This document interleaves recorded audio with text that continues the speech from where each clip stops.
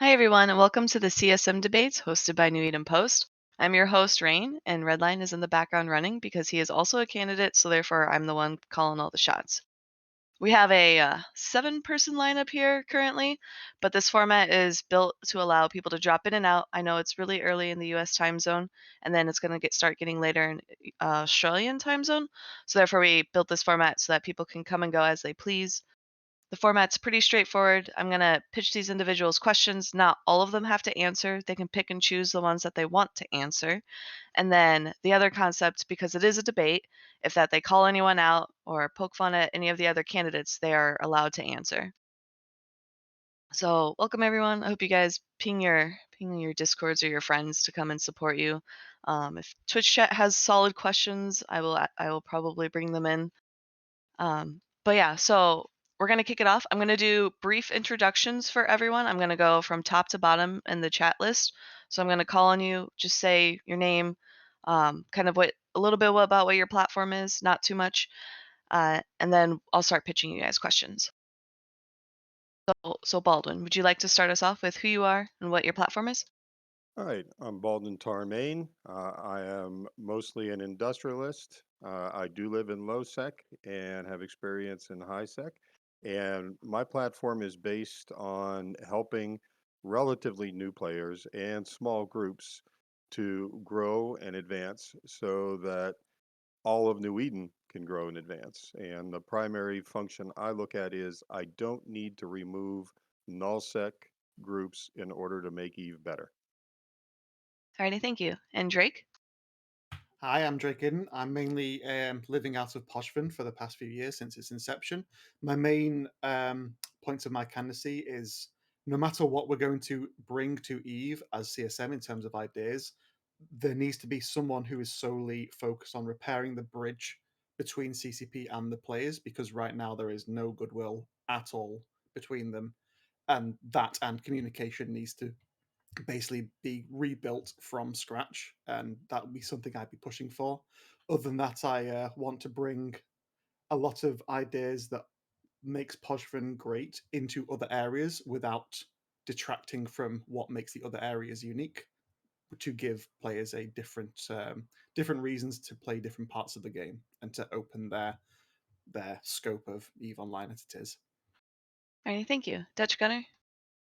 I, Dutch Gunner, have been playing since 2003. During the years, I've done pretty much everything except for scamming because that really does collide with who I am as a person. Um, and the last couple of years, I've really been busy with opening up content for other people with public fleets. Mainly started to get my name out there during chapters 1 and 2 during the Triglavian invasions. And I'm really focused on making sure that uh, the game really utilizes as much of its resources, such as lore, group content, and make sure that with all the changes that are coming, high sec isn't left behind or changes happen at the expense of high sec.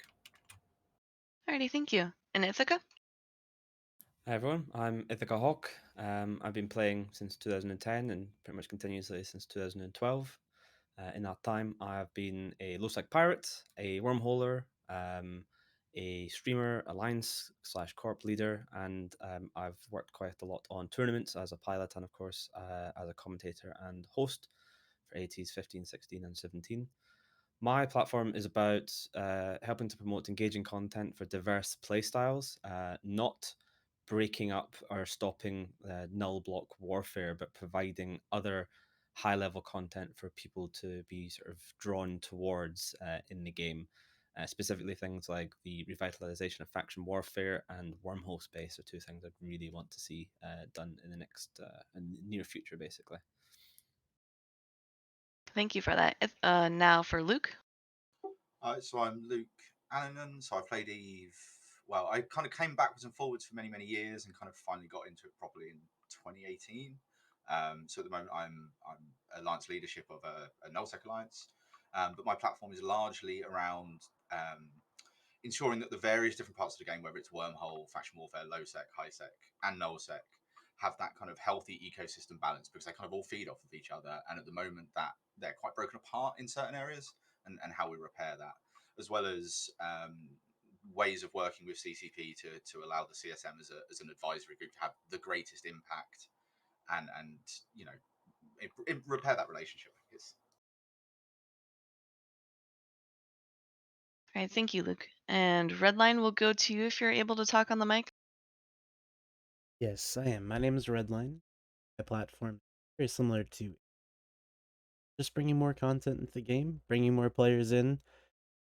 More importantly, bringing the players that have left back.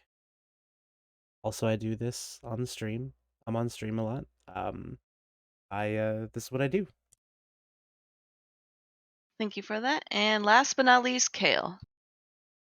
G'day, mates. I'm Kale. AUTZ, if you can't tell. I've been playing EVE since 2012.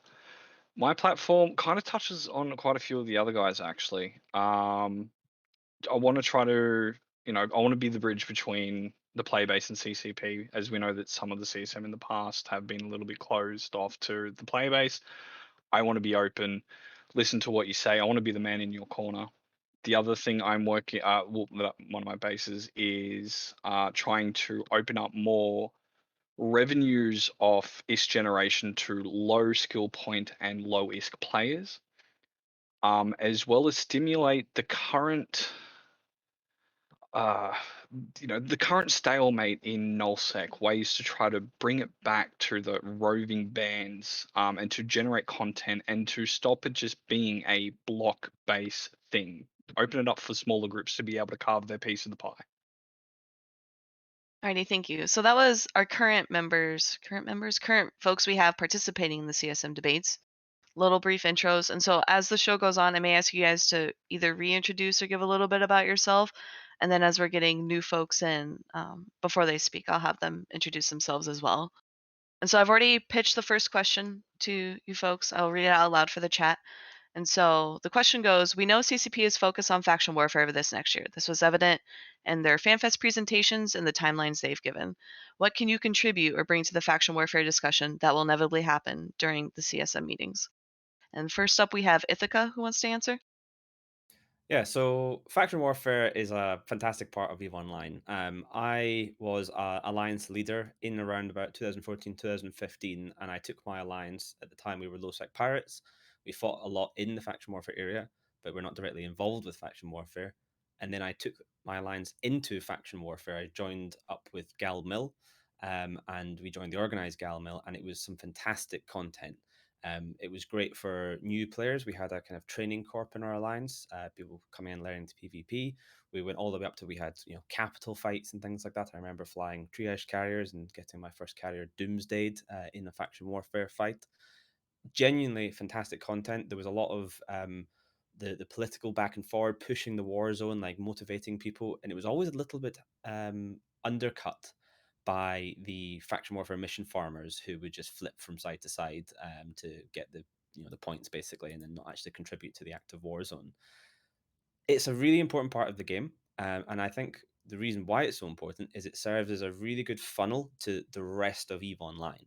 So we've got this great NPE at the minute, and then it dumps players out, and they still don't really know what they want to do. I've said a few times it's kind of like coming out of school. You've left school, but you don't really know what you want to do with the rest of your life. Faction warfare is kind of like guiding you into other levels of content, so you can contribute as an industrialist, as a sort of a politician, as a pilot. You can learn PvP, and it's like the next step, and it sort of takes people into the mid part of EVE Online, and then slowly spits them out into wherever they find that they enjoy. Some people will stay in faction warfare because it's a fantastic endpoint in itself. Other people will move on to nullsec or do their own corps, or go just to be a pirate. The state of faction warfare right now, especially with citadels, kind of just ruined it, really, in my opinion. It has got better since citadels were introduced, of course, but I think being able to revitalize faction warfare and do it in a new and interesting way that makes for this great funnel to the rest of the game will do wonders for connecting the NPE with sort of high level big group content, and just kind of allow people to expand their horizons within the game. Alrighty, thank you. Well, I guess I should also say, what should I do? Because the question was, what can I contribute? And that's simply experience. Like, I've been in it. I've done faction warfare as a leader. I've been in the discussions. I've been in the fleets. I've FC'd big fleets around faction warfare. I've seen the impact that it has had, and I've seen the fact that a lot of that's been lost. So I can be that voice, basically being like, guys, like, you can't fuck this up. It's such an important part of the game. Like, you need to do this right. Thank you. Yeah, I was gonna follow up with that because you kind of left it as an open-ended or and whatnot. So thank you. I don't think you addressed anyone else. I don't have any other follow-ups related there, so I'm gonna move to Dutch Gunner. And the same question: what can you contribute or bring to the faction warfare discussion with CCP? Well, CCP announced that they're going to use faction warfare also as a story-driven content deliverer. So that's going to leave a lot of people potentially nervous because it's like, okay, so we might want to interact, but do we have to get engaged in faction warfare? And then looking at what happened with the Triglavian invasion, like what happens if we pick the wrong side? Like, are we just going to have a crippled gaming experience? And with the current state of faction warfare, things are asymmetrical. Like, you always see one side have a distinct advantage over the other, and at one point it just becomes an escalation where as soon as the balance tips, the other side just has people lose morale, give up, and lose interest.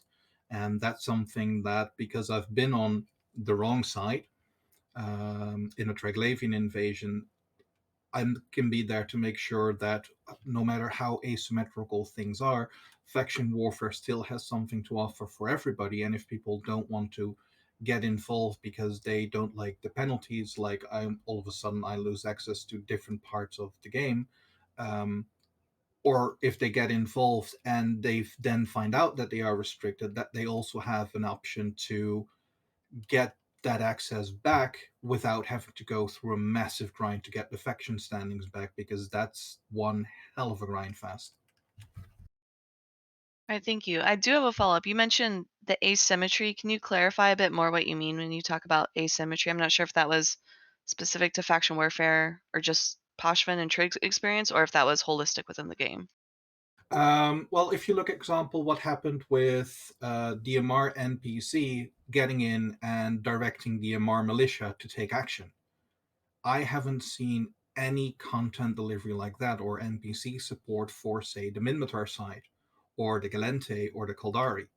So as soon as people start to think that the focus on the four empires or the four factions is asymmetrical, where one side gets more focus than the others, or even there's only one side that gets any focus, that's going to be detrimental to the game. Alrighty, thank you. I understand. I have no further follow-up, so I'll shift to Drake, who also wanted to pipe in on this question. Yeah, so in the early stages of Podstream, when it was finally fixed and it was no longer considered just abandoned content and dead space, effectively, there were some groups that basically assumed that they owned the space, and there was a small group, myself and some friends, that went and challenged that. And what happened with the back and forth was, in a word, ingenuity. People had different tactics, and it was evolving all the time, and it gave rise to um, the manipulation of systems that CCP did not expect, which we would refer to as emergent content. I want to foster that. I want to make sure that CCP or other people in the CSM that may have, say, a biased interest, say, no, get rid of that. Mine would be a middle ground saying, no, like, Eve is made by the players, and emergent content is potentially extremely healthy for the game, as in it's basically free dev time. It provides different alternatives to the content that was presented. The trick is it needs to not be unhealthy for the game, so it can't be super abusable by one side. It can't be something that has no risk whatsoever. So whenever anything's going to be proposed in there in that way, I want to be there to say, is this going to cut down on player ingenuity, and or is it going to allow them to actually get an advantage by having basically outwitting the other opponents? So I believe in faction warfare, this is basically going to be the new content that's coming. So we don't know what exactly it's going to be. So there's going to be lots of, I'm expecting there's a lot of different systems that CCP won't fully understand how it's going to turn out, and the players will interact with it differently than what CCP will expect. So that's something I'm really interested in keeping an eye on, to try and foster anything that can make the game more healthy and have more content without CCP having to commit more dev time. Alrighty, thank you.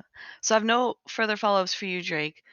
And there are only 3 of you that answered out of the 7 that are here. Does anyone else, before I move on, does anyone else want to answer the question around can you bring to the faction warfare discussion?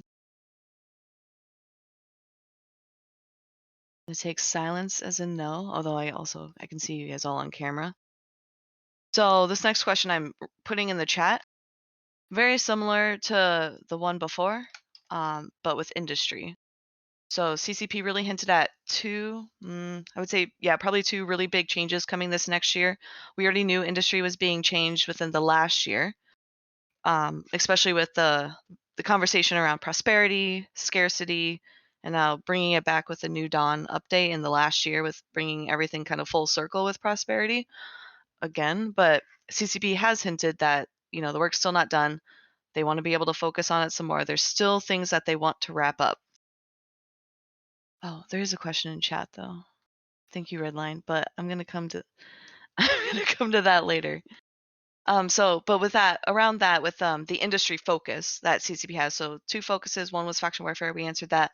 The next being industry.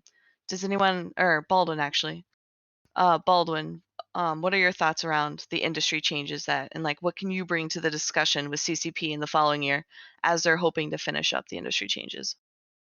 Well, they need to bring it back a little bit more, where it focuses more on those newer players, on the small groups. I've always said that you can't crush the null blocks. They just have too much economy of scale. So if you're going to try to crush them, what you really do is slaughter the smaller people.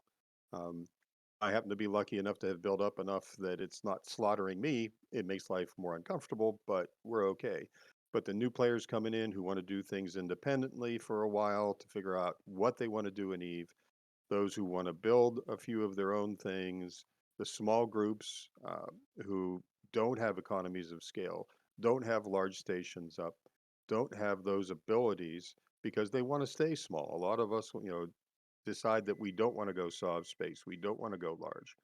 And uh, that balance has to be reasserted where, yeah, maybe it's not worth the large groups coming in and just wiping out a belt. Maybe the rocks for certain ores are only 5K, uh, but that really plays into the newer players. I mean, I would not be likely to go in against and try to pull things out of high sec with only 5K rocks. But if you're a new player in a venture, that's the perfect size. It gets you what you need to build what you want to need. So I think they need to move a little bit more in that direction. Uh, I'd be happy to see ores back on moons, but that was just overkill the way it was originally run. There was way too much of it, even though it was good for us. That was just completely unbalanced. And of course, they went completely the other way when they went into scarcity. And again, the large blocks survive and they grow and they build their stockpiles over time, but the smaller groups don't have that ability. And that's where we need the balance brought back. And the ore size and high sec is just one of those components that can help with that. Okay, thank you. And then our next question is then going to go to Dutch. Do you have your answer? Yeah, it's one of the things where CCP tends to use a lot of metrics and data, and that's something that I have to work with in real life a lot. So looking at the information, what does the number mean? What's the correlation between everything? That's something I'm really strong at, and that would be something that if CCP overlooks something like, for example, with the water that was pointed out, that's something I could point out or at least take into consideration. Like, hey, if you consider the consequences with this connection between the different parts of industry. Alrighty, thank you. And so we do have a question from chat, but I'm going to pause there. Does anyone else want to answer the industry question? I think I have a little thought on it, and it's probably an extension of what Dutch said in terms of looking at the data and looking at what happens. I think one of the things that it feels is that there's very little modeling that goes on with some of that data. So they kind of make a change and then they wait for the second and third tier effects to kind of hit the game. So if you kind of take a slightly null sec approach with the kind of changes they made that affected dreadnoughts, which had a dramatic impact on the amount of conflict in space. And I think one of the things that I can bring, it's one of the things I do in my day job, is a lot of modeling, is to understand that if you pull that lever, that's great, but not see the second and third tier effect in 2-3 months time when all of a sudden it's going wrong and you've got to make a drastic about face to kind of change it. Because I think that jerking kind of affects the game pretty badly as well, right? Because it affects player confidence, that those that are designing and developing these mechanics don't understand where they're going with it. Alrighty, thank you.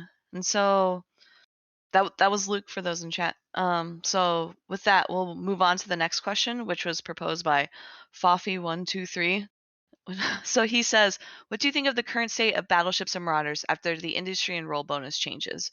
Are there any issues you see? And if so, what would you suggest to CCP? And I believe Ithaca was the first to X for this. So I will let him speak. It's a couple of questions in one, so I'll see if I can address them all. But it is a good question, and I think it's a good thing to raise up. Marauders, there's a bit of a back and forth right now of whether Marauders are overpowered. And I will preface this by saying I'm not a ship balance expert. I don't claim to be. I have some thoughts, I have some opinions and things, but I'm not an expert. With Marauders, I think I'm okay with them being strong. They're an Apex subcap ship, really, and they should be able to take on smaller or gangs of smaller ships. I think the problem is they do everything really well. Mobility, DPS, application, tank. There's not really any obvious weak point, which means they lack a huge amount of counterplay. It's really just newt power and blobbing them. I think to balance them a little bit better, I would like to see just a bit of reduction to their application. So they should still be able to apply to small stuff if they fit to allow that. And that might mean they have to slightly reduce their tank or their projection or their DPS in order to be able to apply successfully to small things. That could be, for example, fitting multiple webs, grapples, paints, taking target painting drones, for example, or even having support ships. I think that would do a lot to allow them to still be powerful, but without being oppressive, which is maybe where they are now. In terms of battleships, I think we're already seeing battleship fleets start to sneak back into EVO Online, which I'm really happy to see. Great targets for bombing runs, which is always fun content for the people that get involved there. I think the problem with battleships coming fully back is always going to be that hacks are better just now. Why would you take a battleship fleet when you can take a hack fleet? And in order to really fix that, I think hacks should lose a lot of their range projection. They should be much more of a brawling ship. So having 250 munitions sitting at 150 kilometers, they shouldn't really be able to apply there. They should have to get into. I mean, attack damage control. It's about being in there and brawling and being in people's faces. So they should lose a bit of projection, and then the battleships will be able to sit at range, be more projection. In terms of how this is affected by the industry, I'm not going to comment on that. I'm not an industrialist. There's other people who are better suited to answer that question, but I'm aware that some people have had concerns about the industry impacts. So, Alrighty, thank you. And then there was a follow-up question in chat, so I'm going to pitch this one to everyone just so you're all aware. But the follow-up question is, do you think Marauders should have a PvE role, or do you think they should have a PvP role? I don't see Should why they be can't be both. both. Yeah, it's Yeah, both. it's both capable. Totally should be both. One or both. All right, so that's everyone's answer to the follow-up I think question. I'm glad we're all in agreement there. I think one of the biggest challenges, though, is for many years, one of the biggest complaints around Marauders, for example, is they're not particularly useful in PvP. They don't have any kind of niche, and I kind of agree with Ithaca that maybe they're probably slightly too oppressive at the moment. But actually, I'm kind of enjoying seeing them in that PvP niche because they never had it for the longest time, right? Yeah, I see what you're saying. So that was Luke for the chat. But I believe everyone here, besides maybe Redline, opted up to say they want them to have both a PVE and a PvP role. I And think every then ship should be allowed to be any role that people want to fit it to. Like if you want to PVE in, I don't know, like an alliance Panther. tournament cruiser, then fair enough. You know, more power to you. I wouldn't advise it. Seems like a pretty dumb idea, but if you want to do it, then why not? alrighty. And then someone else spoke up too while you were talking, Ithaca. Someone else wanted to talk? Alrighty. I guess not. Maybe I misheard. All right. So then the next person who wanted to address Foffy's question was Drake. So I'm gonna pass the mic to you. So the main not so much issue that I have with the Marauder changes, when they changed the Marauder, the idea was they were going to make it a lot more powerful, but increase the risk from further commitment. So a higher, I think it was 90 seconds on the Bastion module. So if you commit, but you're supposed to have double damage, amazing repping, good buffer, things like that. It didn't go that way, and instead they brought the commit down from 60 seconds down to, I believe, 30. That in and of itself was fine at the time. However, now we've just had a huge bonus to buffer, which is what is making specifically the Paladin, but it applies to all of the ships in theory. They have a huge amount of buffer where they don't fit any reps at all, and they will just coast in and out of Bastion, and they have this huge buffer. They coast out of Bastion, they get repped up, and they go straight back in. That isn't it is slightly oppressive, but it's not too bad. What I want to see is that commit to come back. So instead of just what some people have said outside of chat is, oh, just remove the hit points and the bulkhead hit points and the extra roll bonuses from them. And I think that's a bit too far. It's a bit of a knee-jerk reaction. I think what should happen if they're going to keep this high buffer, because they should have the option to, is to just increase the commit. Maybe not up to 60 seconds, maybe 45 seconds at the start, just to see, just to give that little bit extra risk. Because right now, like, unless you're getting blobbed to hell, you're basically not immortal, but it's pretty hard to die if you're in a good fleet. So All right. that's the one thing I want to look at. It's not even something I would campaign for actively. It's just something that I think would be more healthy just to dial their power in a little bit by not nerfing them, but making you have to have a bit more risk while in them. Yeah, for sure. I remember when those changes came out and people became very adaptive with them, and even more so now. And then Kale wanted to answer, so you were next. Yeah, so I'm an FC, so this is coming from an FC standpoint, and not a ship theory crafter. I am way too dumb for that. There's smarter people out there. My response is basically a combination of both Ithaca's and Drake's. They both said very good points. Um, with what Ithaca was saying, I think that the tracking does need to be reduced a bit, so you're not a master of everything, a jack of all trades. I think tracking does need to be reduced a bit, so that way you do have to choose between being able to hit smaller stuff or being able to tank. What Drake said, having been in massive 40 to 60 paladin fleets, that you're exactly right. We buffer fit. We survive for the 30 seconds. We have a fax on field that rep us. I think, it's basically what Drake said. You guys stole the words out of my mouth, guys. Come on.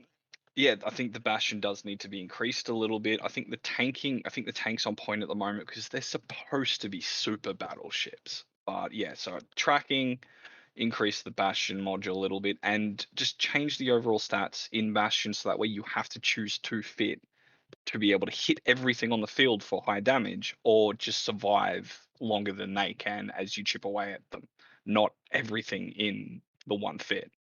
There is a joke there's a joke out there, and it's pretty true, which is there is the one fit for the paladin. That's it, because it does everything. That shouldn't be the case. It needs to be changes to be able to have multiple fits depending on the situation. All right, thank you. And yeah, that does echo what a lot of the other folks said. And then the question, I'll pass this one to Dutch. Or yeah, sorry, not the question. I'll pass the Battleship Marauder and industry changes to Dutch. Yeah, I think the battleships are in a generally okay position. There are some ships that definitely need attention, and then I'm talking, but that's more ships in general. But like the Scorpion with the in the past the ECM bonus and all the ECM changes, it makes for an odd ship in the battleship lineup. Industry, it's hard to say because we don't have access. I don't have access to the same data that CCP might have. I don't know what plans CCP has for future industry updates or changes. Um, Maybe consider reducing some of the non-mineral components, because battleships have the punch. They have the staying power, where in comparison to hacks, they have to be the mobility and sniping at the heels. With Marauders, I think Marauders are a bit oppressive on several PvP areas, such as when we're talking about fights for the banks in Nullsec. The projection power and rate of fire that you could have with, say, a Vargar and autocannons is pretty insane, because with Barrage, you could have up to 100 kilometers of effective projection, not including any tracking computers to extend it even further. So I think that for Marauders, they need some tweaking. Maybe reduce the range a tad more to not have them be this. I just sit here, I go into Bastion, and I can just blab pretty much anything that could be a threat or within range. Alrighty, As thank for the you. industry part for the Marauders, I think they're in a good position industry wise. Like, they bring a lot to the table, so their extra requirements and the building costs and the cost to get them is, in my opinion, good for the current position of Marauders. Alrighty, thank you. And then the last person to answer the Battleship and Marauder, the current state of Battleships and Marauders after industry and role bonus changes, is Balden. So Balden, take it away. Alrighty. Well, as far as balance goes, there are always tweaks to be made, but I'm very much in the school of you need to fit your ship for the purpose that you intend to use it. And if you guess wrong or your intel is wrong, then you suffer the consequences. It's not all about putting any ship out there and having it wipe anybody who comes against you. The As far as the industry goes, um, I think the Marauders are pretty close. There might be a couple tweaks to make life a little easier, but I think, if you were to establish one or two of those uh, tweaks where you lower some of the requirements, if you make them less the Omni battleship, then that would uh, drop their value a little bit, but still keep them expensive, because after all, they are mini dreads. And as far as battleships, I would like to see a slight reduction in the new PI content, which I know that occurred this spring. But what I'm looking at is, as far as metrics go, I'm looking at how many of my people used to build battleships and how many right now consider it not worth it. And I've gone down to probably 20% of the people building battleships that were in the past. So looking at that metric, for us, I would say some downward pressure on the PI side of the industry. Okay, thank you. So that was the question from chat from Fafi. So thank you, Fafi. That we also, I believe this was the one where we had the most responses on. So good job, team. So then the next one I'll have is the one pitched by Redline from Twitch chat. So this was Saldeth. He says, "What advice would you give to those who don't like the new Omega prices?" And I'm gonna start with Kale. So as someone who is actually affected pretty hard by this, because we all know the Australian dollar is absolute dog shit. My advice would be, like, this is one of the things I'm planning on trying to, if I'm elected to CSM, even if I'm not elected to CSM, I'm still writing up a document about it.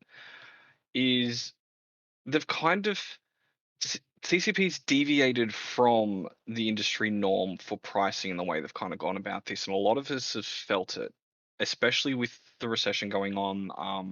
The lockdowns we're facing, global unemployment and stuff. Like, all we can really do and all I can really suggest is, and as I said, this is one of the reasons why one of my platforms is more ISK generation for low SP and low ISK players, is just try to hold out as long as you can.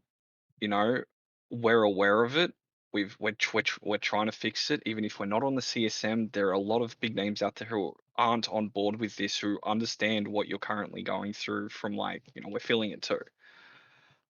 Just, try to make as much risk as you can. Look at the market, try to weather it while we sit down with CCP and come up with these ideas to try to make it more accessible to, everyone like us, Joe Blows, blue collars, white collars. Okay, thank you. And then, we have a lot of ones. So then I'll pass it over to Ithaca. So what advice would you give to those who don't like the new Omega prices? So it's an interesting question because he asked specifically for advice, which is obviously a very personal thing to everyone's individual situations. I would always say to people, like, if you can't afford something, then especially like something like this, which is a hobby, it's a luxury hobby to be able to play video games essentially. Then you should be careful with it. I'm not the biggest fan of the raising prices. I understand it. I understand the justifications behind it. There's this talk about how, like, Eve, you never pay for expansions, for example. You don't have to buy the next expansion pack when it comes out, as well as paying for a sub. And they basically came out and said, hey, if we want to continue to develop the game, then we need to make money. And if they're struggling to make money, then they need to put the prices up, and they haven't put prices up for a very long time.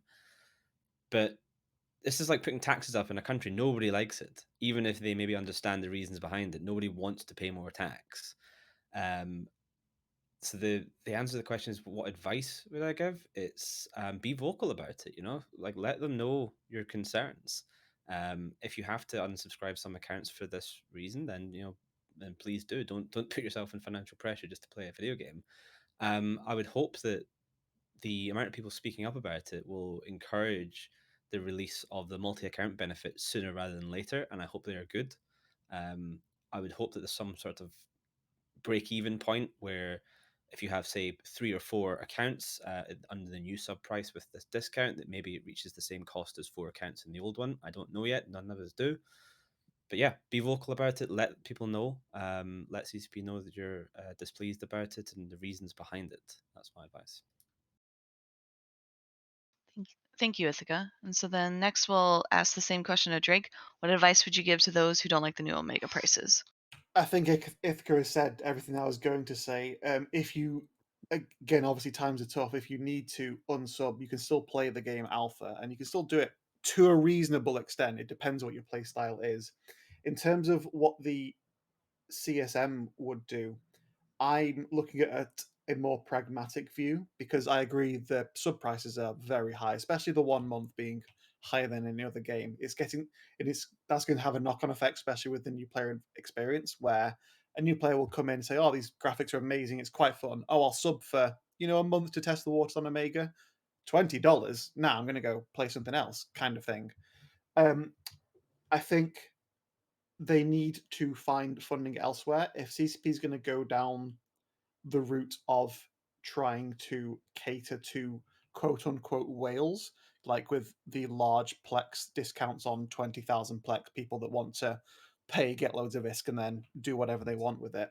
I think we should just say, okay, yeah, let's go down that route. Let's monetize everything that won't have a direct effect on the game. So we need more skins, we need more ways of customization, more services for accounts. If you don't want to pay for 3 accounts now, why do we not have a service to be able to log like the 3 characters we have on one account at the same time? It can be similar to the multiple training certificates that can be added. Just more and more ways of separate transactions which the average player wouldn't need to interact with, but that could get CCP quite a lot of money. And in a perfect world, the sub price would go back down to something that isn't, higher than anything else.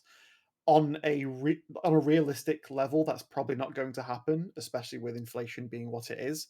But that's something that I'd want to push CCP to do as an alternative to let's just keep raising the prices and forcing people out.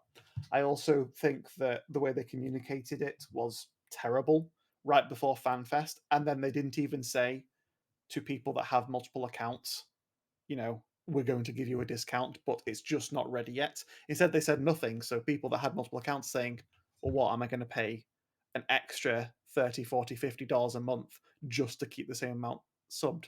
It's a communication issue, and we need to make sure that CCP's plans are both realistic but also expanded on to encompass anything that isn't going to fuck with the game, like with selling ships directly, which made everyone outraged, and they should be. All right, thank you for that.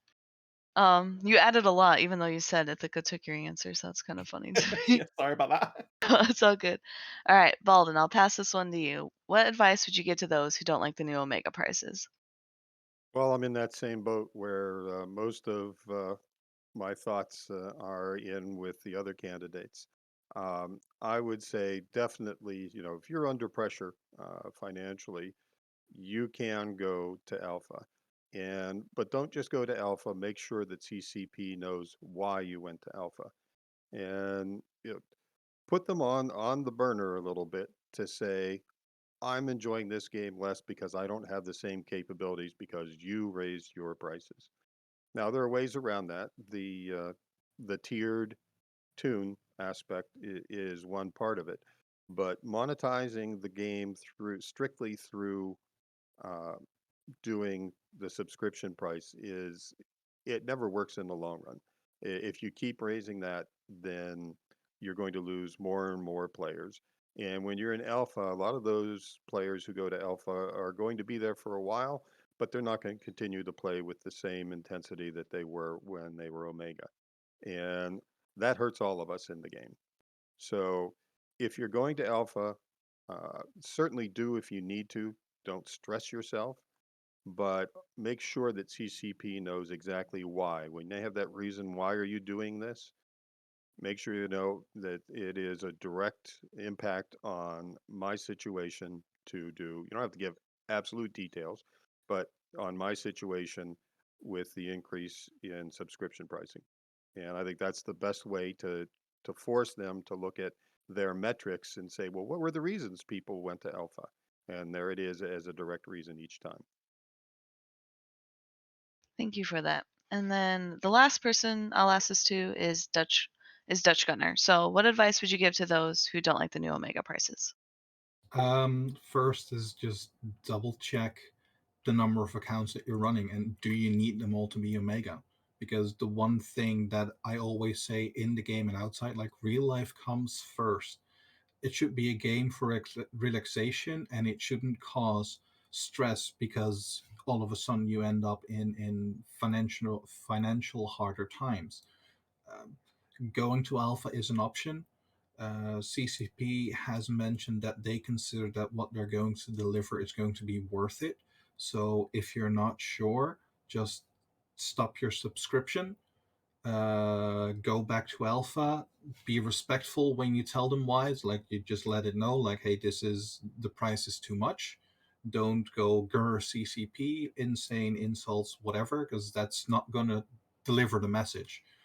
And once you've gone to alpha, just see what the content is going to be, and if you like it, then see what your options are to either subscribe to go to omega, or just dip in and out, or just wait until the times are better for you, because real life should come first. And actually, one of the things that is in my campaign post is a change that I would like to see, is that they cancel the automatic resubscription.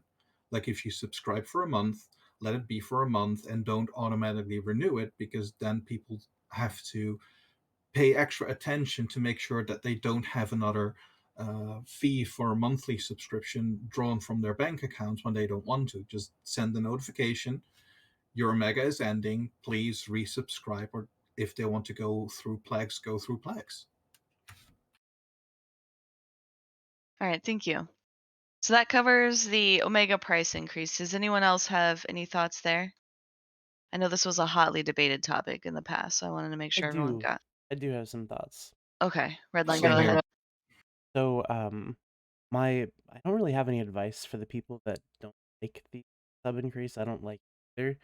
But I am curious what everybody thinks about if there is a reason, if the game is worth $5 a month, just as the add on to the question. I just want to bring one counter argument to people saying, well, they should just go for skins or customization options, because that's a one-time sale, and not everybody's that interested to fork over money for skins or customization to structures that they may or may not own. So going for a subscription creates a more stable extra source of income without, for example, if you go with the Plex bulk offers for reduced prices where you cater to whales, because then people are going to feel that Eve is becoming pay to win. And if you have money, you'll have extra advantages, and you want to make sure that you don't send that message and still have more income. So increasing the subscription is the best option. But any price increase is going to get negative flashback because nobody likes things getting more expensive. Alrighty. Can I rebuttal? No, well, I know Drake mentioned he wanted to in chat, so I'm gonna let Drake do it first, then you can go, Kale. Yeah, there are definitely ways to make it not pay to win. So in terms of buying ships, that's an example that I would agree to would technically be pay to win. Eve has technically had this for Plex for a long time, but the reality is people who generally buy Plex to fund ships will make a pimped ship and then go out and immediately lose it because they don't know how to fly. They haven't spent the time losing lots of ships to be good at it. So in that regard, it's not exactly toxic to the game. It's just a way of getting around not having to farm the ISK. In terms of you saying it's a single transaction, yes, it's a single transaction, but you can make so many skins. There's thousands of skins in the game right now, and there aren't enough. There are some ship lines that have nothing, and there are some ship lines that have loads of stuff. Even just for an example, being able to put any sub faction paint job on any ship. For example, I quite like the Kalakiota red and black paint job from the Caldari ship line. I should be able to pay like 50, 100, 150 plex, something like that, to put it on the Panther that I use, or a Wolf, or a Erebus, or anything like that.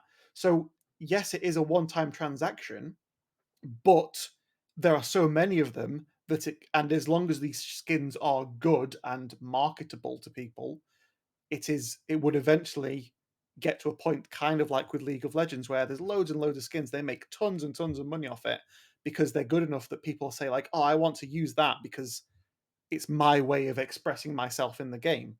So there's almost an infinite amount of options for customization, which isn't pay to win.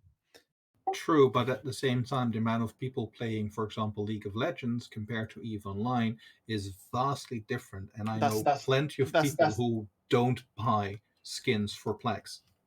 And there are some people that I know that buy loads of skins for Plex, which True. is fine. You can also add other options. Say if someone doesn't want to use a ship anymore, you could put in a like a hypercore cost to remove the ship and bring it back as an item, sort of like a charge to that you lose to be able to sell the skin on again, for example. There are other ways of monetizing this. And yes, League of Legends has way more player base than Eve, but Eve also has way lower budget than League of Legends. So it's still it's a healthy way to get more money in the game besides subscriptions. I think you'd be surprised how much it could bring in. I think one of the problems with it's not even with skins, right? There's a kind of commercial element with one-time purchases that from a real world economics perspective, companies with CCP or Perlibis, they look at, they're always going to look at reoccurring revenue rather than kind of individual bumps in revenue per month. I mean, yes, you could resolve some of that if you you became a skin factory and every month you had 30 new skins, 100 new skins, and that might kind of keep that going.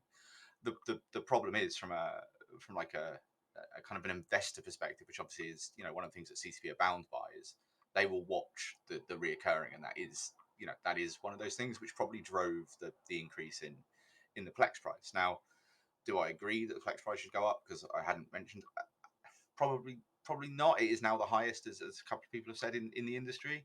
The one comment I would add though is when you compare Eve to a kind of a game or a hobby, right? I think a lot of people refer to Eve as a hobby rather than a game, and I do think if you compare the sub, if you're a one account sub, to how much you would spend on another hobby, whether it is you went to cinema once a week or whatever else, I don't think it's not horrendous value. I think that starts to become a problem though once you add more characters, right? And Eve definitely drives you down a route of multiple alts, and then I think that kind of comes around to the discount approach, right? So that's where I think CCP need to focus. I think skins are great, and I think people will definitely buy them.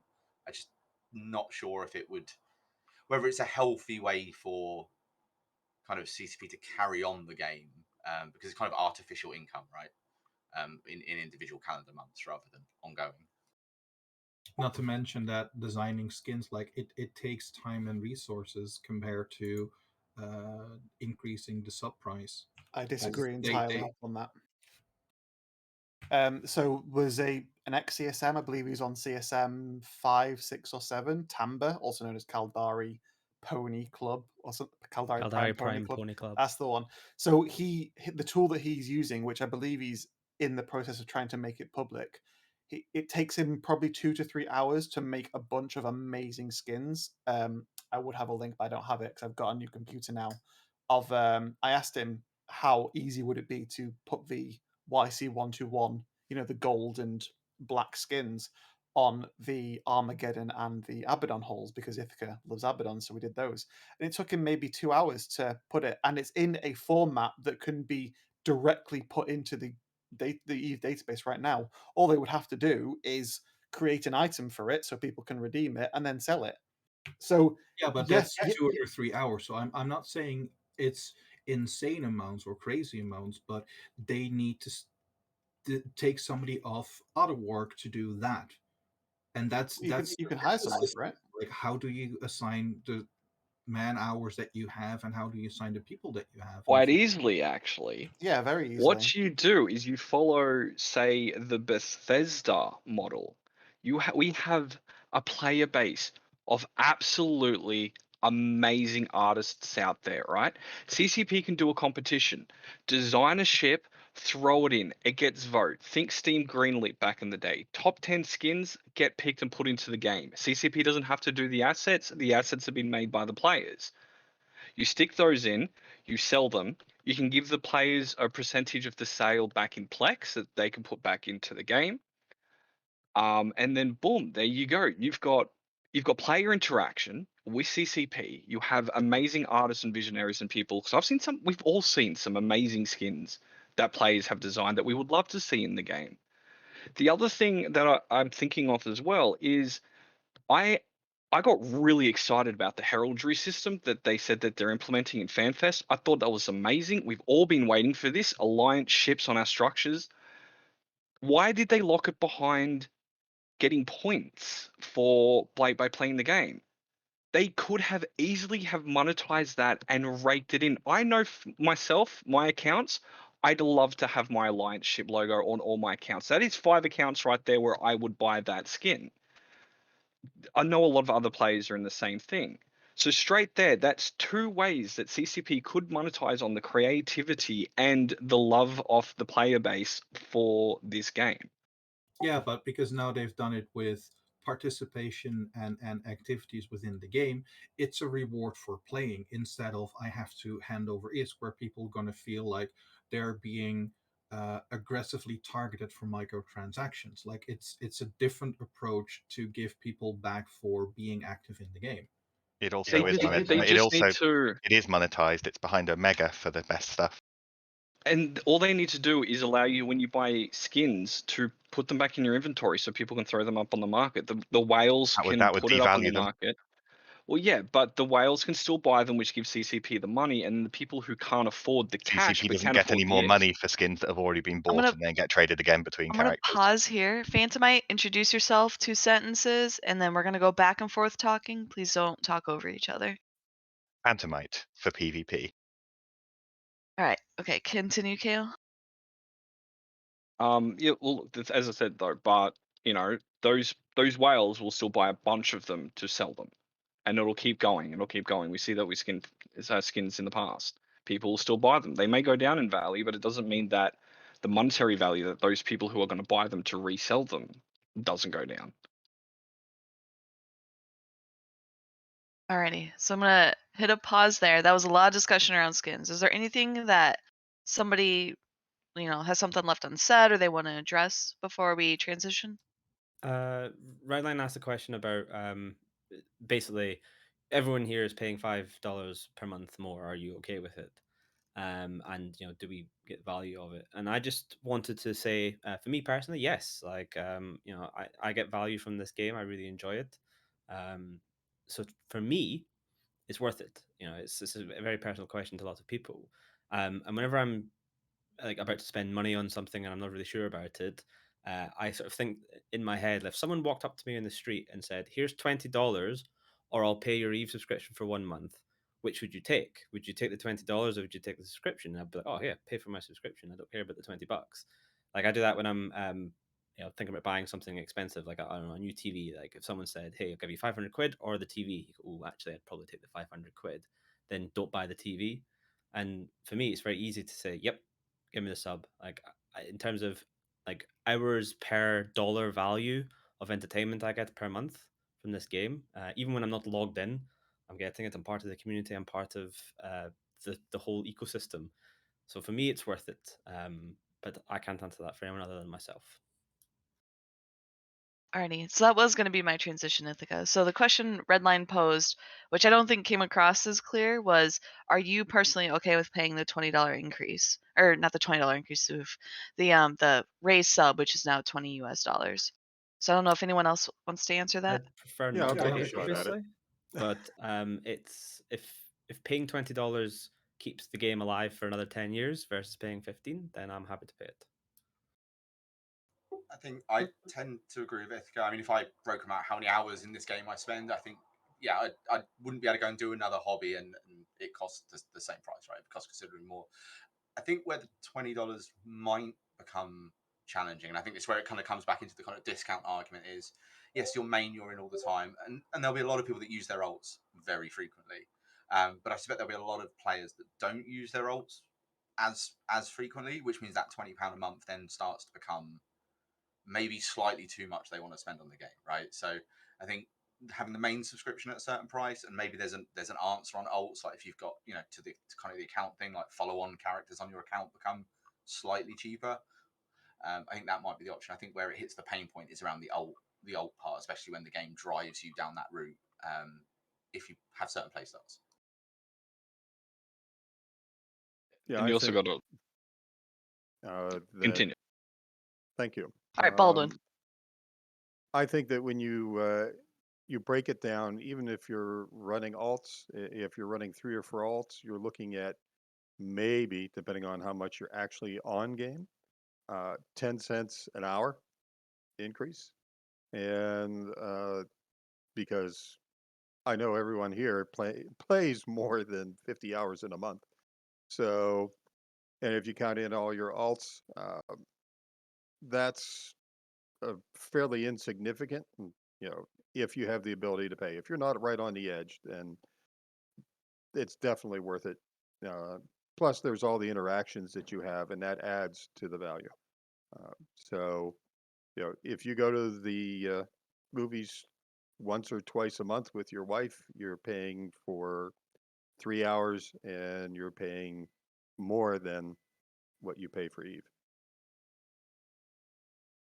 For me personally, I'm fortunate enough that I can just time it that I just pay for a year in advance. And I only have one account. Like I'm perfectly happy with just a single account, and because I can pay it on a year, the monthly cost increase isn't that much for me personally. But at the same time, like if you're not in a position where you're able to have that one moment in the year, that month, or a couple of moments where you have the free money to pay a subscription fee for an entire year instead of being in a 6 month, 3 month, or monthly situation where you have that free money, it's going to be a different position. But for me personally, it's still worth it to me, even with the increased subscription fee. I think one of the other interesting things I'd like to see what CCP do with is obviously they brought out the pay per day Eve everywhere kind of thing for alpha accounts. And just kind of following on from the conversation of how many people use alts and how often do they log them in. While I think at the moment as it stands, I think 30 plex a day to log in an alpha account is probably a bit steep.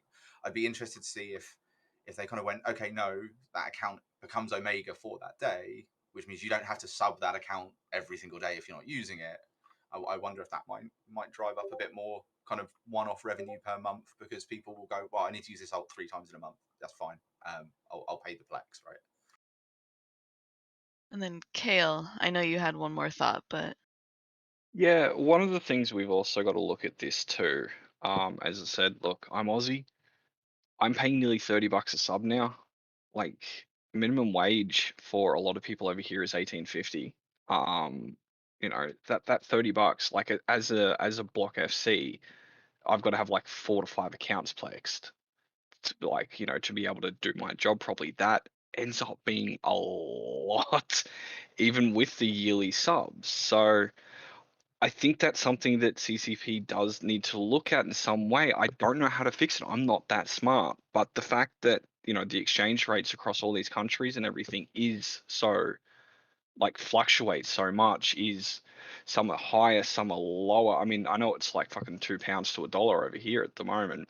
So, that's something that needs to, in some way, in some shape, be taken into consideration, because we do have a vast player base that spans the entire world. Some of these prices are a lot higher for those people than they are for others. And that's something that needs to be taken into consideration. all right, thank you. Thank you everyone for your participation. Is there any other thoughts around, I think the original question was like, are you personally okay with having to pay for your account or whatever? But any other thoughts around, I would say in general, we talked about monetization and the Omega prices. I think the 30 plex for one day is a bit of a rip-off, and I don't know why they've kept you as alpha if you do that. If it's basically saying either play $20 to have this for a month, or pay the equivalent of $40 a month just to log in as if you were on your PC normally. The fact that it still gives alpha status is pretty stupid. I I understand find that whole thing offensive. Like, it's such a stupid Yeah, system, and the yeah, it cost is is. an absolute rip-off. Like, you There are shouldn't alpha for 30 plex a day. Absolutely ridiculous. Yeah, there are balance issues. Like some people put when I said like it should maybe grant a day of Omega, a lot of people agreed, and some people had a legitimate good a legitimate problem with it, which is what about Sino alts and super capitals and things like that. Like I can't really answer that. If it's going to be Omega, you could make it like Omega Light, so things like Sino ships and capitals maybe can't be used. It's which might diverge from the alpha omega thing we have now. So I don't really have a proper answer to that, but I still think that 30 plex, which is the equivalent of what $43 a month for what is essentially you get to play over, what like a team viewer. I don't think that anybody's really going to be doing that though. Like Eve Anywhere is kind of it's just a cool thing. It's an alternative, a way to access Eve anywhere when you're not at your home PC. I mean, 30 plex to do that for a day, not that big of a deal. Plus, I mean, I feel like most people who would need to access Eve anywhere are probably Omega already. And I also got a response from CCP. So there was discussion in the partner Discord, right, which is obviously gated to a lot of people. But then the question was asked to CCP, and they said that we could share their answer. And so this is from Zalus, and he mentions that it's designed for a flexibility thing. Like if you were to use a continual duration, it makes sense to get the Omega sub. And if you're just away from your PC for a few days, then you can still log in. It's not really meant as like a solution to being able to play the game as an alpha sort of thing. So It's still too high just to make it so alpha. alpha? Because why would you not just install AnyDesk or TeamViewer on your phone and then on your PC to usurp this? So there are free alternatives that everyone will use. So why not make it at least slightly worth their while for paying that 30 plex? And so then the easy answer to that, and this isn't from CCP, this is my answer. This is probably because of to avoid botting. So you don't have these massive servers running virtual machines and someone's like, hey guys, we can just use Eve anywhere and log in our alphas and then like exploit the system or whatever. So I think that's why they put it up. And it's also within the first month that they're doing this. So I wonder if they're trying to collect feedback to see like how, like, is this worth it? Is it good? Should we lower it? Should we make, daily subs an everyday thing? Which there was a lot of discussion around that, and I've seen in various discords. So I understand your guys' upset, but I don't want to get too distracted by this because I know CCP is like still in the preliminary stages of it. Plus, there's also a lot of other good questions that I kind of want to move on to, unless anyone else has any thoughts around monetization and the Omega increase. I think that's a topic we could all talk about for absolute hours. I'm good with moving on. All right. And so for Phantomite who just joined us, we're posting questions in the chat. So we're taking Twitch chat questions, but here in the Discord, we're posting the questions, and then people are Xing up. So if you scroll back a bit. So this next one, oh my gosh. Okay, wait, I found it. So this one is from Mangled Heap 88 in chat. He says, how do we get more ships in space, more hunters hunting, more dead ships, more produced ships, and more ships in space gathering resources? So it's a lot of questions in one. I'm going to kind of paraphrase it to how do we get more ships in space? And then first up, we have Balden to answer that question. Well, I think basically that's my platform to what I call the field mice of Eve. You get the newer players who come out of the NPE and give them something that they can do on their own, independently. Uh, they're out in space. Some of them are going to start to filter into low sec. Low sec provides hunting capabilities. They are young. They will die, as we all have. But that either pushes them to either want to get better at evasion, or they want to become the people who want to hunt and do the shooting rather be shot at. Or maybe they decide that, hey, scanning down his sights it's cool. I want to do that. I want to get good at that. That's how you get people into space. You're not, dragging out the nullsec people is difficult at best if they don't see a direct result.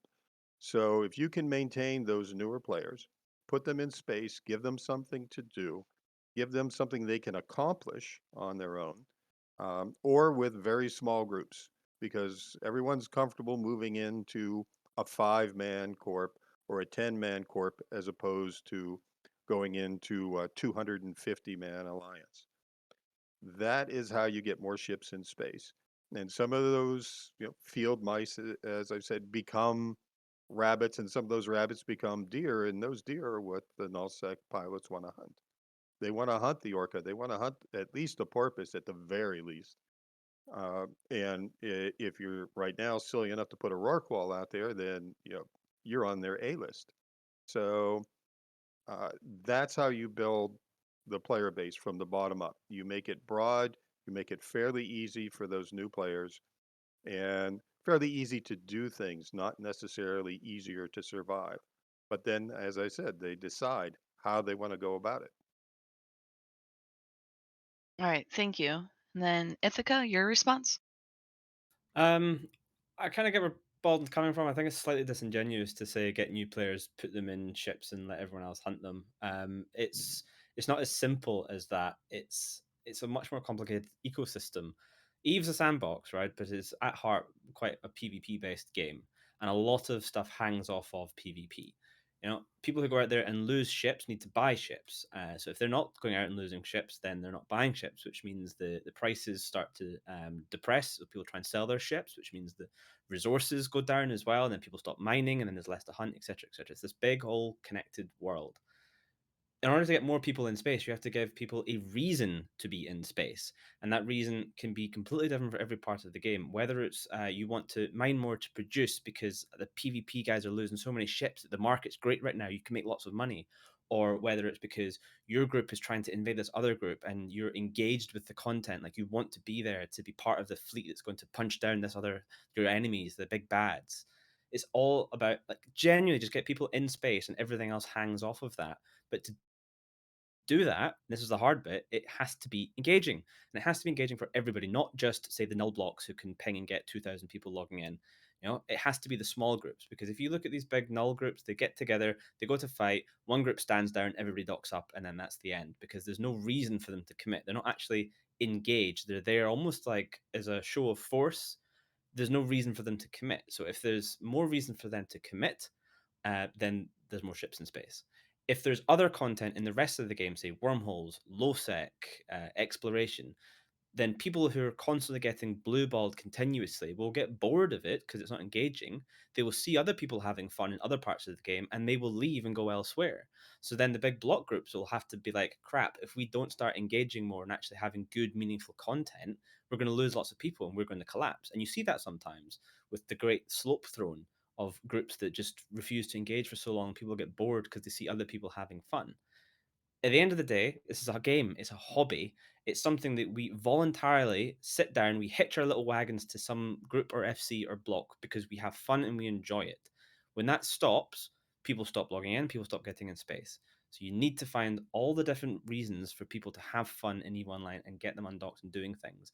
And then all the ecosystem that hangs off of that starts to pick up. And then there's more people in space. And then things like hunting groups start to appear again. And then there's more and more and more and more.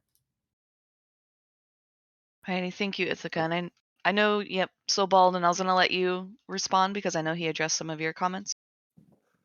Well, I will say it's not like I'm suggesting you just tell brand new pilots, oh, hop into LOSEC, see what you can do. I mean, we do, and maybe I didn't make that clear, we do bring in brand new pilots into our alliance. We also work with a group in HiSec that we're blue to for PvP industry, whatever they want to do, and we allow them the ability to come out into low sec so that they can fly with us, they can get boosts, they can learn how to survive. Uh, that is the key. And all of those pilots, almost all of them, eventually try to go out and do some things on their own and find out the hard way. But we've all done that. And so I'm not talking about cutting them all loose, but the more you get out, the more you bring forward and make it easier for them to do things, even in high sec, with maybe ore distribution that's not forthcoming to make it worthwhile for a larger group to go in, but gives them something to do. That's going to pull more of those pilots into space, not only into high sec, but into low sec. And that's where they start to make their decisions where they finally want to end up. They see where the fun is, as Ithaca did say, and that's where they want to go. And for different people, content is different things. Evading hunters is content for miners. Uh, you know, PvE missions are content for other players. So, and hunting us miners is content for all the hunters. You have to have a balance there, but there's no ecosystem in existence that doesn't have a wide base, and you can't only feed the apex predators, and you can only feed enough of those apex predators if you have enough prey. And I'm prey. Every player in Eve is prey, but deciding how you want to go about that is what we need to give those younger pilots a chance to do. I think in general we do agree with each other. We're just coming at it from the opposite ends. That's it. Um, like I didn't mean to say that your content's not important. I think what you do is very, very good. Actually, I looked at some of the stuff you've been doing. Um, yeah, it's just a different viewpoint, and I think your bit is one part of the giant cog. In my opinion, it's the PvP driven coming down to that wide base that you just talked about. But I can see why for other people they would feel like it's the wide base building up to the PvP. I think both ways of looking at it are perfectly valid. Perspective is a good thing, and multiple perspectives is the best thing. So Exactly, I agree with that. I have two things that I took issue with in Baldwin's statements. One is you said that avoiding hunters as, say, miners is content. I don't think the miners, or the majority of miners, would see it that way.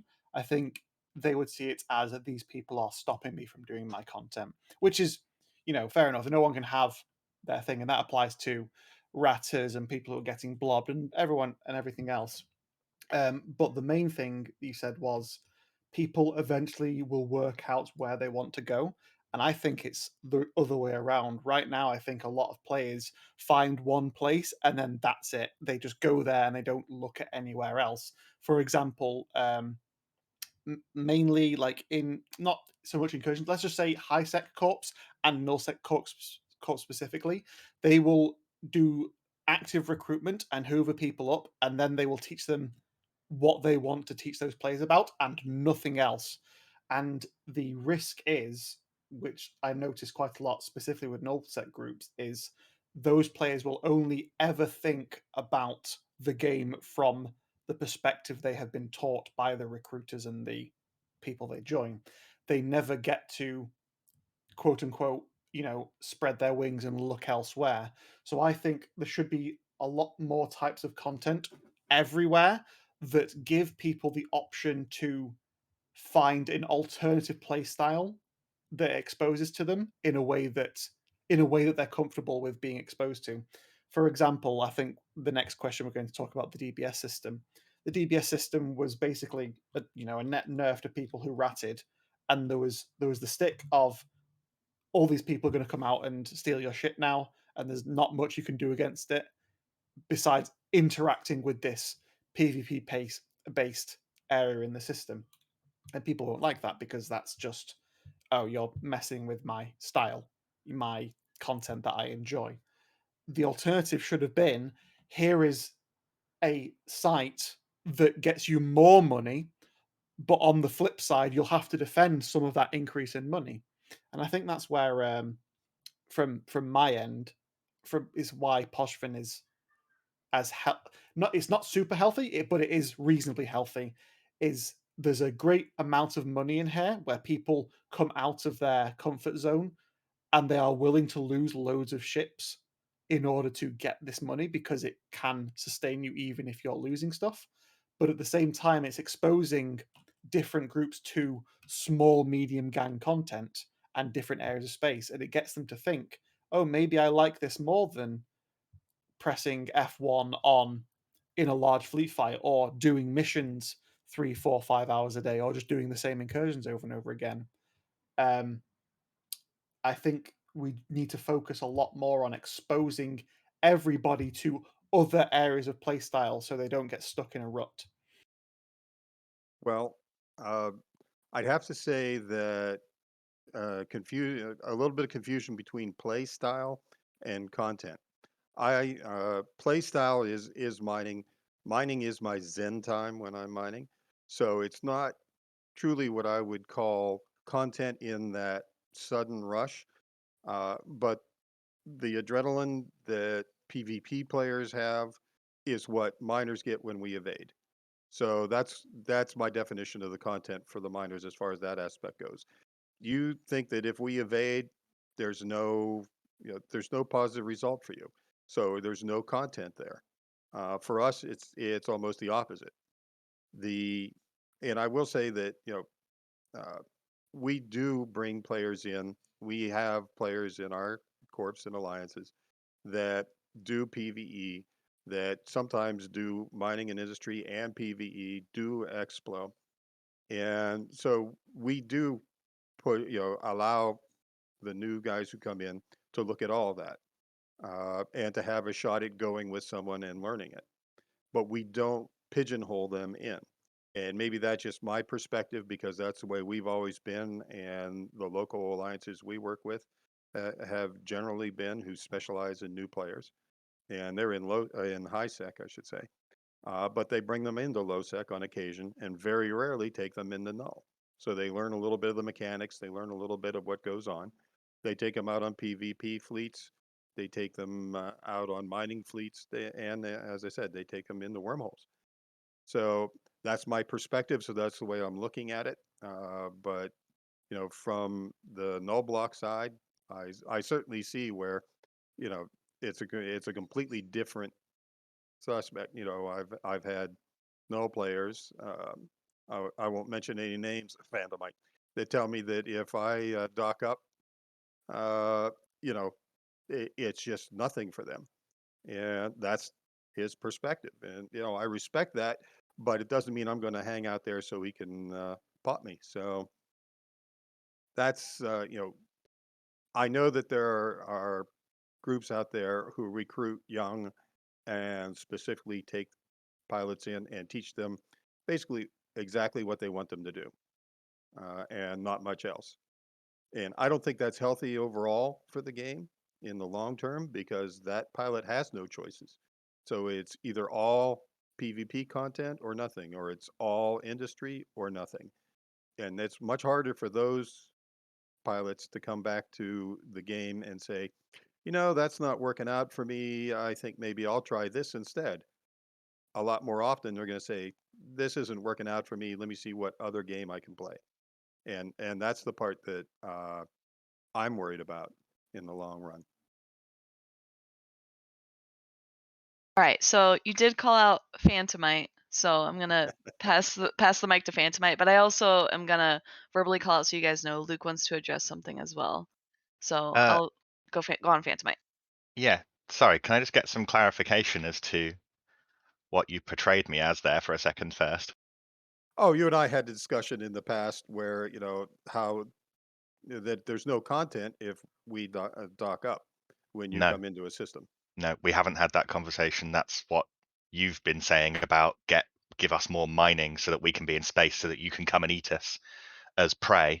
Well, you can come and attempt to Regarding, eat us. well, I mean, I don't know who. I mean, we have had this conversation. I've said I don't want to hunt prey. I don't want to designate people as prey. I don't think that's healthy for the game. I want to fight people who want to fight.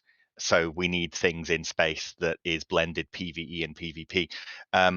I don't believe that designating any players to be prey in the game is a healthy concept. I want there to be more opportunities for PvP against other people who want to PvP. So PvP as a profession, because I fundamentally do not support the idea of wanting of the idea of people in this game wanting to get kills.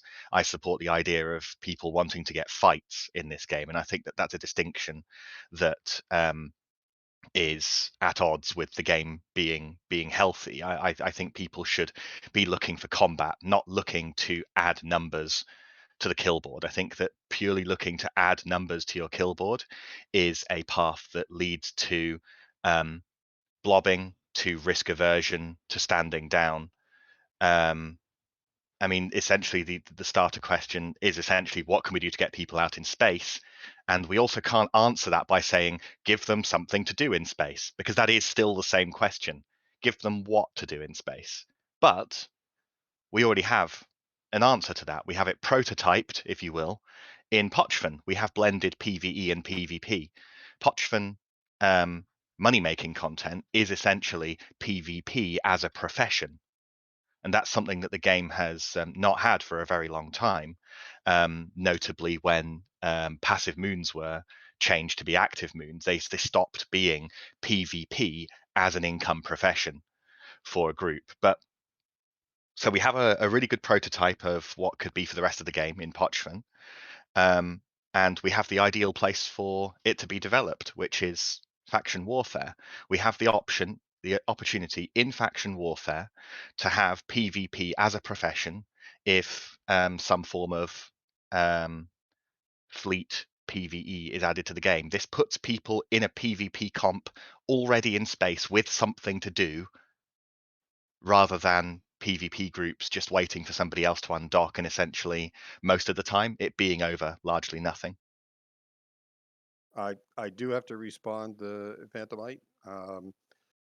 I do believe, thinking back on past conversations as you went through your response, that I did slightly mischaracterize what you had said, and so I do apologize. That's okay. That's all right.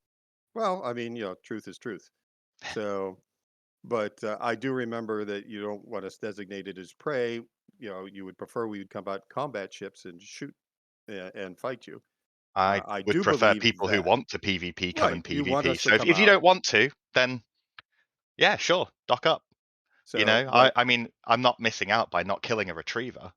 And I mean, if there's oh, somebody, you'd be I mean, there surprised will how be many people people in the feel game. that way.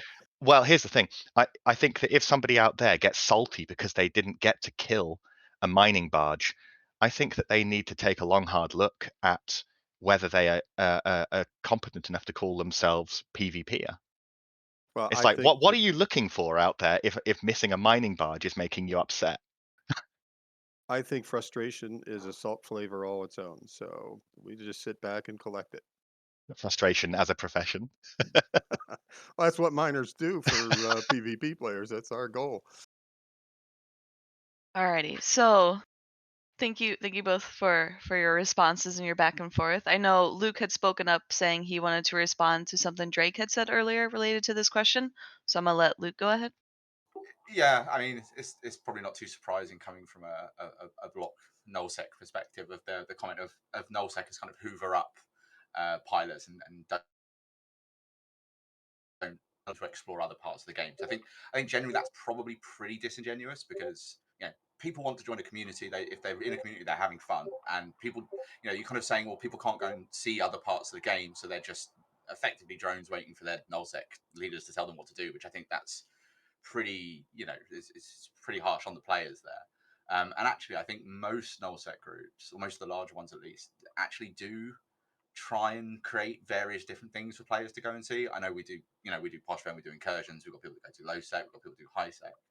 I think to the kind of initial point of the question about getting more ships in space, I think, that, I mean, it's a massive question, right? Because ultimately getting ships in space is around the wider kind of health of the game, right? So if you've got a good high sec and a good NPE, well, you've got a good NPE process, people will come and join the game, they'll enjoy it, and they might go and do high sec for a while. They might then go to low sec, they might go to null, they might go to wormholes. And I think it's actually a very, it's a very complex question in the terms of the cog, right? I think things to fight over in space, I think to kind of Phantom Mind's point, and I put this on my CSM post as well, around things like passive moon mining. Like, passive moon mining was great because there was a thing to fight over. Poshven again with the blended PvP and what that might mean for nullsec again is great. I just think it's a bigger problem. I think it's about balancing all the different parts of the ecosystem so they feed into each other, and so there's just activity. I don't think you can kind of go address this one thing and fix the problem, right? Because it's a wider problem than that, I think. All right, so that was addressed to Drake, if I remember correctly. So I'm not sure if Drake, if you have a response. It wasn't my point that nullsec groups don't give the opportunity for people to do other stuff. It's just that my perception, specifically in Poshvin dealing with nullsec groups, is the nullsec groups are the least the main members, so the line members to say, are the least likely to engage with anyone. They won't even talk to you in local most of the time because they're told when they're out there specifically, they're told to do exactly what the FC does, and it contrasts it rubs against the idea that they can find fun elsewhere and opening their horizons, so to speak. So I agree that the nullsec does more stuff than besides training F1 monkeys. That wasn't my point. It's just that you inevitably, not willingly, foster a system where people don't seem to like to come out of their comfort zone, for example. I would say that was my point. I wasn't hating on nullsec, it was just an example because I used highsec in there as well. All right, thank you. I don't know, Luke, are you good? Yeah. No, I'm good. I just didn't want to exacerbate the nullsec is just a big F1 factory thing when actually a lot of nullsec groups put a lot of time in trying to create pathways for players to go and explore other parts of the game. Yeah, okay. And then I know we still have both Kale and Dutch left to answer this question of how do you get folks in space? How do we get people in docking and in space? And I'm going to start with Kale. My answer is going to be a little bit different than everyone else's. I mean, definitely industry needs to be worked so that way people don't feel like they're losing too much. But I truly believe, and this is like contrary to what everyone else has said, for once I'm saying my own words, they need to rework Citadels. Tether mechanics are absolute cancer as they are at the moment, and they really stop people from like getting into fights out in space, and they completely screw up hunting, which is stopping people from getting into space. So citadels need to be reworked, tether needs to be looked at. That's my response for getting more people in space. Short and sweet, and I see Phantomite chomping at the bit to respond, so I'll let him take the floor. Tether has a lot of issues. Far too many to list in one go here, but just because we rely on it now doesn't mean that there aren't sensible solutions to being able to divorce ourselves from it and still be able to function afterwards. Something I really want to look at is I want to look at splitting the purposes of citadels, because citadels right now serve a dual purpose as a place to live and in the moment a place to stage from. And if those two purposes can be split apart into different classes of structure, then each purpose can be balanced separately, which is going to be far more easy to deal with. All right. Anything else from you, Kale? No, I've chatted with Phantomite about this before, and we're pretty much in agreement that the tether mechanics are pretty busted at the moment. All right. So then, last but not least, Dutch, who's been sitting here patiently waiting to answer the question. So, Dutch, what are your thoughts on how do we get people in space? I think CCP is going the right path with what they announced during FanFest, where they provide content for different things. Like what they said, there's going to be hints, there are going to be clues that people can figure out on what's going to happen next. And if anything, the Triglavian invasions has proven that it's worthwhile to look further than just the direct content, like what's the cues, what are the mysteries, like is there a connection, what's going to happen next. Because if our Taka Research Consortium as a community wasn't so interested in trying to figuring things out and collect the data, then the importance of the blue stars would have never been discovered that early on. It would have happened much later. Or because the work that they did before, there would be a prediction model on where the next invasion would happen, and people start to make decisions based on that. So all of a sudden, people got interested in, wait, there's lore, there's backstories, there's more than just combat.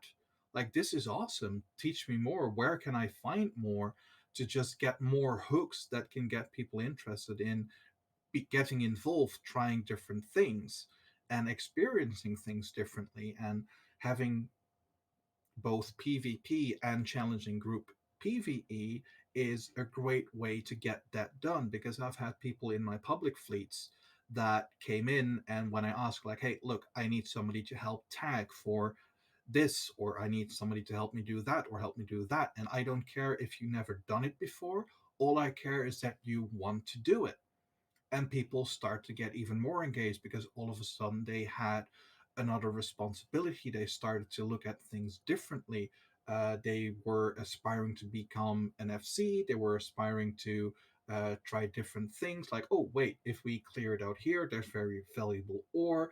That's going to be interesting. Like, it's what they're going to do with the new content delivery and how they're approaching it is going to be possibly the big rejuvenation to get people out in space, do things, and all feel like, hey, even if I don't PvE or mine, like I'm just interested in following the breadcrumbs, I still contribute, I'm still worthwhile, I'm having fun, and it's worthwhile to do it. Alrighty, thank you. And I think, Redline, did you say you wanted to be next, or is that unrelated? I do, Yes. yes. I'm Okay, sorry. so I Redline. know I'm chatting a lot on the channel. But I did want to answer this question as well, about getting more. There's a lot of things that really should be done with citadels and all sorts of fun stuff. But I think the key is that right now we really have no idea what's gonna be done with it. So I think what's important from us, if we're elected to them, is making sure that we can, adapt our thoughts to CCP's thoughts and, come up with something that is mutually beneficial for both parties and just which the goal, because that means listening to the CSM points across. Alrighty, thank you. So I believe that wraps up the more ships in space. I know that was from Mangled Heap in chat, but he also asked another question kind of related to more ships in space. It was related to the BRM and DBS. That feels very focused, and we have a lot of questions to go through, so I'm going to kind of skip that for now. Maybe we come back to it later. But we also have a new member in our chat channel. We have a new member on the board. So Alaventi, would you like to introduce yourself? Yes, can you all hear me? Yes. Awesome. Hi everyone, I am Alaventi. I've been playing EVE Online since 2010. I learned to PvP during the glory days of Syndicate. I've flown with Gal, Mill, and Faction Warfare. I've lived in C5s. I still have my pause bookmarks from back when we lived in pauses. I've fought in the 8T previously. I've taken SAV multiple times. I am running for the CSM because of CCP saying that they're going to introduce mechanics to faction warfare and then they're going to carry those mechanics through to other spaces. And as someone who's lived in a lot of different spaces, I am the expert that should be in the room to help CCP make an informed decision as to how that's going to affect those spaces and hopefully not remove playstyles. Alrighty, thank you. So the way, kind of a refresher for chat, but then also for yourself, the way we're doing this is we're using the hashtag CSM Debates channel here within the New Eden Post Discord. And so right now, I think all these questions are actually coming from chat. So, and then you react to it or you X up. So since you can do the scroll back, but since you're kind of newer to the group, you can just kind of X up as I introduce them. So then that way you can get in if you want. And then we also have the rule. I don't know if folks have been noticing that if you get mentioned in another person's response, you get to answer. And so then that's kind of how we're having this back and forth. My overall goal is to let all of you guys talk, less of me talking, and then to allow you guys to have the conversation, the quote unquote actual debate, without talking over each other or getting too rowdy. And so this one is probably a good question for everyone to come in on. It says, what ideas do you have to improve the CCP/player relations and have the player base become positive ambassadors for the game? And I know Ithaca was one to react to this, so I'm going to let him go first. Repeat the exact question. Yeah. So there's a lot of like negativity/toxicity in some of the social media from the players related to CCP and EVE. So what ideas do you have to improve the relations between CCP and the player base as a CSM candidate? And how have the player base actually become positive candidate ambassadors for the game? So it's it's an interesting question because this kind of positive attitude is not something you just like flick a switch and it turns around. It's something that builds up over time. The goodwill is probably a all-time low, at least in recent memory, from the community. So that means people are responding to the things that CCP are announcing and saying with a certain amount of cynicism, rightfully so. And because everyone's looking at things with this cynical eye, people are maybe a little less excited. There's a lot of like vocal dissenters saying things. And sometimes people who do get excited about things are told, no, you're not allowed to be excited. Remember, we all hate CCP right now. What they have to do is accept that, hey, this is how people feel. Like, you can't change that right now. What you need to do is just start putting out better content, good interactions with the community, prove that you're listening to the community, like engage with them, and then you start to slowly build up that goodwill again. I genuinely believe if you took let's say a time where Eve, like people felt really good about Eve, right? And you deployed the FanFest presentation that we had then the response would have been very different than it was received now because it's built up on this like couple of years of kind of lack of goodwill. So it really is just engaging. And I think personally that they're doing a much better job in recent years of starting to turn that ship around. We see devs now being allowed to play openly again, which I think is a huge thing. I think the way the community team's expanded, we've got some really good people in there that can interact with the community. They're being very vocal about saying, yes, you're criticizing this, and we recognize your criticism, and we can't really say what we're going to do about it just yet, but we acknowledge it, as opposed to go back maybe 3 years ago, if there was critical posts on, like, say, Reddit, the forum, generally kind of CCP didn't engage with it. They just kind of let people be critical, but they didn't actually engage. So it really is just like a slow process of turning things around. The CSM needs to be much more transparent, so people actually feel that they're represented. At the moment, people don't really feel that way, whether or not that's correct or not. They feel like the CSM is not doing what it's supposed to do, because they don't see it. And I would really like that to be much more transparent, so people genuinely feel that their opinions, their views, their concerns are represented to CCP and being listened to. Alrighty. Thank you, Ithaca. And then next we'll have Kale, so I'll repeat the question. What ideas do you have to improve relations between CCM and the player base and actually have the player base become positive ambassadors for the game? So this is actually one of the things that was in my little blurb. One of the reasons I'm running is, so to give you a bit of background information, I've kind of done this in real life. In my work, I'm a tradie. I started off as a laborer, worked my way up into management. I wasn't put into management, so I was able to kind of see how things were at the ground floor as I worked my way up. I was able to go up to the management team and, like my boys would be like, oh, shit's fuck, rah, rah, rah, rah, rah. And I was able to go up to the management team and kind of put that in a way that made them understand. Because as soon as you start abusing the management team, well, basically CCP, that is what it is, they're the management team. As soon as you start abusing them, they just switch off. They stop listening. So the CSM needs to be, even if they do not agree with what you come up to them and say that you need to talk to CSM. I love Villy Dealy, but we've all seen the Reddit post where he called us idiots for rioting over the ship sales. That was not the way it should have been done, especially not as a CSM rep, and it's not something I want to do. I want to be the person who can take what you're saying, put it into a way that CCP is not instantly going to switch off, and will actually go, okay, all right, maybe they are right. Here's a bit of evidence, here's a bit of example, and the other thing is, yeah, the transparency. There's a lot of situations where people are like, oh, did you talk to CCP? And they're like, yeah, but I can't tell you what they said. There needs to be at least a little bit of something where, a little bit of give and take. We need to be able to go, okay, I've given CCP your answer. Here is, like, not obviously not the full answer. Here's not all what they're going to do, but they have said that they have, they are going to look at this, or they are already looking at this. We need something other than NDA cannot tell you what is going on, And I think that is where we start. If we stop screaming at them, or even if you scream at us as CSM members who are comfortable with it, and then we can try to take it to CCP in a non-screamy way, in a way that they're not going to instantly switch off and think that we're all raving lunatics. I think that is a step forward to repairing, um, the relation between the player base and CCP. It's a CSM. It's us as the reps. We need to try to make that gap. We need to bridge that gap.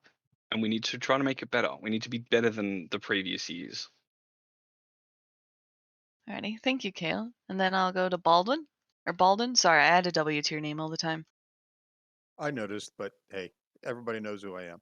So I think there are two aspects to this from the way I read the question in chat. One is, how can the CSM be a better ambassador? And that really is transparency.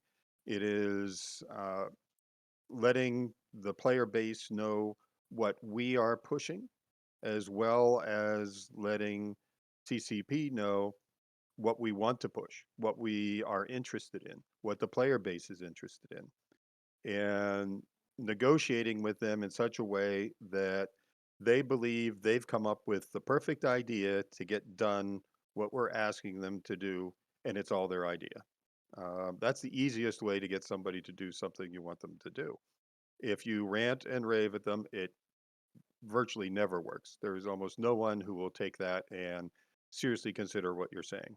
So in that respect, I think I'm along with everybody else here. As far as the other aspect of the question, though, that I read is how can we get players to be better at, say, wanting their friends to play Eve, to bring in new pilots, to bring in people who would be interested in staying with Eve into the third decade. And I think we have to get CCP as a CSM to show all aspects of Eve some modicum of love, whether it's a very slight change that isn't going to throw the entire system into chaos, because I still won't have a miner who tells somebody, "Oh, you should come mine with us," if they're not already in the game, uh, because scarcity put them all on edge, and every indie person is looking for the next big hammer. So, over that 2 years of we're going to essentially slaughter industry because we think that there's too much in the game, uh, it's hard to come back from that and feel like CCP has any care in the world about what you do, regardless of what they say and what they say future plans are.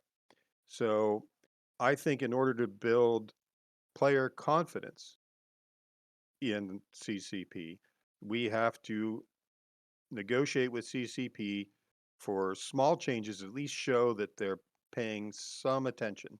And if we can offer that to the player base, I think that they'll start to bring more of their friends in. And maybe we'll bring back some of those veteran players who decided it just wasn't worth it for them. All right, thank you, Balden. And now to Drake.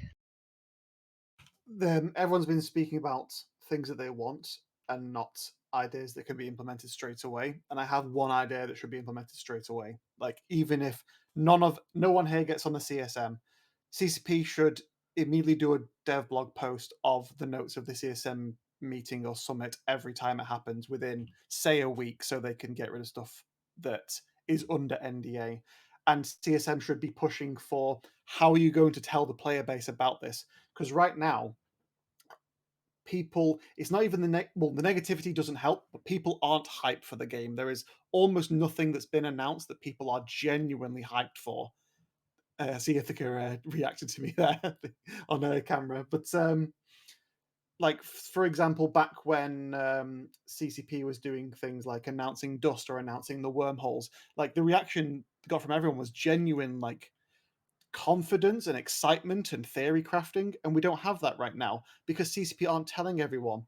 Even with it was sort of a debacle how they did the FanFest, which was we've increased the sub prices. We're gonna hopefully the FanFest will tell you why it's worth it.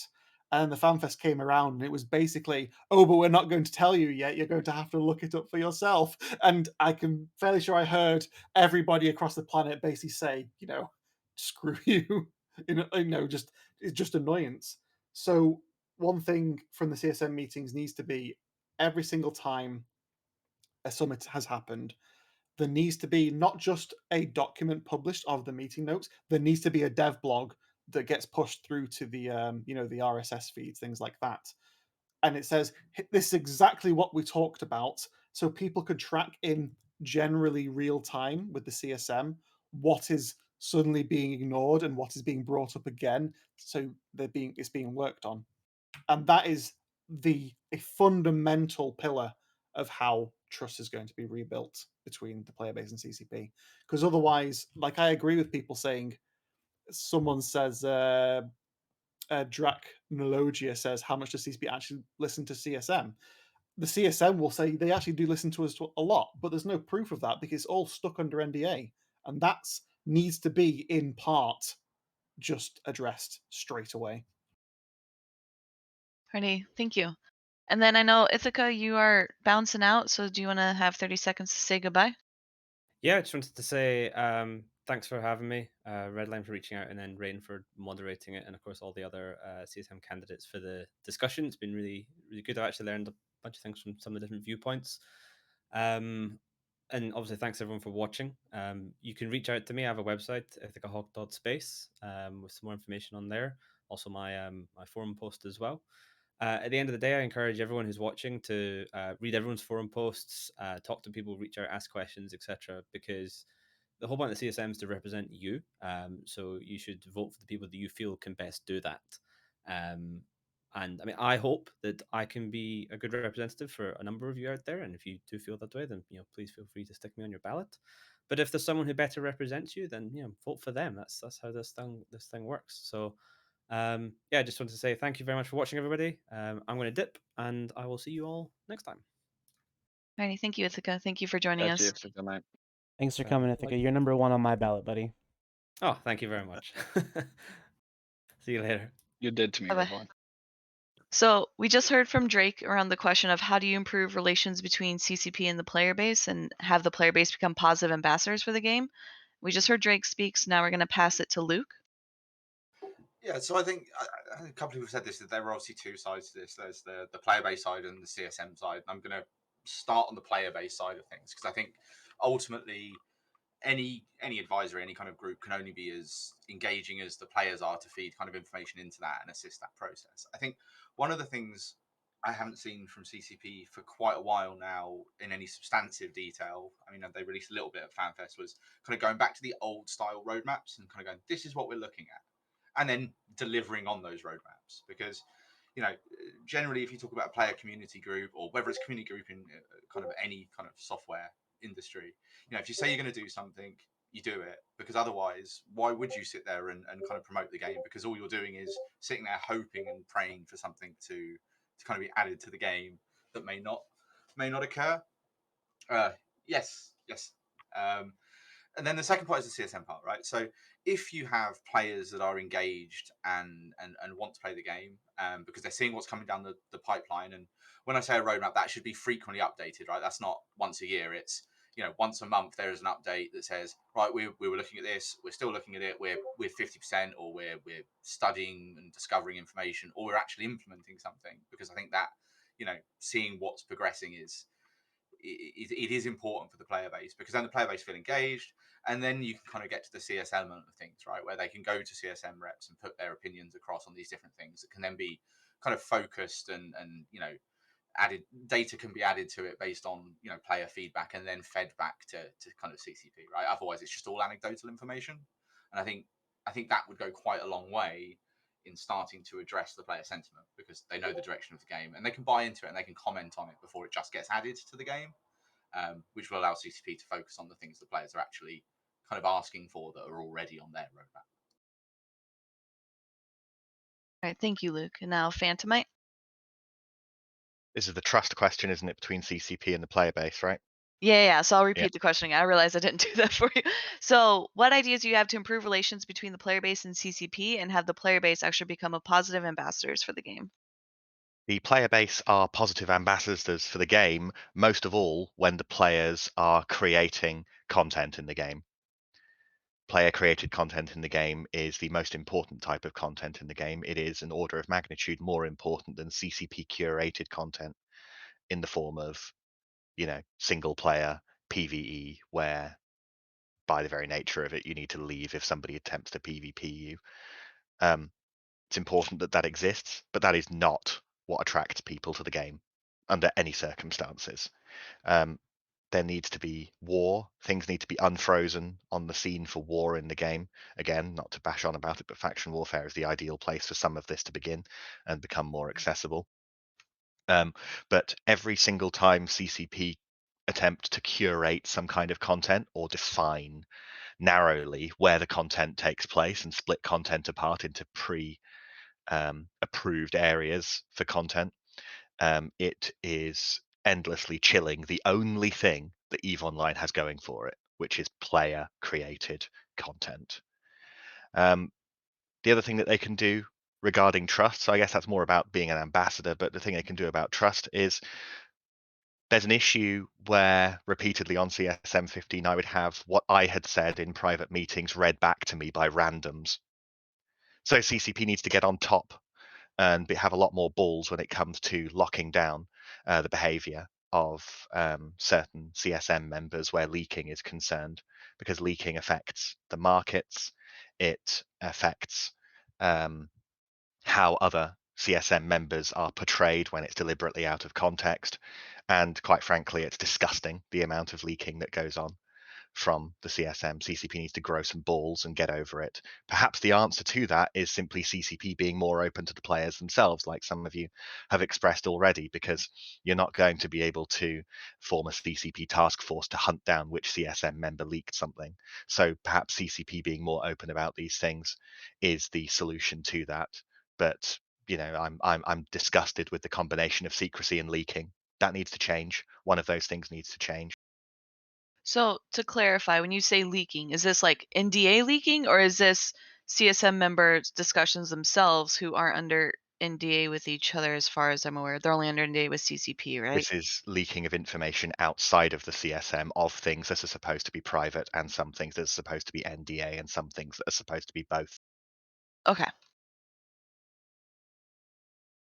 So that's a pretty stark and kind of somber response. A lot of us the way that I cope with people approaching me and saying, "So, how about this thing that you guys discussed in the meeting yesterday?" I mean, the way I cope with this is by ignoring it, because if I focused all the time on just how ridiculously leaky not just the CSM but CCP is to random players as well about things that are the CSM are NDA about. If I focused on it the whole time, I'd just go insane. It's appalling, quite frankly. Yeah, I agree. And so thank you for your response, Phantomite. I'm gonna switch this one. I think this is the last person who opted to answer this question. So Dutch, I'm gonna pass it to you. So what ideas do you have to improve the CCP/player base relations and have the player base actually become positive ambassadors for the game again?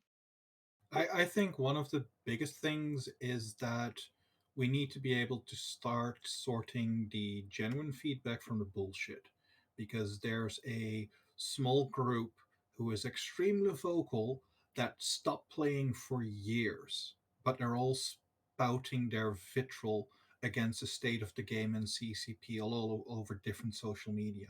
First thing is that we need to see past that.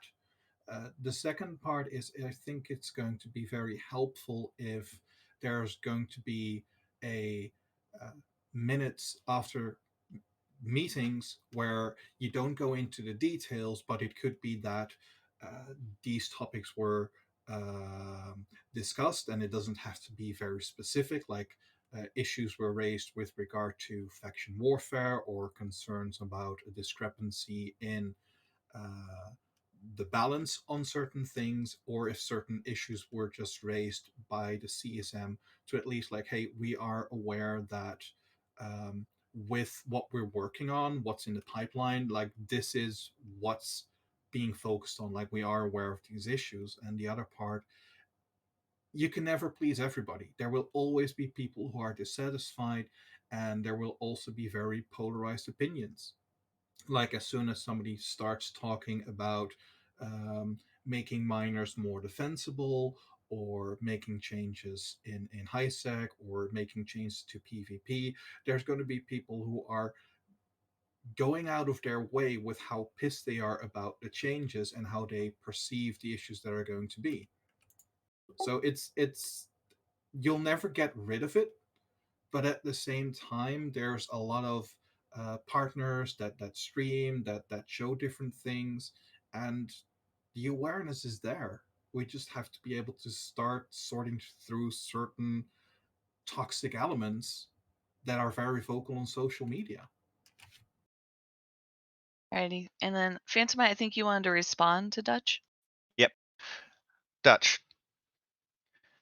Yeah. People who have quit the game have quit hugely, largely, because their playstyles have been eliminated from the game. People who have quit the game having an opinion is extremely valuable information into playstyles that have been deleted from the game through various changes or lack of changes.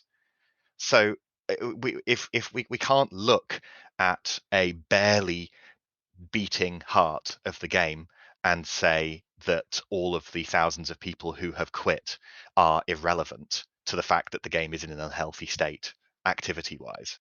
Yeah, but that's not what I said. It is what you said. No. I said we need to be able to separate the feedback from the toxic parts. Because What's the toxic part? Okay, the parts where people go like, it sucks, people want to like CCP wants to cater to only this, or they're changing it and it sucks, that without any argument on what is bad, what needs to change. And at the same time, there's a lot of hypocrisy within the player base, where on the one hand it's hardened the fuck up against other people play styles, but when it's their play style, it's a no-go and it shouldn't be changed. Like, part of the thing is Eve can't be stationary, like things have to change, and that means that there are play styles that will disappear over time or have to change, where you have to adapt or find something else. That's not necessarily a bad thing. Just to interject, there's a big difference between a playstyle coming out of fashion or not being viable because of changes in the game, and CCP actively removing it because they don't like it. Well, I agree. But at the same time, how many things are considered non viable because people say that's a better option? Can you list any? I mean, okay, I'm going to preface this by saying this is an unfair question to you, but I don't know how better to answer it. Maybe somebody else here can translate it for me into a fairer type of question. But can you list any specific reasons that you say is a toxic opinion of quit players? I can both answer and ask that question. Like, that's the part where you kind of lost me with the question. Yeah, so he's asking, do you have an example of what is a toxic opinion or toxic feedback from people, whether they've quit or not, but let's say you have a group of players that quit and they have a toxic feedback to CCP, like, can you describe how it's toxic or why we shouldn't listen to it?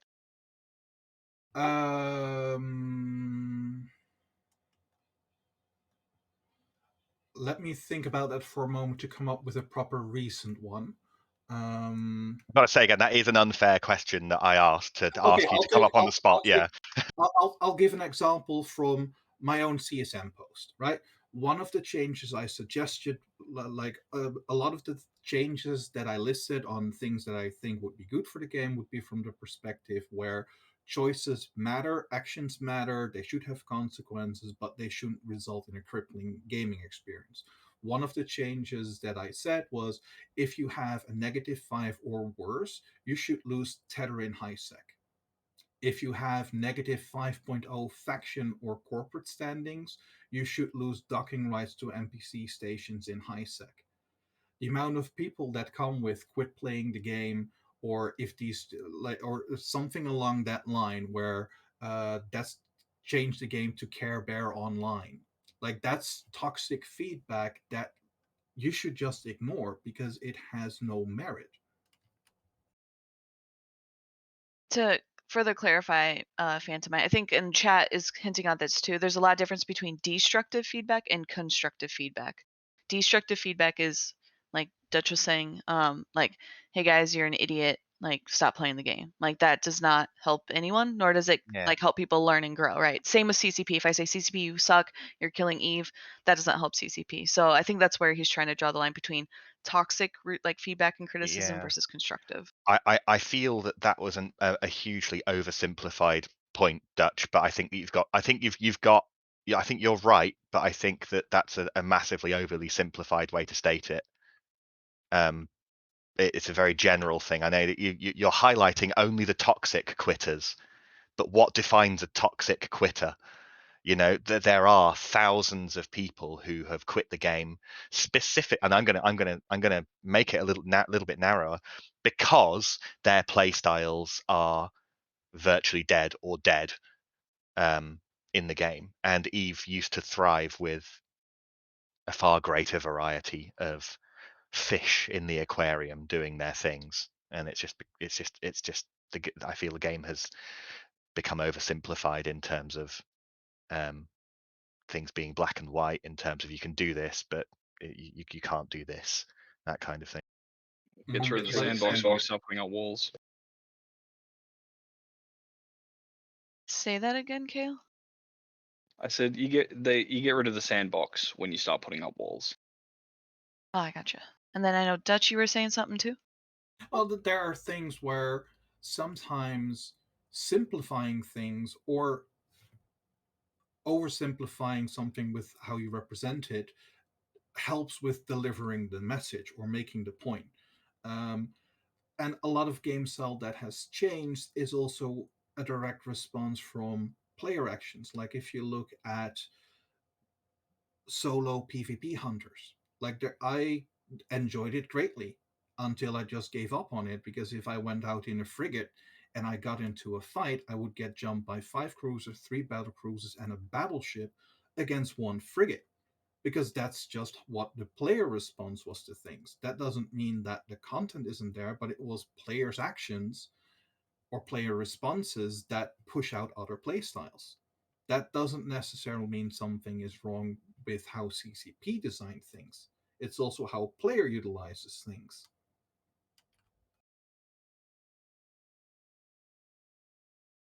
Alrighty. And then I don't know, Phantomite or Kale, if you have any more thoughts, because I know Balden wants to jump in too. Just, being blobbed has always been a thing in Eve, but being blobbed and then you bringing something to fight that comparative blob, and then the blob just being able to click their fingers and quadruple blob on top of that is definitely worse than it had been before the Citadel era. Oh, true, and I'm not dissing on blobbing or getting blobbed or doing anything like that. It was just to make a point where people have different play styles. People might enjoy the game differently, and it just ebbs and wanes. Like sometimes some things are more proliferant than others, and there are different scenarios where different tactics work better.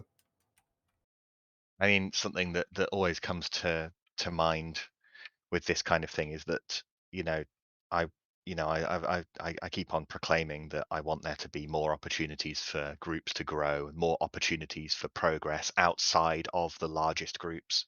I don't think that being part of a large group should be the best path for progress and content in this game.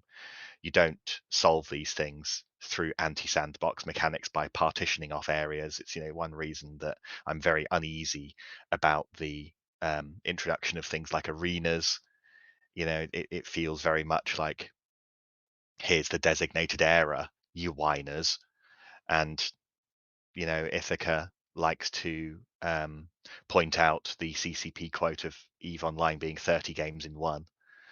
But the moment those 30 games start getting separated from each other is the death of the game. But at the same time, if you look at content like what they did with Chapter 1 and 2 of the Triglavian invasions, and granted with how the Aratak research community handled it, it was like there's a public fleet. You just show up, you participate, you try different things.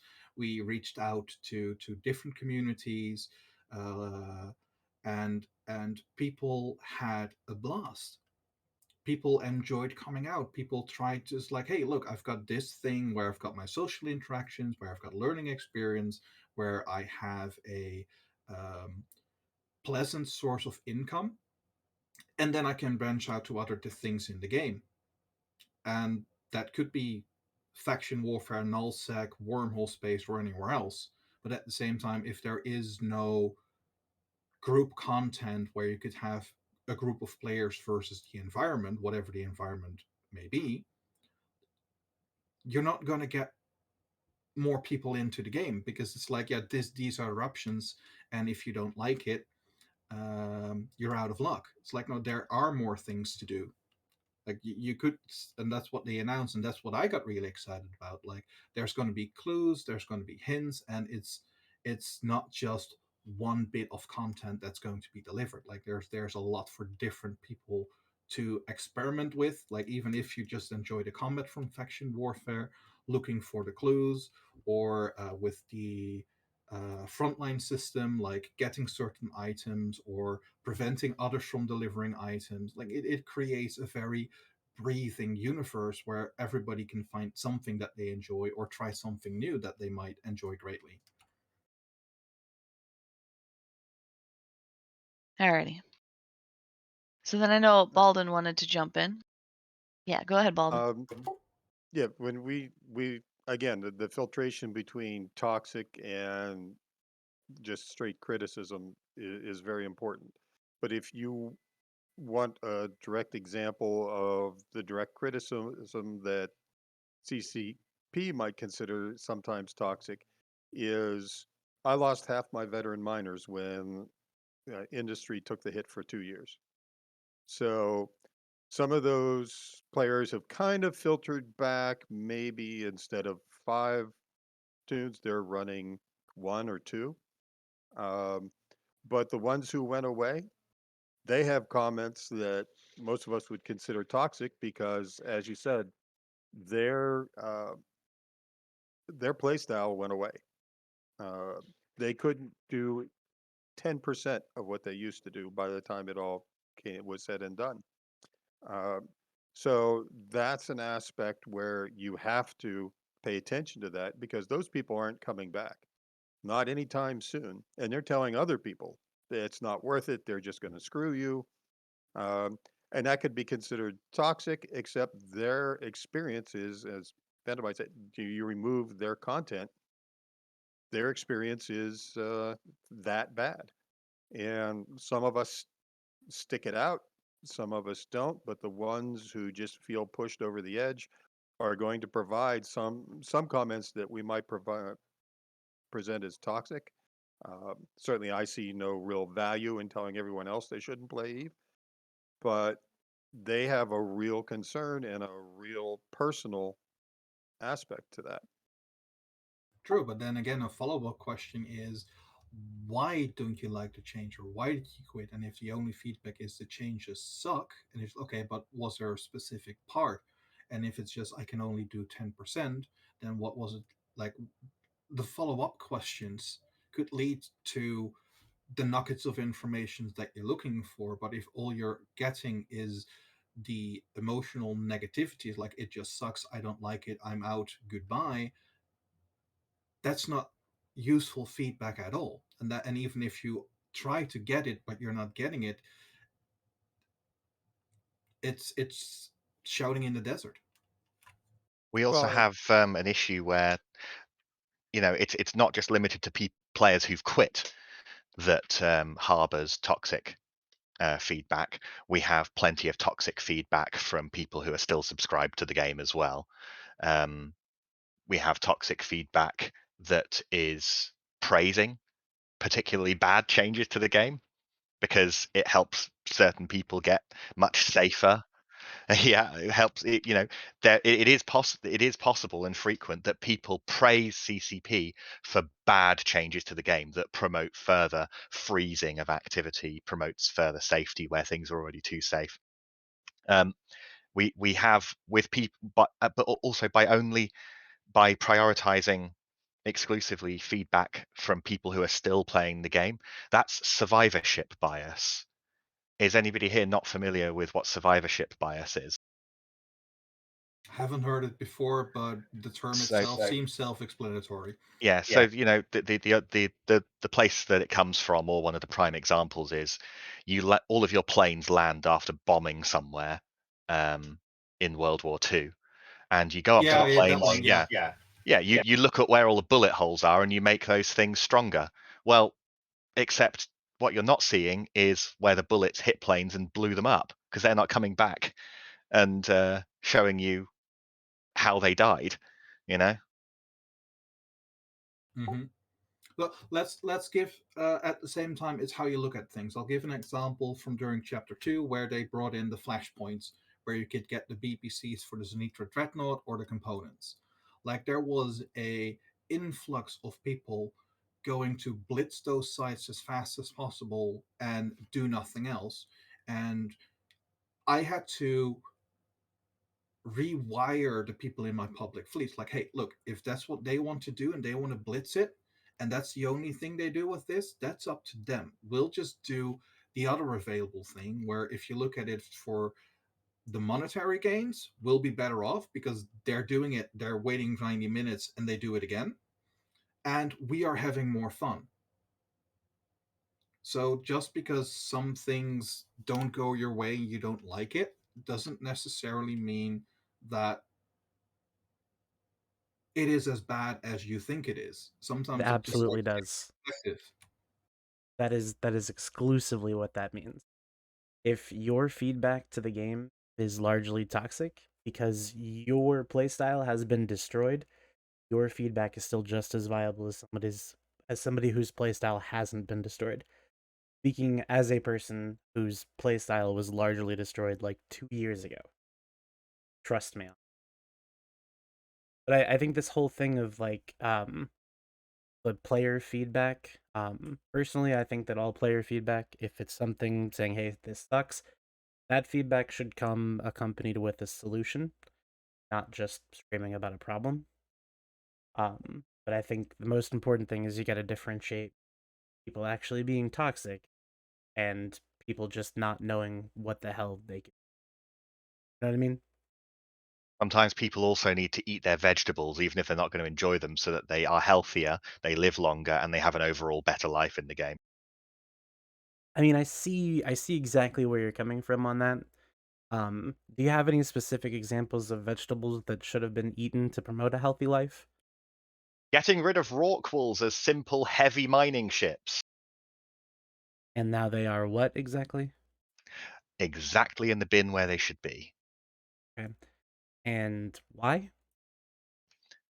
You saw the graphs at FanFest, right? Of course I saw the graphs. Yeah, so you saw extremely comparatively low numbers of players pulling down extremely high volumes of ore in ships that were invulnerable for a very large number of minutes, that functioned incredibly well when close to a big blob that could defend them, while the big blobs are incredibly far apart from each other.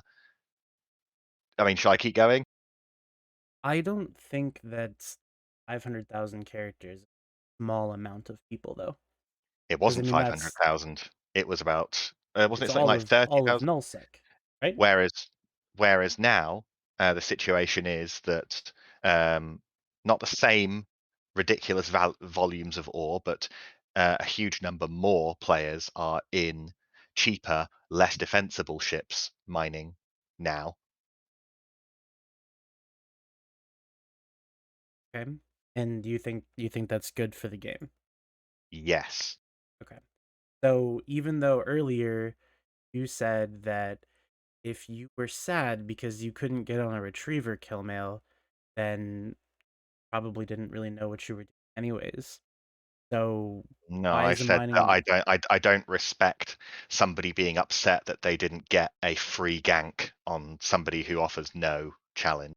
all right, but if that's the only gank that's available, then what? I I mean, even if it was the only thing available, I'm still not interested in creating a bunch of people designated as prey. Well, no, of course I'm not. But interested in what adding I'm people getting who at want to though, fight. what I'm getting at though is that you supported Rorquals not being as they were, and now instead of Rorquals, people are using mining barges. Those same mining barges that in most cases probably aren't even worth your time to kill. Why would you want that? Like, I deal would with a still little bit kill of it if I came across proliferation. it. Of course, but you're not going to go out looking for it. Whereas in the age of Rorquals, people were going out and looking for Rorquals to kill every single day. Well, to flip that background on what you said, because it was some of the only content available. Whaling going away hurt the game, but only because it was like some of the last remaining impromptu, non-consensual PvP combat content. Okay, so then where is the line Leaving drawn? leaving a jar of poison in the game because it's the only thing to drink isn't the solution. The solution is to get rid of the poison and put something good in. We're just waiting to put something good in now. Yeah, I think we fundamentally disagree on that because I don't think that Rorquals were poison. I think that they needed to be as strong as they were? No, absolutely not. But did they need to be completely taken off the table? No, of course not. Same Another with issue super with carriers. doing, super carrier ratting and all that kind of stuff. All of these things that had changed during scarcity and stuff before, and even some of the stuff after, has been to remove content from the game. Even if it's content that is gonna, go down a path that maybe you don't want to go down, you don't just straight up remove it. You need to taper it down. So all I, that's I to can agree say, with that. I can agree with that. Some things should have come to replace that content, but it doesn't mean that that content wasn't poisonous and needed to be removed. I'm not congratulating CCP for removing it and not putting something back in its place. I'm half congratulating them for doing half a job, but because they've done half a job, it sucks. I think Then it's again, I think it's disingenuous to say that the content regarding roll calls was removed. They haven't removed roll calls. They wanted to recontextualize it. They did take a long time doing that. I will grant it to you, but I think your statement there, Redline, was just a bit disingenuous. I mean, it's okay if it comes across as a bit disingenuous. I'm I mean, not your Redline's right. standard everyday run of the mill person, right? Maybe I am a little dis. But at the end of the day, like I play in nullsec. I also play in Jita doing hyperdown stuff. But what I what I want to do is make more ways for people to be engageable, and that goes back to the question of how do we get more people, how do we get more ships in space. I will tell you it's not by removing aspects of content. But a really important thing to keep in mind, though, as like, and this is just something I'm keeping in mind, in my opinion, is that anything that we do needs to work for everybody, right? So I hope that whatever is coming down the pipeline with all the faction warfare stuff is going to be great, and I hope whoever does get elected to the CSM also, helps to align that with bringing more people into space. I think we've drifted away from the original topic light-handedly. I just want to look back one part to the Rorquals. I think the most, for lack of a better word, broken part on the Rorqual were the excavator drones. Without the excavator drones, things wouldn't have escalated to the point where they did. But what I'm curious about is looking back even further, Redline, when you mentioned that your playstyle was mostly eliminated from 2-3 years ago. Could you expand on that? Like, what was the game style? Like, what was it? Well, one of my primary things that I was doing was whaling, and Blackout kind of dropped that into oblivion for a while. And then I was also doing like random, roaming gangs where I would take fleets of like 56 somebody else's space and wait for them to come out and fight. And it was around that time, and it may have just been that I noticed that that was a thing that was happening. But what was happening was that the everything that showed up to fight me was a super capital, like every time after Blackout. But before it was an equal sized fleet or something like that.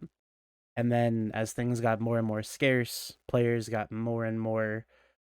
I I think the word would be stingy with being able to throw their ships away. And till now, in nullsec, it's largely just whenever there's somebody in your space, you form the quickest thing that's going to get rid of them. Want them out of your space. You don't want to fight them. Seems like people don't want to fight anymore. Not a lot of good reason to fight. Don't. That was my playstyle. Fighting. Mm-hmm. Now, I will admit that with the Blackout, like it basically pushed wormhole environments on nullsec, and if people would want the wormhole playstyle, they would join wormhole space.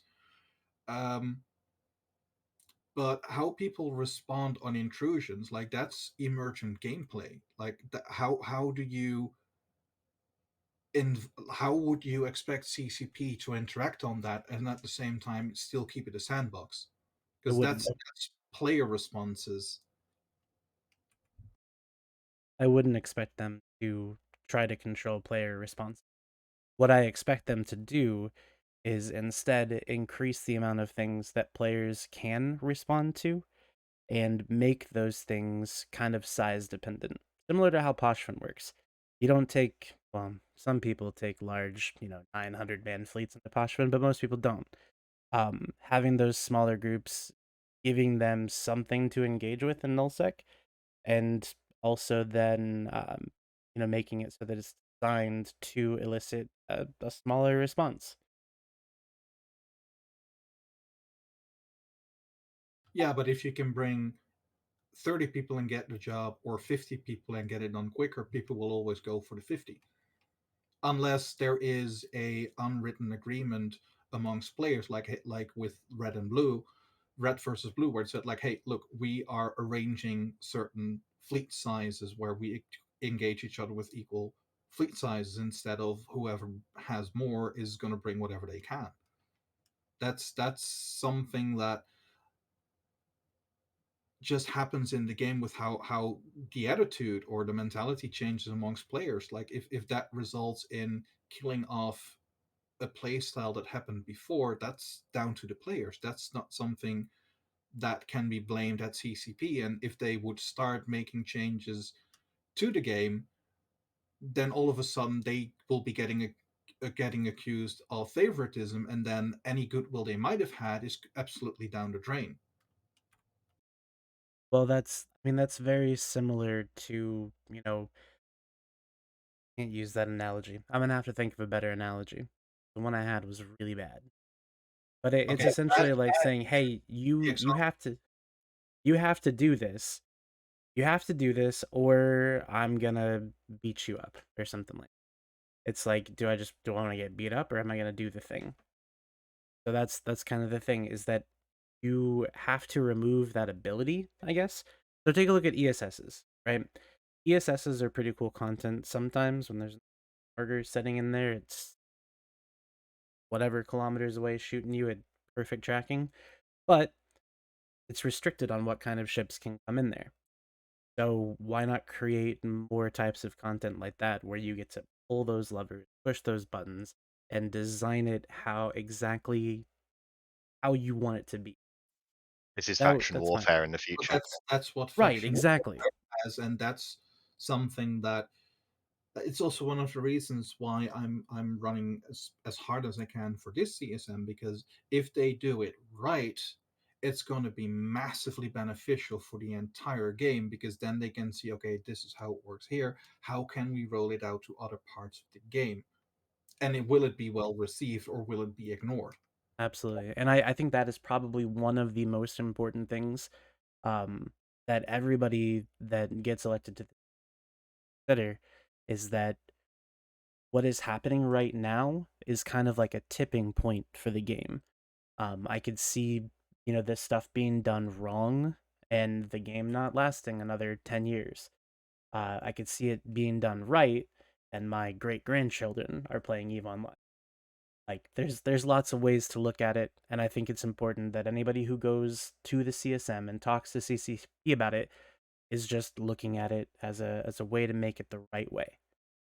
Yeah, and that's why a lot of people are running, and myself as well, where I go like, hey, I don't have an agenda. Like, I just want to enjoy the game with whatever is being introduced. I'm not part of a blog. I don't have one specific play style. I'm open to feedback from wherever you're from. And if you just build a case like, hey, this is good, this is bad, or this is an issue because of these mechanics, or this is how it affects in the game, I will take that to CCP and represent it. And I think everybody in the CSM should work that way. Alrighty. I'm going to pause there. Has everyone said what they wanted around this topic? The original topic was around improving relations between CCP and the player base and how to make I the didn't player. I didn't even get to answer that question. I forgot that was the question, right? You wanted to respond to something else. You didn't opt to answer. There's so much. I mean, there's so much to talk about. All right, what was that original question? I do want to Oh answer it. my. I want to answer. Just read the You have question. to X up. Okay. So, oh gosh, let me scroll. So what ideas do you have to improve the relations between CCP and the player base and actually have the player base become positive ambassadors for the game again? All right.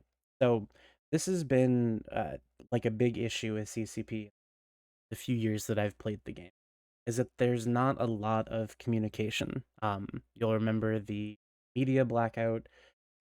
We did that because there was no communication. People were pissed about something, and it didn't matter what it was that we were pissed about, but what mattered is that we didn't hear anything from the team. Once we did, things kind of smoothed over a little bit, kind of. But one of the biggest things is that they're saying that they're introducing all this new kind of content, but they're not going to tell us about it. And I'm sure you guys remember Poshfin. You know that Poshfin was a thing that we essentially controlled the outcome of it by determining what system change into Poshfin, but we didn't know that. And people didn't engage with the content because they didn't know that it actually had an impact. So I think that how you improve the relationship between the players and CCP and between the players and CSM and probably CCP and the CSM is to just get everybody on the same page. And forgot where I was. But they did communicate, only they didn't communicate until chapter 3 when it was introduced. They didn't even do that. They just hinted, oh, by the way, these systems have been taken over. You might want to move your stuff out. So naturally, the initial reaction was, oh shit, these systems are all going to be destroyed. Get all your Right. stuff out quickly. And No can one you even imagine? thought, yeah. Can you imagine if we would have known about all that stuff from the get-go? Like Oh, we there would would have have been been way able, more fighting. right? We would have been able to choose exactly what systems Poshfin and actually craft New Eden to our own like little map that we wanted.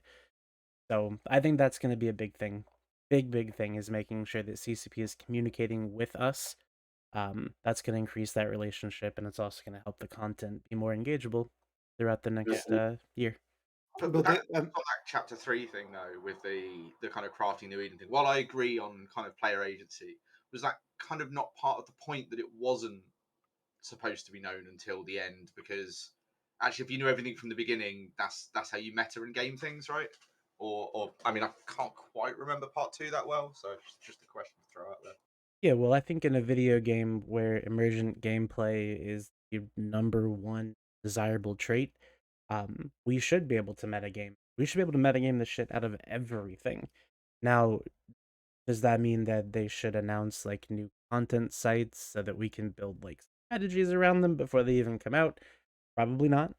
But stuff like this that's gonna like fundamentally change the game and is gonna be something that's gonna be like a sticking point for the 2 years.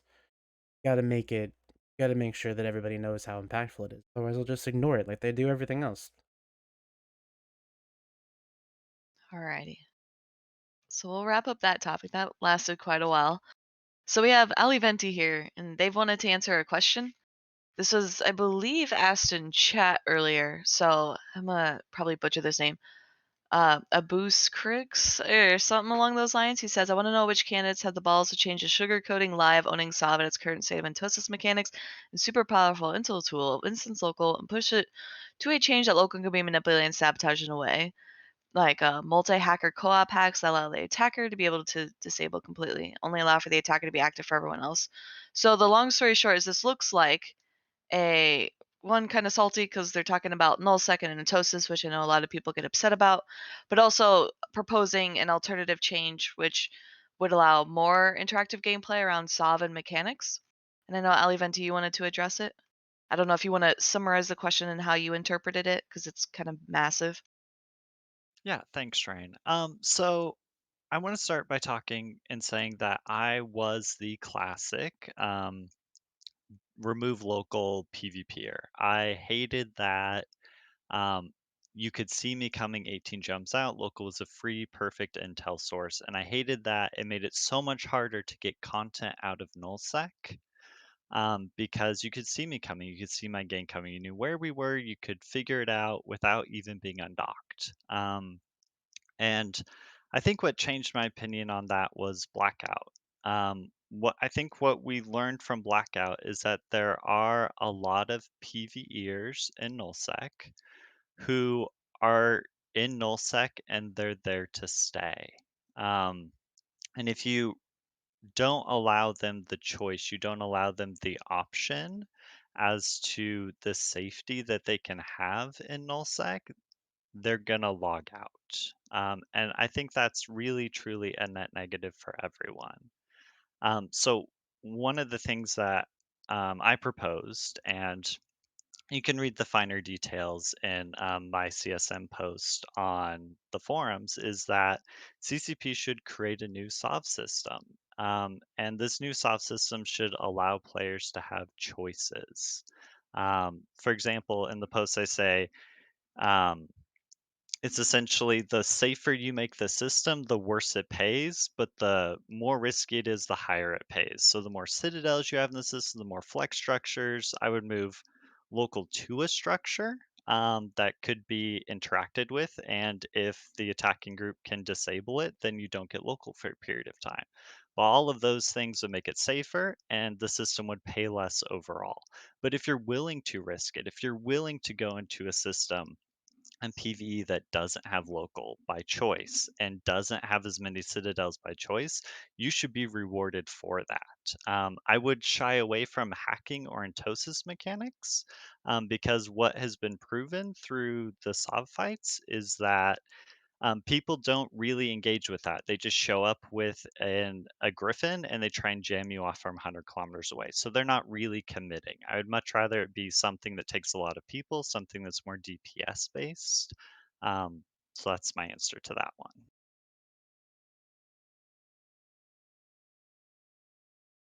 I gotta push back a little bit, but that's more about the disappearance of local, because that's a wormhole mechanic, and if people would want that, they'll go to wormhole.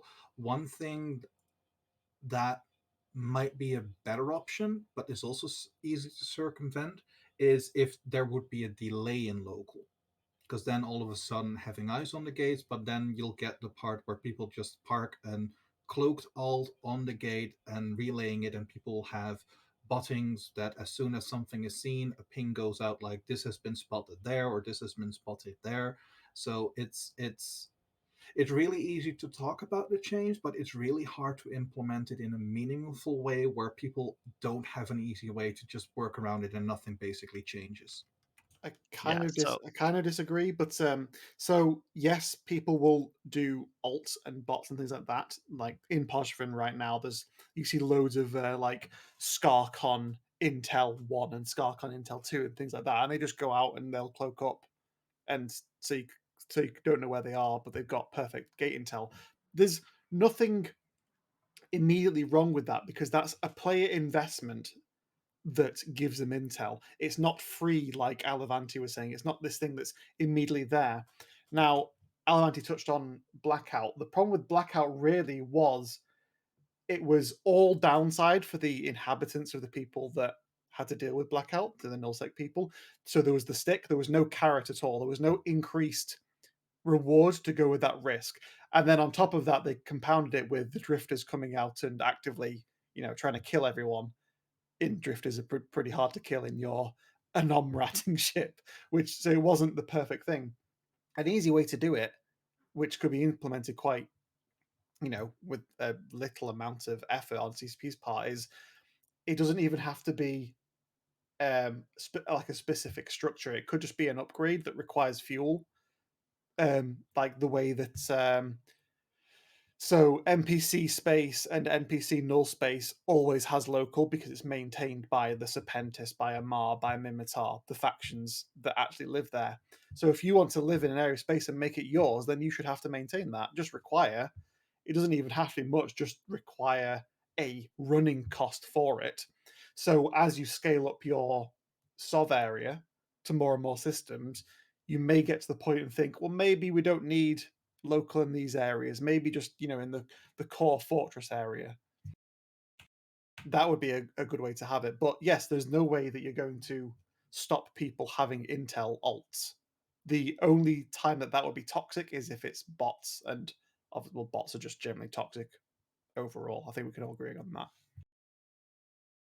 So the reason why I say it should be a structure that can be attacked is that each player values local differently. There are some players that are perfectly fine without local. I'm one of them. There are players that will literally suicide super capitals to keep local because it's that important to them. And I think that's one of the failings of the ESS is that it has a number. You know how much the ESS is worth. And you can sit there and say, well, my ship is 10 times that. Why would I risk my ship? But people are willing to fight a lot more for local because it's valued much higher to some people. Yeah, that I completely agree with that. So that's fair enough. In terms of a structure, would it be a structure that is easily destroyable, or would it have a reinforcement mechanic? Because there's one way of saying there's a structure here, but if it's impossible to kill, then it's kind of useless. But if it's too easy to kill, then it's almost gone too far the other way, to the point there's almost no point actually having it up because it'll go down straight away if anyone wants it down. I mean, you could set it up as an iHub module, and if you reinforce the iHub, it goes offline until the reinforce time is finished. But reinforcement of an iHub typically means there's a war on, which means somebody's not going to be ratting in that system anyway. It also takes quite a long time, depending on the system. So it might not be, if you want to go and disrupt something, cause some havoc, leave. Obviously, an iHub kind of takes too long to do that too. Everyone gets notified that someone's attacking the iHub. There could also be. Sorry to interrupt, Luke. Do you want to keep going? Well, no, I mean, I think the simplest option to that sort of thing to me would be like similar to what we have with some of the upwell structures, where you have I don't think it's one for local, but if you kind of talked about this, doing different things in space by deploying modules, it's kind of like effectively like an upwell command beacon sort of thing, where you can plug 2 or 3 different things in, whether that's local or something, various different things that you could then hack effectively. Yeah, I thought that someone just put in chat, and I'd also had an idea. Was we used to have those siphon modules for the passive moon mining. We could adapt that to you have to actively anchor something, maybe in the neighboring system, or maybe next to it on grid, to be able to actively mess with it. And it takes, say, 2-3 minutes to anchor, and then everyone can see it, type thing. Yeah, I So saw that in there's chat. That was a good idea. Yeah, I think that's a good idea because it adds it adds investment cost to the people that want to maintain it, and it adds risk to the people that want to fuck with it. So yeah, I think that's a good idea. I don't know if I missed this. I stepped away for a minute, but what about making it an active hack? So if you want to come into a system and it's a limited time event, but while you have it hacked, once you get through the initial firewalls, uh, local is offline. And if the people in that system want to have local online, they have to come and hit the hacker. In the meantime, if you don't have intel else out there, you have no idea what you're going up against. So it's going to generate some content. Who exactly are we trying to? I shy away from the word nerf. Who are we trying to make a choice with this? Are we trying to aim this at ratters? Are we trying to aim this at people who are involved in a war for the intel, or are we looking at both, or is it something else? I think I thought- mainly it will be leadership that have to make the high level decision of which Yeah, but ones who are to we trying invest to? into. Who are we trying to harm and help with this? Are we trying to? Is this about catching ratters? No. So the original idea was that the system would be the riskier the system, the fewer citadels, not having local, having no flex structures would actually like boost the earning potential of the system. Like maybe that puts the BRM floor at 120 or 150%. So there's an incentive to not anchor these things in the first place. But should you anchor them, people can attack them. The problem you'll have there, I feel, is you will just end up with kind of farms and fields, right? So you'll have a dead end pocket that's, let's say, the whole constellation with nothing in it is in range of a keep star, so super fleets can jump in and carriers can jump out. I know that doesn't help, like the Vexers and the Ishtars. They'll die. That's fine. I think you'd end up with just a weird Farmville kind of model where bits of isolated space just kind of get locked off and made super profitable, but actually not that easy to attack. I But think it's going to be very this is game. aiming to make ratters have risk or more money. This is about ratters, right? I think it'd be pretty cool from a PvP standpoint as well. If the defenders, the attackers of a region don't have one down, the defenders are sitting in their fort. You've got no idea what the numbers are. Like, it'd be pretty interesting from like a PvP aspect as an FC. Are you talking about the local kind of concept at that point? I think there's Yeah. two If there conversations was a way to going on. if there was a way to block out local, a blackout local. not just for radders, but also a way to implement it for PvP. But if one of the people groups that we're targeting with this change is fleet PvP, then it just means it's just always going to be knocked out as just an extra thing that you have to do that will be done, meaning that it's a foregone conclusion. Yeah, I think it would work the first time, and then people would just adapt strategies on how they're going to deal with it, right?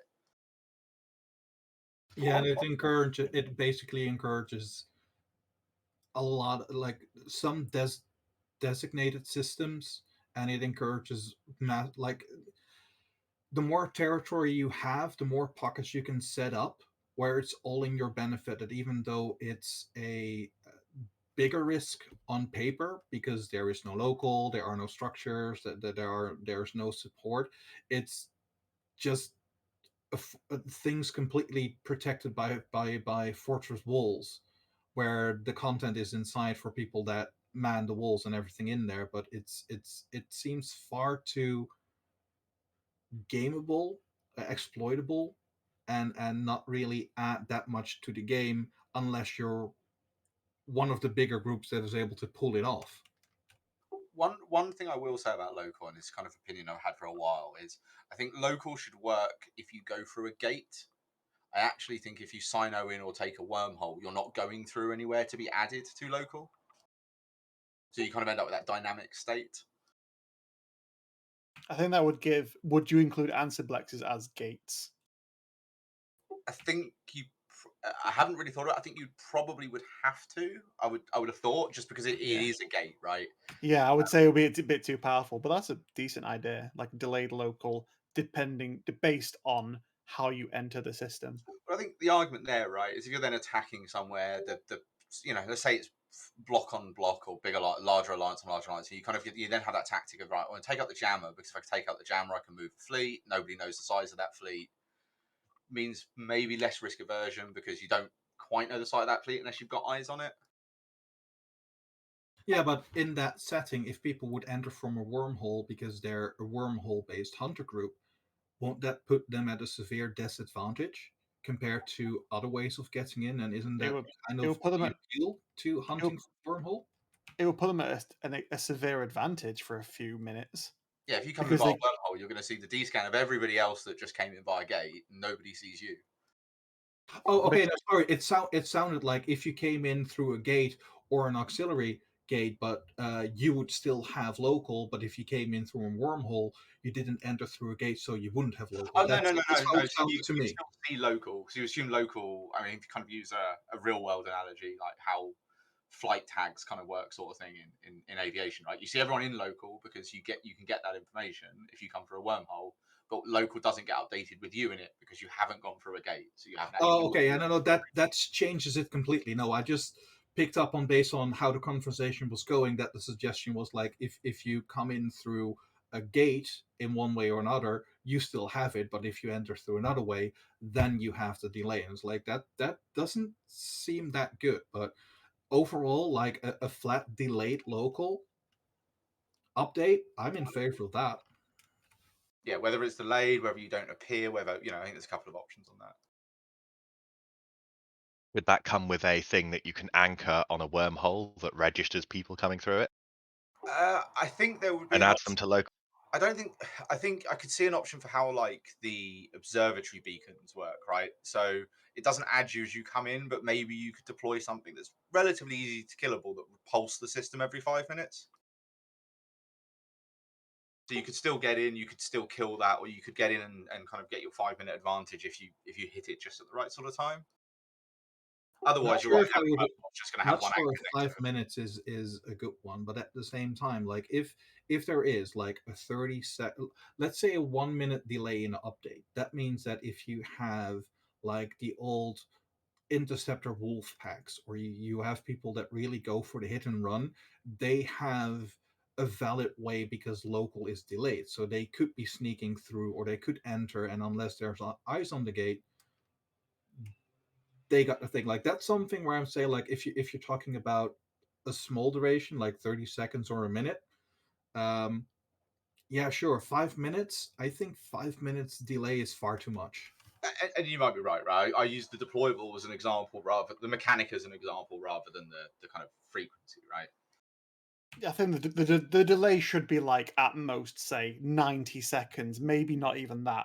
But it's enough for someone to come in and immediately hunt something to give them a small advantage where otherwise people that would generally just be like, oh, someone in local dock up or warp off, things like that.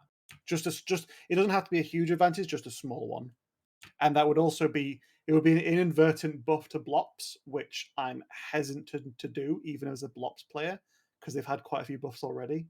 But so I think it needs to be fine tuned a little bit, but a small buff, not a huge one. I don't think it's a major buff though. So I am 100% completely against a delayed local. I think the issue is that a lot of ratters rat down pockets, so they're going to see you coming. So it's not actually going to be a meaningful addition. Like you might get lucky on the first system, but no one's ratting or doing crab beacons or doing anything worthwhile in the entrance system to a pocket. So I think it's like it'll make you feel better, but you're not really going to catch anything meaningful. It depends if you combine it with the method of ingress even. You could even do it like the filaments, the Triglavian filaments.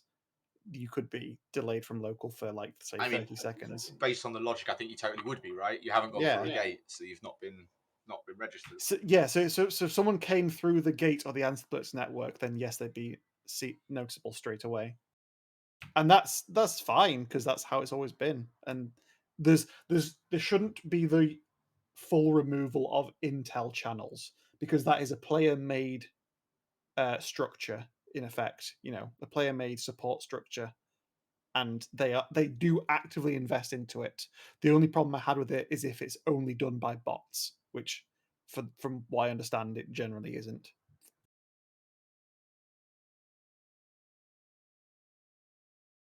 And I've killed the chat. No, I'm not sure if Rain's still off for a drink. So No, I was gonna say, does anyone else have any thoughts? I was letting you guys talk. You were going at it. actually, I do have one question because we kind of went on a weird tangent about deployables. I just kind of want to see what other people's opinions are because I was talking to a couple of people about it yesterday. Obviously we're talking about manipulating space, whether that's putting upgrades in or deploying beacons. One of the questions that someone was talking about the other day was, could you have a structure that forced the kind of effectively the storms in a single system, but you kind of have to anchor it, for 4 hours, fuel it, like literally feed it fuel, and effectively change the parameters of a battlefield as long as you're committed to do it. As long as it Particularly has PvP. downsides, that'd be cool. Yeah. Yeah, I think you kind of look at what the current storms have, right? So there's a benefit in one area and a negative in another, sort of thing. Yeah, I think that'd be a cool idea if players can control that, as long as it's not an immediate thing you can turn off and on and that requires investment and risk. Then that sounds like a good idea. Yeah, I think this was the sort of thing where you online it and then it's got such a small fuel bay, you literally have to feed it fuel for like 4 hours or something while protecting it or time it.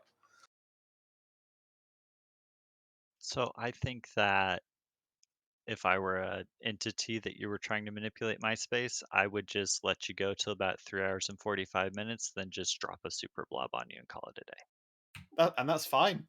More power to you. Depends how big the entity is that's trying to drop it, right? I mean, you've got to actively defend it. That's kind of the point. Right, but I would just try and maximize the time waste for the attackers. Like I would not attack you with literally any other ships and just waste your time for as long as I could.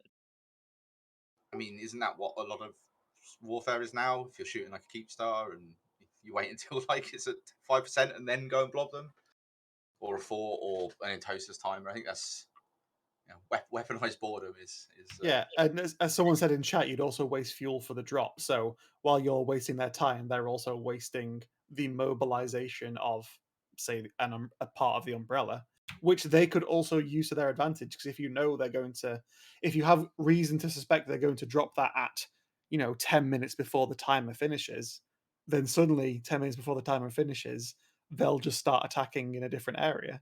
Like there's swings and roundabouts. Like, if you wait 3 hours, 50 minutes, let's say, out of 4 hours, that attacking group can also move their own dread blobs and their own super blobs in range of that beacon, ready to jump on you when you jump in to kill them, sort of thing, because you've given that time. Yeah, but should it be 4 hours? I mean, one of the things that people tend to stay away from the bigger funk is because they have to commit for several hours at a time, and it's like, hey, look, I don't mind committing this amount of time, but I can't do it in a single sitting. Oh, I mean, the 4 hours is a purely arbitrary number. I think for me, the mechanism is kind of the interesting idea, whether it's and the concept that you have to keep it fueled or powered, whatever, for a period of time at least, whether that's 30 minutes or an hour or or higher. I think you could probably just look at it as part of the balance, that sort of thing. Yeah, I think you were putting the cart before the horse. Like, the idea was to create something to fight over that provides bonuses and disadvantages. It has risk and it has reward, it has counterplay, and it has counterplay. Like, the timing can be discussed later. It's just the concept. Yeah, okay. Right. And I I think completely- sorry, Ali, go on. I was gonna say, like, I mean, balancing in numbers is always something else. I just think that the optimal path for whoever you're attacking is going to be waste their time and then hit them with something they can't possibly fight and call it a day, or just waste your time and then when you get bored realizing I'm not going to do anything about it, I'll hit it after you leave. I just don't think it's going to be compelling for them to actually want to fight you over it. I think it depends on the context of being used, right? If it was part of a bigger conflict, I think if it's like a harassment thing, I think your statement might be correct. I think if it's part of a kind of an actual proper conflict, I think it's probably not quite right. I think people would fight over them and do weird and wonderful things with them.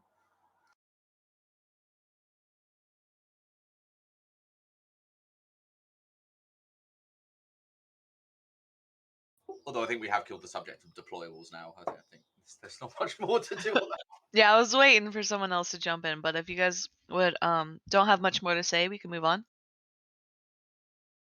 All right, so okay, let me find my question. So this one's also from Fafi in Twitch chat, so thank you, Fafi.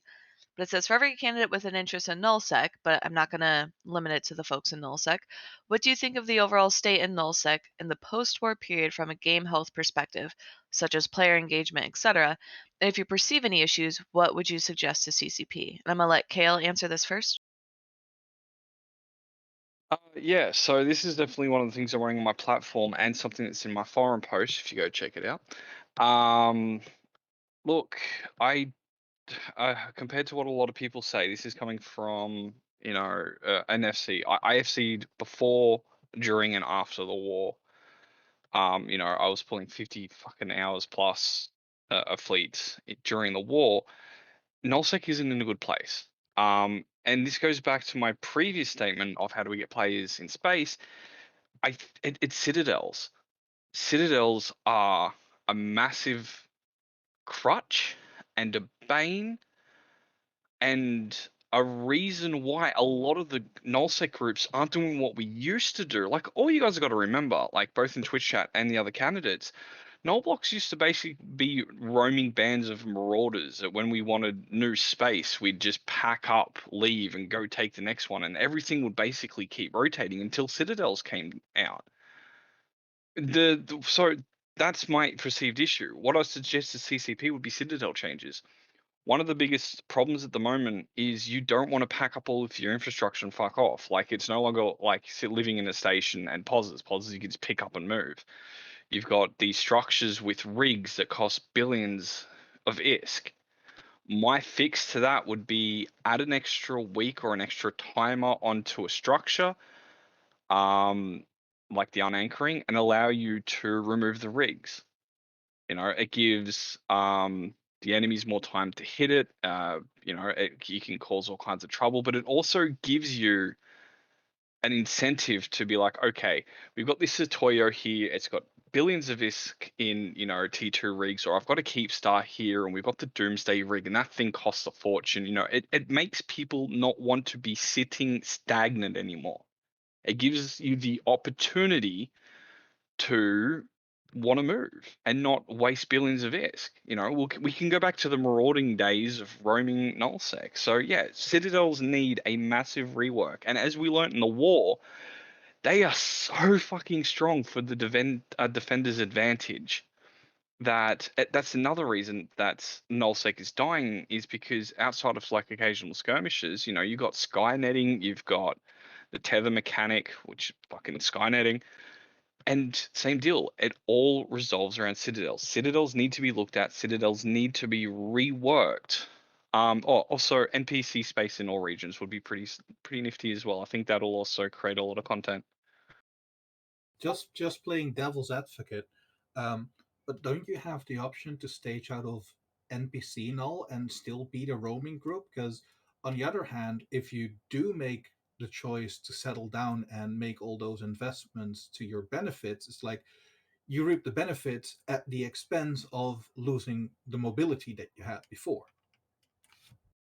But yeah, Why would you make the change where you can still move around and get all the benefits from settling down without the downside of, because you chose to settle down, you lose that roaming mobility that you had before?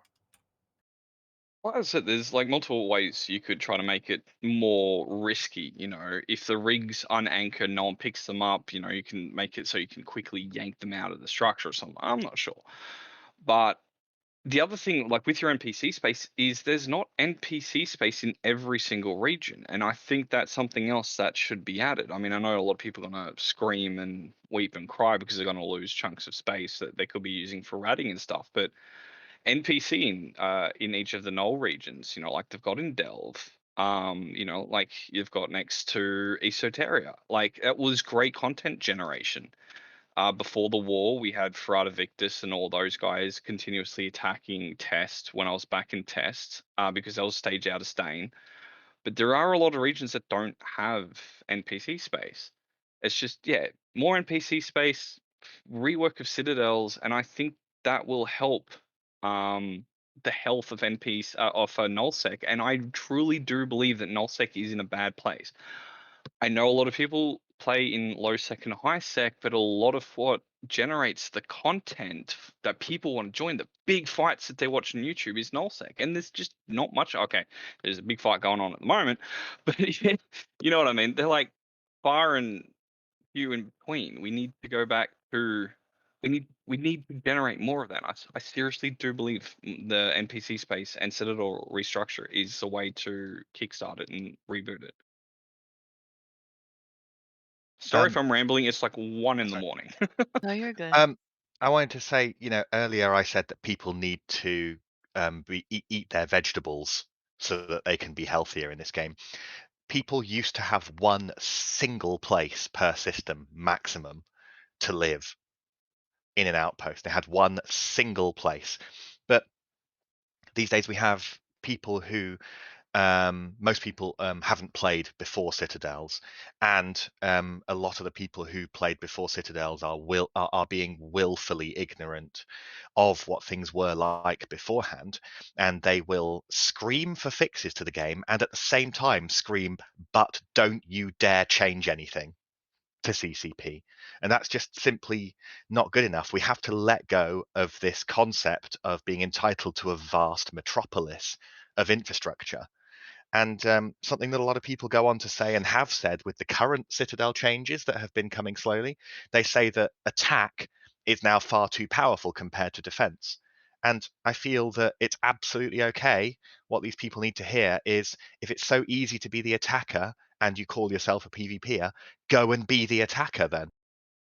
In counter to that, but that's mostly about how certain mechanics work. Like in high sec, a lot of people want to get started and they go for a medium structure, because before it was like, we have our place, we have something we're proud of, something we can maintain, we can learn these mechanics, and we don't want to go bigger because bigger attracts the other bigger groups that we can't defend ourselves. But now, because you only have one medium structure, it's your war HQ, and there's multiple groups going through high sec board decking groups because they can clear one or multiple structures within a weekend, and get their payday.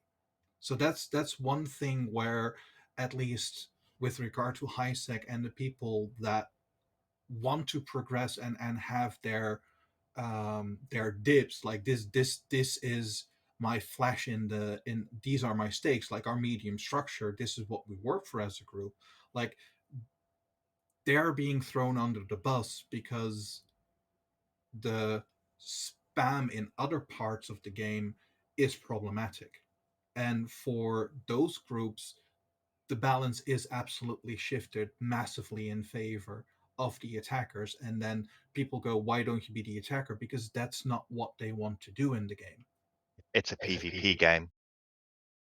True, but at the same time, there's more than just PvP. Because if it's just a PvP game where only PvP matters, the game is not gonna last much longer at all. Because now there are different ways to enjoy the game, different things you can do in the game. I mean, But there you have to make there a choice. for every incredibly dangerous low sec system, there's 5 low sec systems that nobody ever visits that will be places that you could put these things, and quite often have less of a difficult time dealing with people wanting to attack it than in high sec as well. I don't think that every single person in this game should deserve a sandcastle of their own. Fair enough. If I but could at the same respond a time- little bit. Oh, sure. Actually, I have to agree with Fandamine on this. You know, I grew up running pauses in a low sec system that was basically flyover country. There are ways to get everywhere you wanted to go that you did not have to pass through that low sec system. And that's what allowed me to grow. And I'm still in that system 10 years later. So there are ways around having to just make it impossible for those things to be taken down. I also have to say that I've always told my people that wherever we are, sooner or later, somebody's going to want either what we have or just to prove that they can take the space we have, even if they leave it behind. And it's happened multiple times, as it all does in Eve. That is a part of a game, regardless of whether, making citadels would be invulnerable would be good for me personally. It would kill the game. And I can see aspects that are too difficult to take out, but I also see aspects that make it extremely more difficult with the recent changes for those small corps to maintain because they're not putting in large stations. So their attackers can pick any day they want to have the final timer. So, and they can shoot shields at any time they want to initiate that timer. So you're putting small groups that don't have 24/7 access to a standing fleet at a extremely significant disadvantage. Now, I've lost many a station, and I expect that every corp out there is going to lose a station at some point. But you can't make it ultra easy for a group who is, I don't want to say dishonorable, but just doesn't care about content, just wants to put that station on their kill board, to stop from doing it unless you give a little bit of a change on those uh, citadels. And I'll probably get argument on this, but what I would say is go ahead and keep the 2-timer or the armor structure timer system the way it is at this moment. But I think I would reinstitute the shield vulnerability timer so that it's make that 3 hours, not the 1.5 hours. If you do that, I'd be okay with going to the +or-3 back on the medium citadels. But it gives the smaller people a chance to actually form and try to defend rather than having to be available at any given time to try to keep it going to a final timer. Because those people don't have the advantage of moving to another structure necessarily in the same system or 2 systems over or back into high sec. They're scrambling in those 3 days to get what they have out, to shut down what they're running, to save as much as they can of their assets.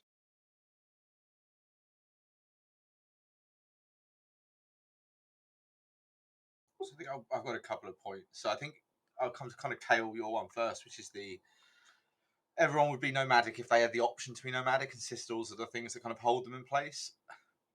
I'm not convinced that stands true, because like even if you had the ability to remove the citadels and unanchor them and get your rigs back, you still need a reason to go to war, right? You still need something to fight over. You need a reason to be nomadic. Now, obviously, I'm going to say the words passive moons again, which will upset Phantomite.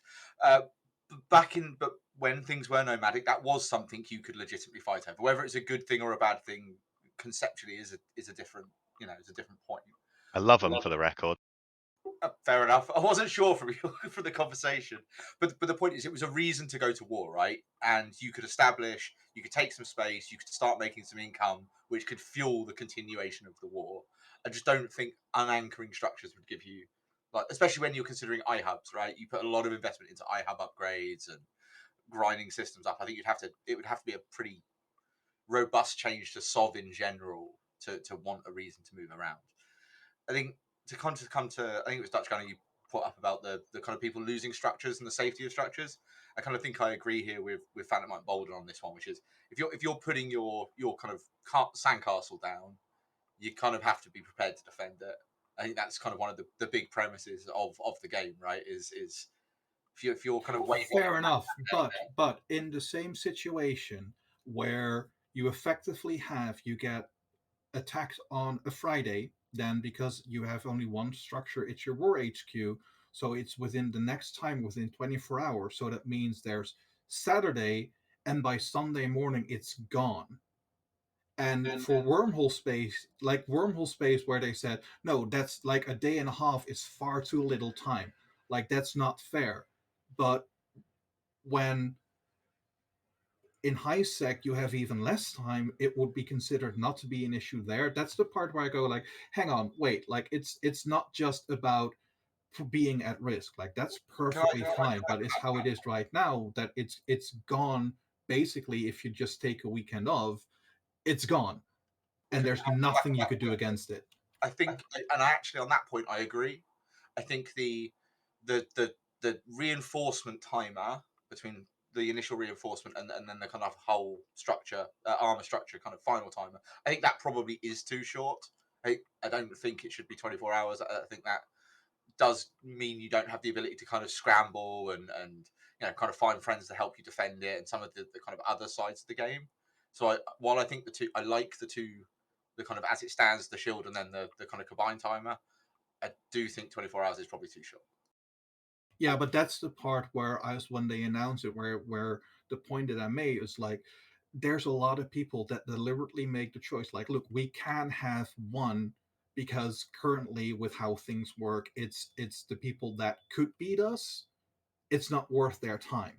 And now all of a sudden it has become their time, and they lost the timer as well. So for high spec specific, it's really problematic for those groups because all of a sudden they find themselves in a very disadvantaged situation where in the past they did have the time to get the support and now they don't. So that's the part why I reacted that strongly and put up that much resistance on this for high sec specific, because of the war HQ exception to how things work elsewhere in the game. So just quickly slide in here to Luke's comments back on what I was saying. If anyone remembers, CCP did talk about during the scarcity and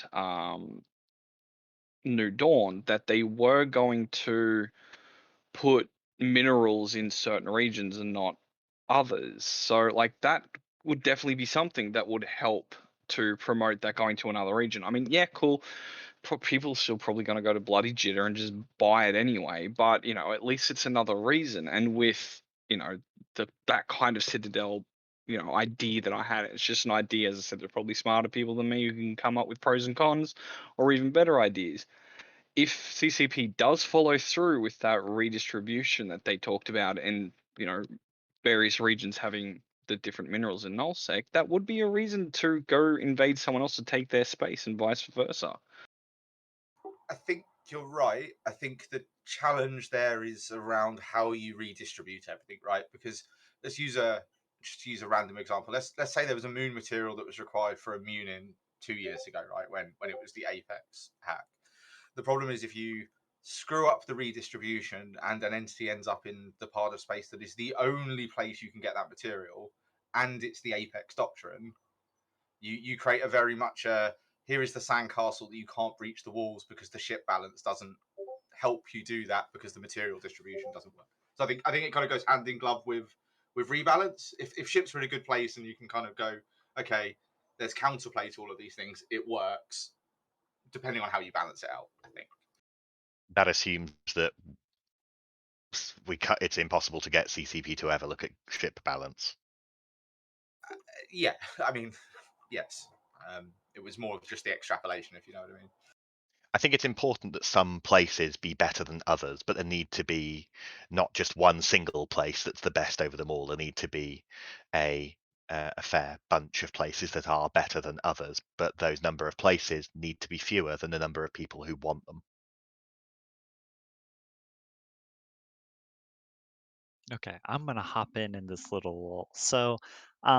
So going back to the original question of how is nullsec doing, I think we need a new soft system. Like I said before, I think we Agree. need to remember and understand that FuzzySoft came out in 2015 and the first Citadels came out more than a year later. So the entire sovereignty system wasn't even designed for Citadels. So I think we just need to do a top to bottom look at that with CCP, figure out, hey, should you be able to anchor things wherever you want, and just do a holistic adjustment instead of just hitting it every couple of months with a new nerf for nullsec. I think another thing that is very impactful for SOV would be that we need to allow organizations to build super capitals outside of SOV. One of the issues that's preventing new blood from coming into SOV is that SOV requires super capitals at a certain level. But the only way to get that is to be in SOV. So you basically have to sacrifice your independence in order to get supers, in order to be competitive in SOV. I think you should be able to build them in NPC nullsec and lowsec.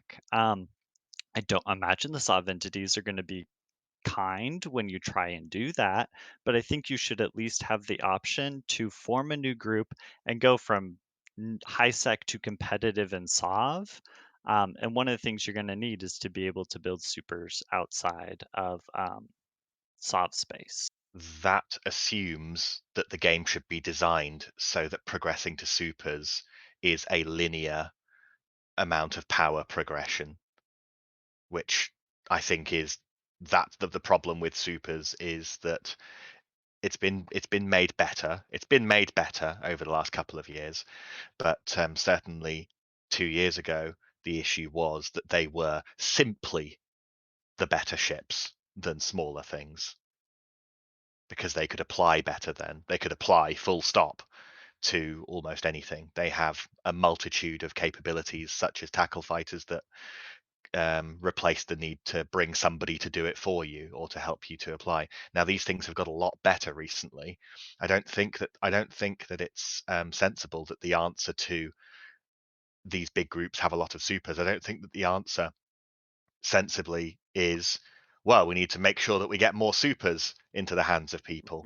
I don't think that that's a smart way of dealing with that issue. I'll take So a I couple. would ask you that how in the world are you going to beat the Imperium's Titan and Super Blob? Like, if you drop, say, like, and again, I recognize that part of the issue is that the servers can only handle so many people. Like, I would love to be able to drop, 30,000 dreads on a Super Blob, but the servers won't allow us to do that. So, the most effect per character that the servers can handle is to get them into supers. Like, you really don't have any other choice.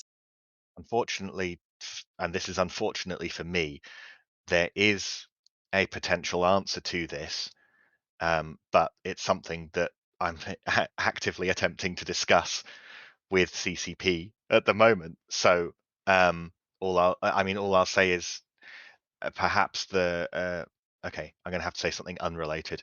Perhaps the most important and overlooked powerful aspect of mass titans is the fact that you can store a whole big bunch of them in a keep star safely. Right, completely agree. And that's one of those things that has changed as we've introduced citadels to sovereignty back when we swapped the sovereignty systems. Right, so let's address that rather than say, do you know what? Goons can bring 500 titans. Let's give everybody else a titan and ask everybody in the game to regard that as the measure of progress and power. I don't. That's not that's not a sane way to look at this issue. So I think the issue with trying to limit the ability for Titans to dock is the same workaround that's always existed is you just get a character that can barely sit in the Titan, you give them the Titan and you log them off and unsub the account. I think that's not really going to stop Yes, and how how many many of those systems could you are out store in a there. POS compared to how many you can store in a keep star that also allows you to move them with 100% safety?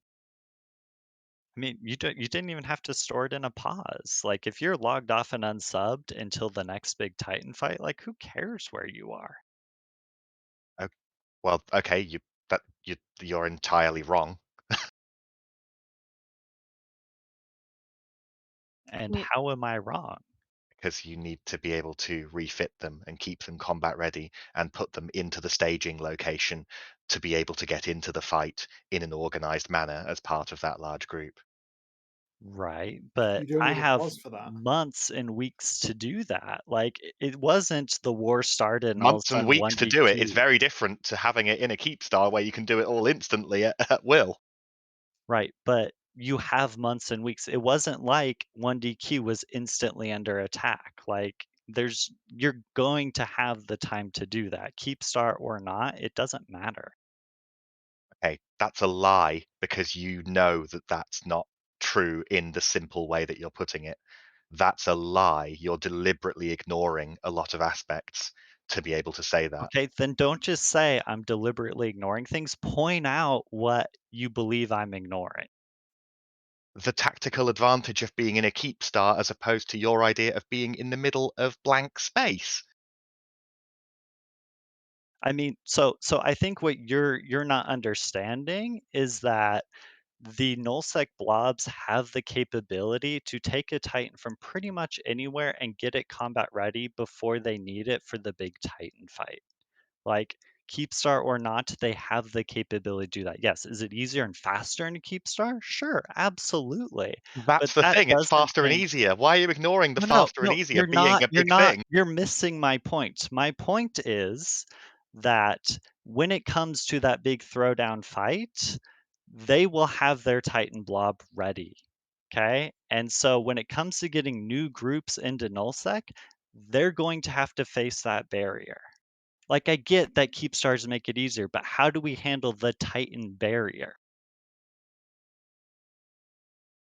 Not by giving everybody else in the game the mandate to get themselves the money and minerals to get into a Titan. So how would you have won the one or the M-2 fight without Titans and We're talking Supers? about the future, not the problems of the past. We're looking at the problems of the past and trying to find solutions to them. Okay, but And the the solution systems is not haven't everybody needs to changed. aim for a Titan. I mean, every big Sov war has always ended with a Titan fight at some level. And this is all to clarify too, also for Twitch chat. This is also stemming from the question of what do you think the overall state of nullsec in the post-war period from a game health perspective is, and if there are any issues, how would you suggest them to the CCP? So, the Titan discussion is completely relevant. Of like, how do you, right? If we're talking Sov nullsec wars, and we focused on Imperium or Goons, they do have a lot, and they are one of the big 3 power blocks in nullsec currently. I So, think. if you want to keep it focused on that perspective, or if you guys want to shift perspectives and discussions, we can do that as well. Can I shift just quickly to the kind of solve mechanic part of the conversation, which I think was right at the beginning of this topic? Yeah, I for think, sure. I think the current solve system probably it does need fixing, but I think that it's probably not I think there's relatively straightforward ways of doing it, right? Which is don't have an iHub, put the iHub module in a structure. If that structure's died, the iHub goes. You could simplify it quite dramatically, I think, rather than these kind of constellation events that happen, which are just these massive grinding things. Now, whether you want to make that structure more or less kind of give it more or less hit points based on what the ADM of the system is, so it takes a bit more time to kill an iHub structure, but it shouldn't be a keep star, just to be really, really clear. And I think that would give you a little bit more context. And then I think the other part of the kind of stagnation, as some people put it, and how little groups get into nullsec, I think probably stems around more of a conversation around how force projection currently works with jump bridges and everything else, and how can you limit the amount of space an alliance can hold in a meaningful way that means you've kind of got these fringe points that these groups can then grow up in before they want to try and take more space. So I would completely agree with that. And I think one of the things that CCP needs to change is they need to remove the API letting you know when your structures have been shot and when they've been reinforced. Because you could have a Citadel or an iHub and no one within 200 jumps of that location, and you instantly know it's been shot. So it's hard for new groups to be able to take space because all they have to do is throw a citadel down in that space and they can hold it forever because CCP is defending their soft. I'm not sure I follow on that one. I could see a logic with turning off notifications, although I kind of feel like that is a bit antithetical to Eve, right? It's one of your structures, you're all linked together by these iHubs. I could kind of see an argument where if your iHub died, then you don't get notifications about any structures that are killed in the system, but that would only work in Soft Null and kind of causes problems everywhere else in Eve, maybe. I'm not sure. I'm not sure kind of allowing events to happen quietly makes much of a difference because all that's going to happen is your new group would take that one system quietly, or someone would get an asset safety notification, and then all of a sudden you just send fleets there to go and reconquer that space. I'm not sure if the stealth option really works in that situation. So I think that it would be beneficial because if you have expanded your space beyond where you are actively playing in, you shouldn't be able to have CCP defend that space for you.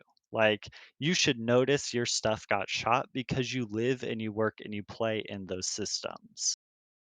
I understand. Yeah, no, I mean I understand the argument. I don't know what it fixes. That's like if the answer is to allow groups to be able to take the space, delaying a larger entity from realizing somebody's poking at that space, and the first that they see it is it flips on dotland, doesn't allow them to keep and hold that space. So I'm not sure if it addresses the actual premise of the problem.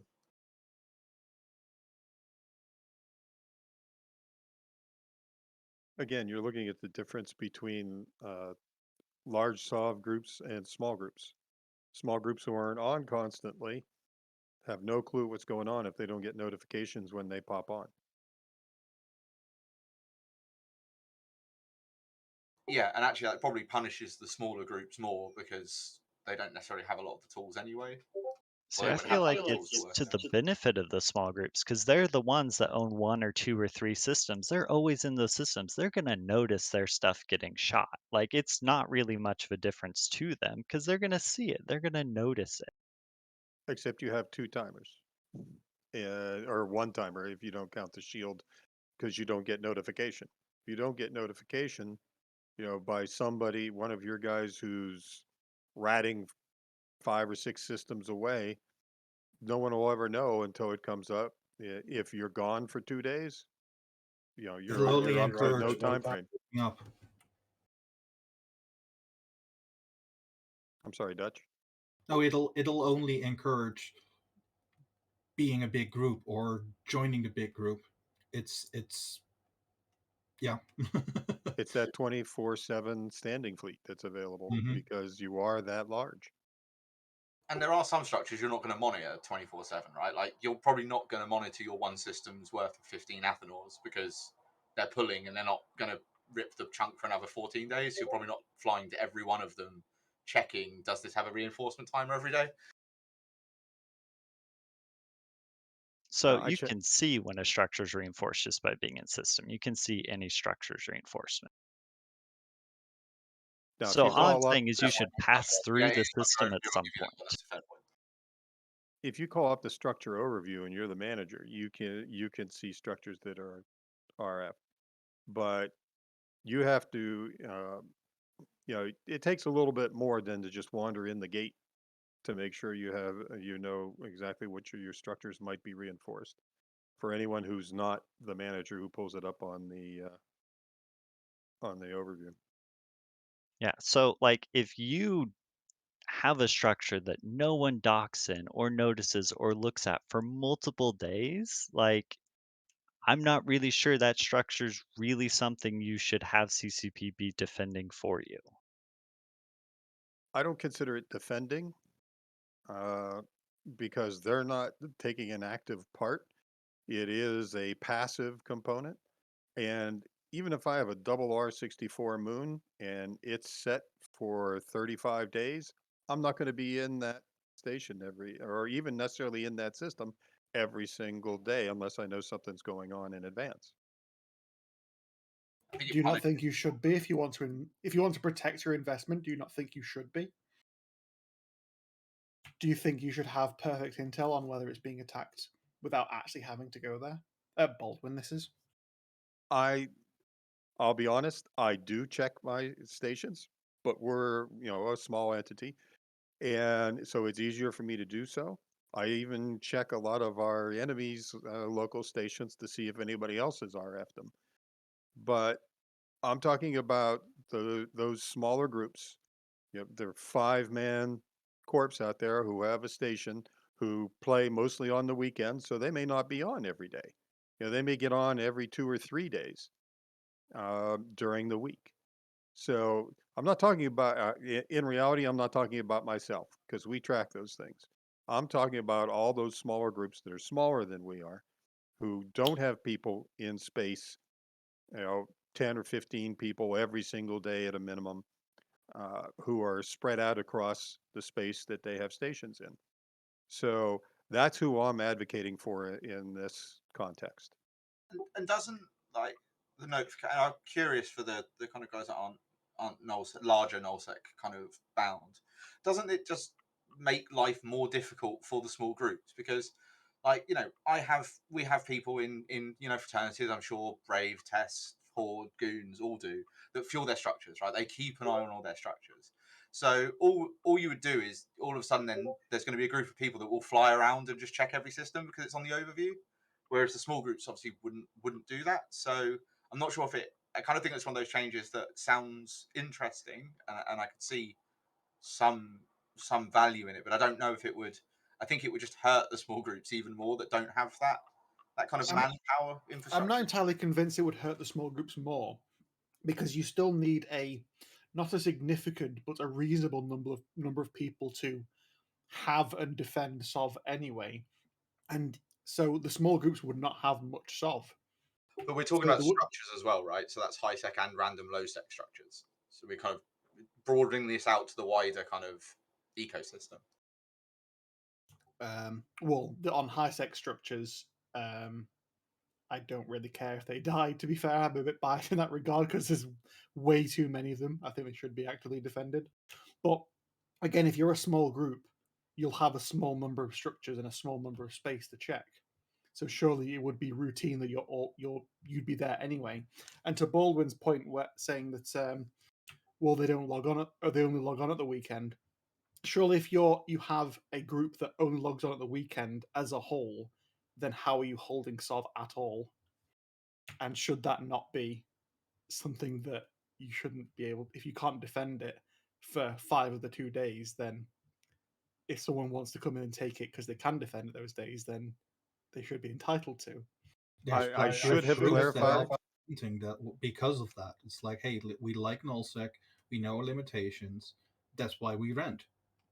Because I should have clarified that I'm talking mostly about low sec, in that because I don't hold SOV, so I can't really speak to that specifically. But we all know that CCP has a tendency to do things across the board, And this is one of those aspects that you have to get in front of instead of saying, "Oh, that would work for Sov. Yeah, we'll do fine with that." But when you get down to the nitty gritty for the really smaller groups who don't live in Sov, when all those changes go across the board from Sov to low to high sec, it's just like Wormhole takes a hit because it's one of the last things thought of. You get There's where you get the massive problems, and you get all those people in low sec feeling that lack of love and that lack of commitment to their type of gameplay or their style. Okay, And like I said, well, it's not me so much because my people are on every day. I'm on every day. It's not an aspect. It's about those other groups who are limited in their gameplay and their to game time, I should say. to play devil's advocate to this idea, then it could be tied to the same system as, the delayed local, or the you have to invest into your structure or fuel it in order to get local. If you have Sov, then maybe you don't have access to the system unless you invest into it. Whereas in high sec and low sec, they're NPC space, or they do it for you, maybe for a small fee or something. Like, there are ways around it which would not adversely affect groups that don't have anything to do with Sov. While that So, might be true, if we don't get ahead of it and make those comments early on, where basically I'm working to protect the low sec and the high sec people who don't have that capability. CCP will make a generic change, and we'll all be stuck in the same boat, and then they won't walk it back. So that's where this is one of those negotiation in advance contentions comes from for CSM, where you have to look not only at a certain aspect of Eve, but in all the aspects of Eve, and try to come up with a solution, uh, just like your filter is to solve space versus low sec, and since it's NPC, that's a good way to go. I think that would help solve the problem, but we need to actually have those comments early on. right, completely agree. I think it should definitely go beyond Sov. And the reason why I say that is one of the frustrations I had when I was, a new player back when passive mining for moons was a thing, was I couldn't shoot the Goons or the Fatal Ascension R64 moon because they got notified even though they didn't live within a couple of regions of where the moon was actually held. So I definitely want this to be something where when someone extends beyond what they actually live in and play, I can fight them for it. And if they're so AFK I can kill it, then I should have the option to do that. But I completely agree that we need to go over this for the groups that don't log in very often. We need to understand all of those use cases and make it work for them. Now, you could put up something like a filter that you specify your HQ for, say, a constellation, and you get a radius within a certain number of gates of that HQ where you have a station that would provide your notification. That would be another possible fix, although you have to work out the final mechanics. That has a possibility. And that's kind of an interesting point, that radius point, because one of the things on the kind of something to fight over, how easy is it to hold space, stagnation questions, is whether or not. And actually, I think that the further a system is from your capital, at least in Sovnol, the weaker the I hub and ADMs become. So actually, it becomes really difficult to kind of keep reintossing and looking after space for 30 jumps away. So I think that the challenge with that is what's to stop a large entity from creating a smaller entity and just having a lot of HQ.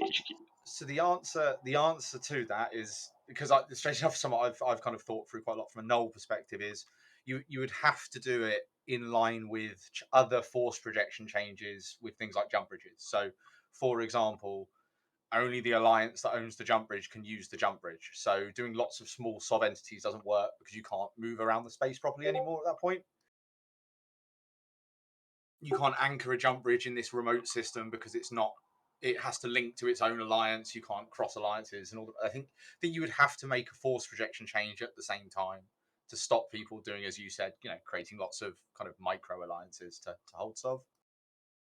I think that's the perfect time to transition over to the next question regarding jump bridges and ansiblexes that someone asked like 50 minutes ago. Yeah. So, well, I want to pause too because I think all of you have spoken up who wanted to speak up except for Redline. So I don't know if Redline wanted a chance to speak to this topic. Or I guess I should say maybe the original question. What is the original question? I don't know if anyone else knows at this point. So it's, what do you think of the overall state of nullsec and the post-war from a game health perspective, such as player engagement? If you perceive any issues, what would you suggest to CCP? Well, that is a loaded question. Okay. I think the state of nullsec is pretty unhealthy. I think it's unhealthy because players are largely unwilling to engage. They have overwhelming odds, which leads to a lot of blue balls and a lot of stuff like that. But that's player behavior. So I do personally think that there should be consequence not engaging that is larger core or something like that.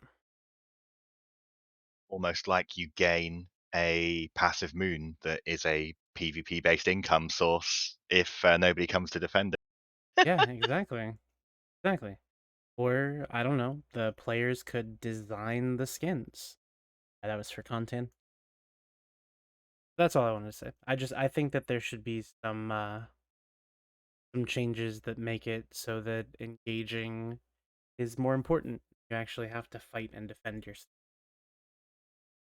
Alrighty. So kind of along those lines and per the request of you guys as candidates, someone, I think it was Gaming Drogoth, says antiplexes and their force projection discussed. So I'm going to try to phrase this as a question, but I've seen a lot of discussion around where antiplexes, which are gates that are able to travel instead of system to system, they kind of take jumps, similar to a Blops or taking a Titan bridge or a Capital to a Sino, but they don't add fatigue.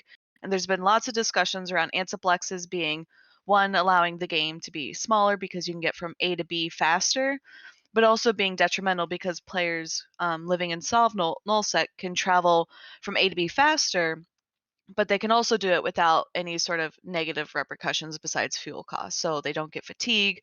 There's nothing punishing them for taking these antiplexes, which is the topic of force projection. So thoughts there. I'm going to kind of open the floor because I didn't prepare to take everyone's opinions because I was going to go to different questions, but I'm going to let you guys go. I'm going to jump in dead fast because Luke. I can. Redline, he said first. Go, Drake. Yeah. Luke said about in the previous conversation about antiplexes should only be usable for force projection by the alliance itself. I think we should go the exact opposite direction. Right now, in my eyes, antiplexes have all reward and zero risk, besides a little maintenance cost. If you invest into spamming antiplexes everywhere, there should be a risk with that. And I believe even in a limited capacity, people that don't own the antiplexer should be able to use it. Maybe add a polarization timer so they can't use it to get straight back out, things like that.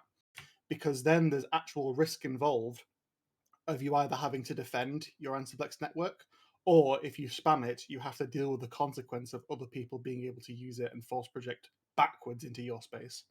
And just as a direct response to that, because actually it's on my list of these are the two different options. You would have to change antiplexes because one of the logistic points of antiplexes is that you have to fuel them, and I think having gates that then anyone could jump through starts to turn it into kind of fuel warfare of just basically rolling ships through jump bridges, right? That's why I suggested the polarization thing, just specifically to limit that mainly. Because I agree with you on that. Yeah, the polarization being the if you go through a wormhole and then you go through it again, you suddenly can't go through it again for 5 minutes. The polarization thing is interesting until 250, large Higgs anchored ships roll through someone's jump bridge. I think that's a good. No, I think it's a good idea because if they suddenly drain it of all fuel, then you can just kill them, and fuel costs a lot less than a load of Higgs rig ships. That is true. That is a very true point. Fair point. I mean, it's actually in my forum post as a way to fix antiplexes and the force projection. Something I even spoke to Luke about before my forum post was, the polarization. You jump through a jump bridge, you give them a 5 minute polarization so they can't take another one. So, they've got to take a couple of systems, jump through a couple of gates, take the next antiplex. In the long run, it doesn't change much for like defense timers because they can be prepared a long time in advance. But it does massively limit that power projection for small gangs or groups attacking structures at the outer reaches of their empire. I mean, using goons as an example, in 1DQ, they can get all the way up to Faith the Bolus in less than 5 minutes. That is a massive power projection. That's basically gone from the far east all the way to the far west all the way to the far east in less than 5 minutes. The polarization is definitely a way that would stop that instant response. And I think that's a good thing. I think the instant response power projection is the problem. As I said, if you're defending a structure, fuck it, people form up 1-2 hours early. Nothing you can do about that, even if there was an antiplexes. But yeah, polarization would be really good because I think jump fatigue with antiplexes is a bad idea in the long run. It's going to cause a lot of hassles with logistics. People who are ratting, they jump their super. Oh fuck, there's a fleet. Oh shit, I can't take this gate. Something half the fleet is blocked. I'd find that highly amusing at the enemy, really annoying as the FC. But yeah, polarization, man. So my forum post, I definitely agree that that should be something that CCP looks at. Yeah, and just to quickly go on, Luke. I think I was just say the only and Ken already knows my opinion on this one because we had a long conversation about it. The only big concern that polarization is to me is okay. So you've got 4 jump gates or 5 jump gates, and let's say it's 5 minute polarization. Is you get into this scenario where it's a defensive timer, and effectively people have got to waste like an extra 45 minutes. Like everybody that's in these fleets have got to waste an extra 45 minutes because they'll just slowly jump down this jump bridge chain. And while it will stop for the kind of big gang, like the small gang sort of stuff, and I think it does help, I'm not sure if, again, kind of weaponizing player boredom and time is a good thing, right? Because if you've only got like an hour for a fleet, but you've now got to form up 2 hours early because you've got to slowly move through this jump network, I'm not sure if that's good for the experience of the individual players. Just to We put a should bit more take context Titans into it. and gates before antiplexes. We've done it before. We can do it again. Can Just I to add a ask bit a more question about polarization? Sure. So I'm just trying to understand what you guys are saying. So you would take one Ansiblex, and then if you take a second, you get a 5-minute timer? I think people have different ideas. So my idea of the polarization I was suggesting was if you don't own the Ansiblex, you're not in an alliance that owns it, then if you go through it, then it has a time before you can come back through it. Okay. That- My You guys should version come up with a is different name because that's not at all how polarization works for Yeah. wormholes. Okay, yes. Well, it's if you can't go through it the same direction twice within a certain amount of time. So mine will be an adaptation of that, yes. Yeah, maybe polarization's not the right word, but it was kind of what I put into my forum post so people could understand where I'm coming from. Mine would be you jump through one Ansiblex and your pilot's like, whoa, bro, I just fucking yeeted across a shit ton of light years. I need a few minutes to, get my head in order before I can take the next one, kind of thing. So you'd have to take like one Ansiblex. Yeah, kind of like fatigue, but not actual jump fatigue. Like not a stacking debuff. Just One like timer, not 2. Yeah, one, like just a quick 5 minute timer.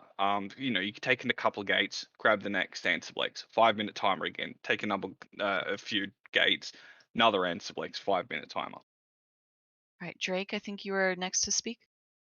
I've already said my piece because I butted in first. So Okay. I know Redline, did you get to talk about this? I thought you may have wanted to. I did, but I don't remember the original question. Oh, so this was about Ansiplexes and their force projection and your thoughts around there. So I think Ansiblexes should pretty much exclusively reward the people who have them. I think Phantomite, you said that there's no risk with them. I don't really think that there needs risk. it was me that said that. Oh, okay, sorry, Drake. Although for the record, I'll largely agree with that. Well, I don't think that there needs to be more risk. They need to be less usable to get out of your space, I guess. So, for instance, I think polarization or some sort of fatigue mechanic is a great idea, but I think it needs to be tooled to the point where it's not going to be super inconvenient if you're just traveling within your own space, but then it becomes more inconvenient the further you have to go as you start to leave. I don't know how they would. I don't know how they would. I mean, to be fair, that does kind of describe fatigue, and we already have mechanics in the game where some ships have a gigantic bonus to the fatigue that they incur. So why not work with something like that? I mean, perhaps there's two ways to identify the two biggest issues with them. Number one is that they simply allow you to skip the geography that everybody else has to traverse.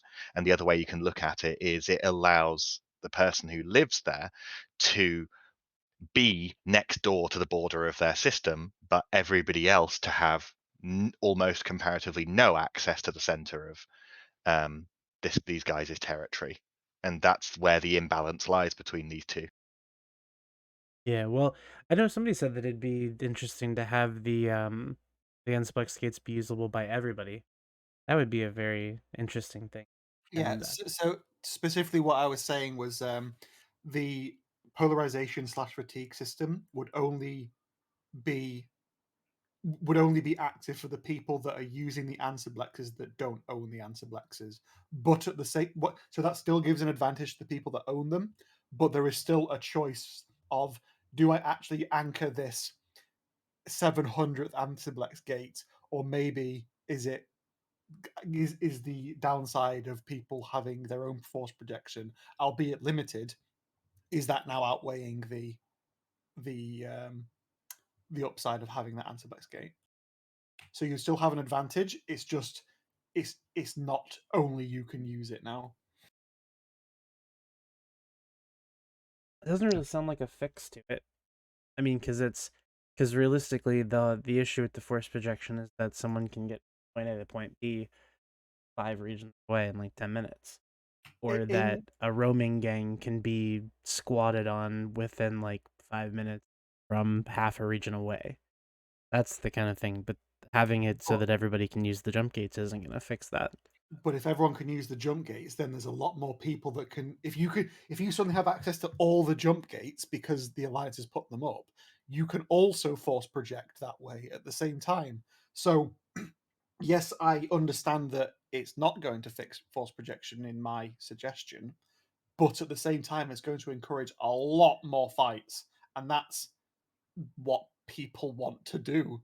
From what I understand, people, well, if they can also use the jump networks and you can use their jump networks, then you can also go and help and reinforce these people. I favor a concept of looking more towards just simply some limitations and choices. You know, with mining refineries on moons, they have a point that they need to snap to be able to perform that action. Drake, it was probably with you that the other day we talked about. Actually, was it somebody else? Where you know, maybe there would be specific points in system where citadels snapped to that specific limited number of points would have higher defenses and everything else sucks. You know, this kind of concept can be expanded.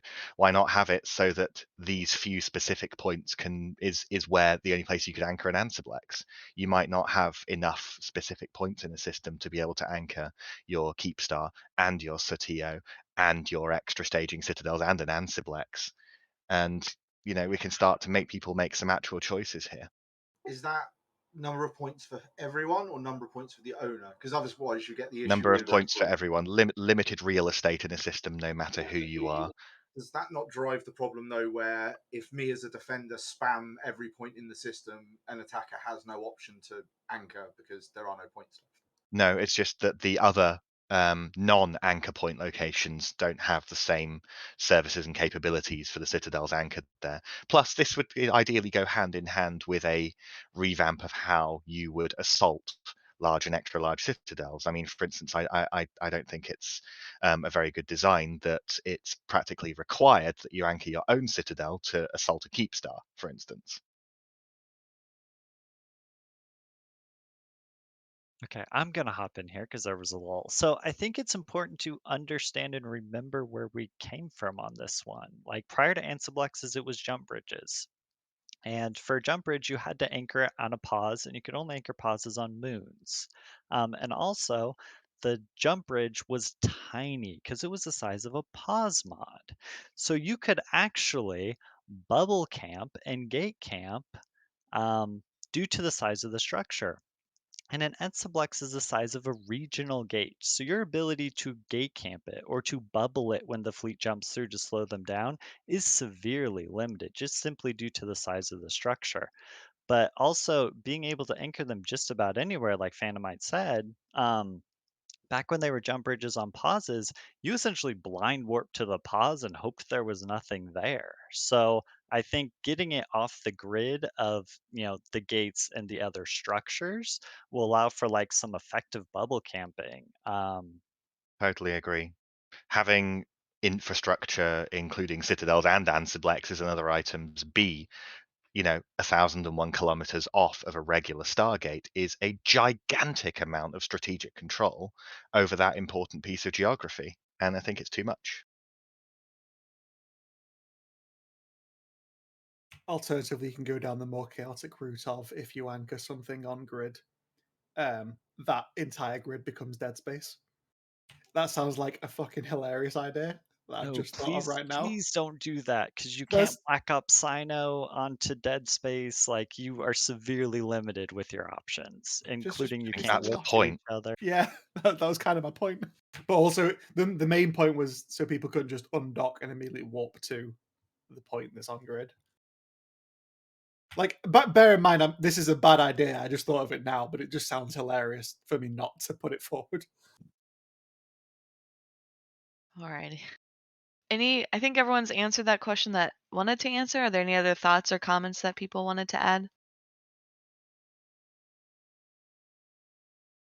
All right, silence I'll take as a no. And so I'm kind of gonna switch the gears here. So we've been talking a lot about nullsec, especially solve nullsec, but now I want to shift towards PvE. And so this was again another comment from Mangled Heap in chat. He says, "Are we looking to reduce dungeon-based PvE?" So he says dungeon-based, but I think he's talking about a lot of folks refer to as instance-based. So like Abyssal Dead Space, where you use a filament, you go into the Abyssal site, you're essentially no one else is around you besides NPCs, and then you come out back into the normal sandbox of the game. And then he says, "Are we looking to reduce that kind of content where we basically remove a group of players out of the sandbox?" And I know Phantomite, you wanted to answer this one first. Yes. Any other thoughts there? Or is it I'm just telling you, yes? Phantomite has basically summarized everybody's opinion. Like there should be almost no areas in Eve that makes you detached from Eve, and basically be invincible aside to the PvE rats. Okay, so I know that or Drake, you I wanted to answer, but also disagree. Kale. I Hold on. disagree as well. Okay, so Sorry, let Kale. I had a Discord fart. Can you please repeat that? Yeah, so this is talking about, are we looking to reduce instance-based PvE such as Abyssals, the Abyssal filaments, where we basically remove a group of players out from the sandbox to do PvE? Yep. Okay. So Phantomite Sorry. said yes, Drake agreed. Are you in agreement there too or no? Yeah, I do not believe that that kind of gameplay is healthy for the sandbox because it pushes you out of the sandbox and puts you in your own little playground. Okay. And then both Dutch and Redline disagree. Do you guys want to expand? I'll start with Dutch. I would say let Redline go first. He's been so patient. Okay, I'll let Redline go. So I think that a lot of the people that interact with the instance content were not likely to be in your sandbox anyways. At the very least, getting them engaging with something, playing ships, selling things that at least contributes another person to the player economy Now, would I like to see changes to how the the sites work? For sure. Would I like to see a chance at some incursions into those sites while people are running them? Yeah, why not? But at the end of the day, I don't think these people were people that they would I just don't think that simply be docked up. I don't think that the game should be changing itself to appeal to people who don't want to take part in the fundamental aspect of what the game is. Why not? Because then the game changes and it no longer has its previous purpose, which Yeah. is all the game had going for it. Then instead of Eve being one game that has 30 games in it, it would be 30 games that have a login system that is undocking. And then going to the activity that you want to do, and then suddenly no one can interact with you.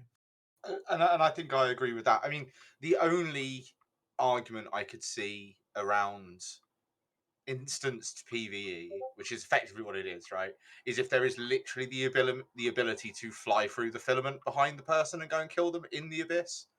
Maybe. I think that personally, I think that's a great idea. Obviously, there should be more rewards if it happens to add to the increased risk.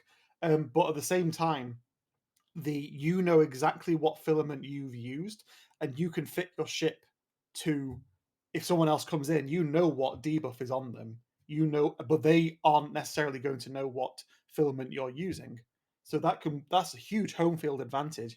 And they might have to contend with the rats, and they have to contend with the timer. That's the thing that you'd have to tweak, right? Is you'd have to change Abyssals so that only one of the two parties that went in can actually get out at the other end. So that you don't end up with people just abusing that mechanic to have larger fleets in Abyssal space, right? Well, larger fleets in Yeah, I Abyssal mean, space, I there don't should- really had a problem with because the I payout would unplugged be my the head. same. Sorry. Go ahead, Redline. Sorry. Well, Drake was in the. Were you done with your thought, Drake? Well, my point was, if more and more people go into the site to complete it, then the payout should just get lower, or the payout should just stay the same. So it's safer, but the reward doesn't change. So and the reward per person goes down and down and down. So I don't necessarily have a problem with that. Okay. Redline, what were your thoughts? I'm good. Okay. Can I just extend the question on the kind of PvP filaments, not the kind of what they called the proving ground filaments?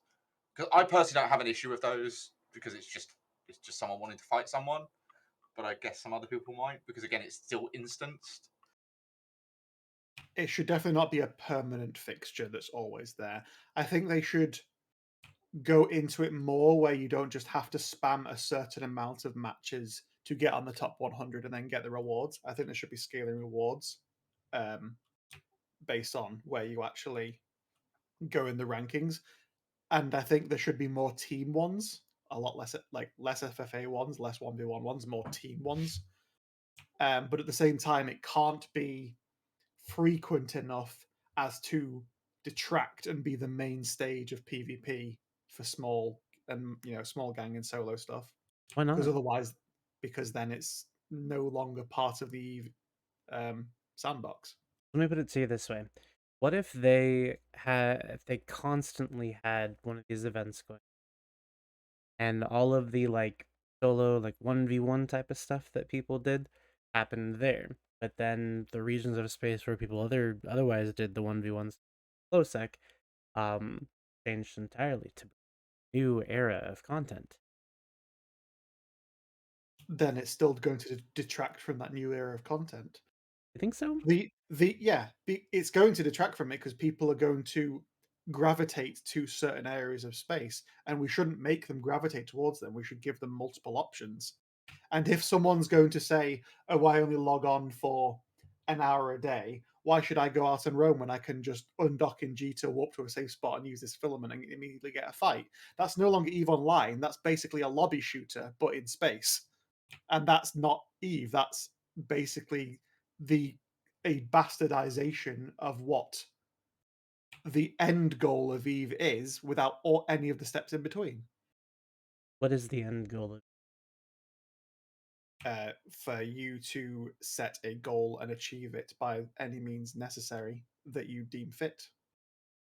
But if you remove all the steps in between of actually interacting with the game as a whole, instead of just having one single system of one single area of space which only you can access when you want to and no one else can interfere, then that's not interacting with Eve at all. It's no longer part of a universe.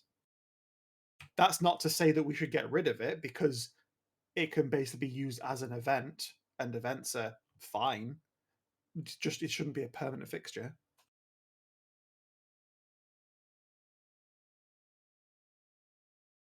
Okay, I'm going to leap in here. So I think part of the issue is that there's not really compelling alternatives to Abyssal PvE aside from wormholes. Like, I've said for years that Excuse me? nullsec has made poverty ISK, and then CCP has gone through in the past couple of years and consistently nerfed it.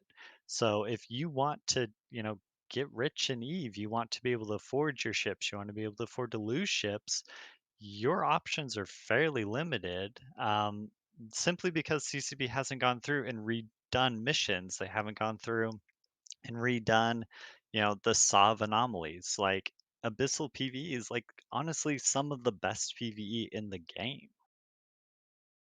I don't think anybody's denying that Abyssal PvE is some of the best PvE in the game. I think that the debate here is entirely about the removal of the player from the sandbox for 99% of the time spent doing this content. Yeah. The only risk you have is basically when you come out of the filament, and then maybe people thinking, oh, you've got a blingy ship for T6 Abyssals, then we're just going to gank you. Like, that's the only risk.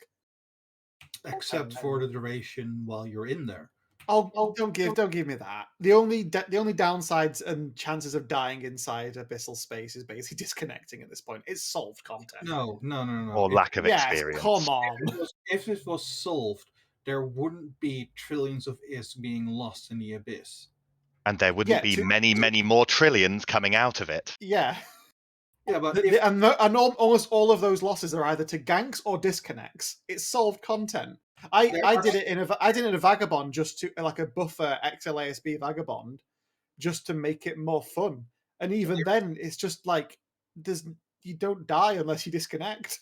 There's still guaranteed death spawns, and if you make a depends mistake, on if the- you miss something, Yeah, you but don't- that's just a If- cost of if- participation. yeah, That's just a cost of participation. Yeah, That's essentially just ammo.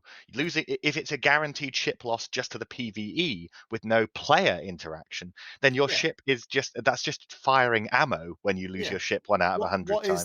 What is the most lucrative way of doing T6s right now? It's triple boxing assault frigates and/or bombers, and it costs 120 mil to do. You make, after filament costs, say 900 to 1.2 bill an hour as a rough estimate. And yes, there are rooms where you die, but a high percentage of those times you won't get that, and you'll get shitloads of this. It's just the cost of engagement. That's not ISK lost. That's just ISK donated or sacrificed in order to play the content. Just cost of doing I business. mean, you look at the D sides, even if you get one as an escalation or you scan one down, someone can still come in and chase you through the gates. You haven't got that in the Abyssals. You're completely separate. There is no player interaction. This is something CCP promised ages ago, that there'd always be player interaction. Abyssals don't have that. At least allow you to be able to follow them through the gates. I mean, Right, maybe not so- come back out the other end, but if they can follow you in, take you out, and then take out whatever's in there, at least adds player interaction. So instead of giving people a like every tier you go up, the difficulty scales exponentially. Okay, And but again, Dutch, T6. Where else in PvE do you have to keep in mind that you could have to deal with scrams, webs, newts, tracking disruption? There's no That's not what we're talking about. Again, all- we're not talking about the randomness of the spawns and the fact that your ship sometimes dies in it. We're talking about the interaction with the rest of the sandbox. But also, I'm gonna answer that question. So where else do you deal with varying types of E-war? Incursions, Podfin, level 5s, crab beacons. But not how all it ends. but not all of them at the same time. They're not And all at the they same challenge time. you. It's a different kind of risk, but you're still part of Eve. Like Okay, you're but- still No, part it of pushes No, you you're out not. of You're, Eve. You're not a part of Eve. You are still the part of Eve. materials and the ISK you make from it is the only part that interacts with the rest of the You still economy buy and the game. shit. You still buy drones. You still lose those. You're still part. you interact with the economy. You don't interact with the entire universe like everyone else has to. Okay, there's probably another question. There's probably another way of framing this, though. Then just to kind of, I think, get to the same point that I know Phantomite Drake, you're probably also making as well. Is okay in every other type of gameplay in Eve, as another player, I can interfere with someone doing what they're doing. Aside from the exit point of the filament, how can another player interact with a player that's in Abyssal Dead Space? That's the bit where they're removed from the game. The only way that I know that you can actively fuck with someone doing this is if to give them a log-on timer by shooting them, which requires you to suicide a ship into them. That is outside of the content still. Yeah, exactly. I'm still, and I still stand by with regard to the question where I say Abyssal is good, is a good addition to the game, but they shouldn't add more. Like just have Abyssal space as it is right now. Iterate on it, sure. Don't add more of it, but it is a good addition to the game. I think It sets a bad everybody here is agreeing that the PvE interaction in there compared to the PvE interaction in the rest of the game is great. None of us are saying that the PvE inside isn't some of the best PvE in the game in terms of engagement. Yeah, but that's not what we're talking about. You can't offer that if you include the option to get disrupted. Of course you can. Yes, we of course can. you can. No, okay, here's a good example, right? What is Poshfin? You chase somebody. You wait until they're in the third room. You're in a soul ship. They're in a cruiser or anything else. You go in. You get first through the gate, and the other one is stranded. Why is he stranded? Because that was one of the options that was suggested. Like only one of the person. Yeah, if you kill them. Okay. If Well, that's an option's alternative bad. way of killing people off. It's like not Okay, killing them directly, but getting out and shutting the Abyssal run, their exit gate, where they no longer exit. That's another way to get them killed. That will happen. Whoever suggested locking the gates behind you, that's a dumb idea. No, I didn't mean locking the gates behind you. I meant it's still one way, just the same as it is for the person who's in there. So you can follow them in, and if you kill them, you've got to finish it, or you die. You can't just go back out the way you came. You're out, and if it was and you're the one who gets out, and the one who went in first can no longer exit. No, that's not what he's saying. That's not what I'm saying at all. Oh, okay. It's a one-way tunnel. That's what I'm saying. You can't go into the second room and go, oh, you know what, I don't want to fight this guy anymore, and you go back out into the first room and then you exit. That's what I'm saying. They've committed, so are you. Yeah, if you commit, you're committed to either kill them or die, or kill them and then die to the room. Because the other thing you've got is the rat, the rats in the rooms will still attack you while you're attacking them. And I'm not saying allow cruisers to go into the frigate rooms or anything, cruiser into cruiser or frigate into frigate. But at least give us the option to go in there and try to fight for it or kill them. I think on the face of it, I think you should allow any ship size between frigate and cruiser to enter any size, because they can also help you, but it doesn't increase the rewards, because the person who has used the 1, 2, 3 filaments has already spawned the loot. But the people also going in need to commit by also using a filament. It just has to be any filament. Okay, say T5 right? Let me reverse it. If players should always be allowed to intercept or disrupt PvE from other players, then why shouldn't PvE disrupt PvP, like with the gate rats? I don't think anybody.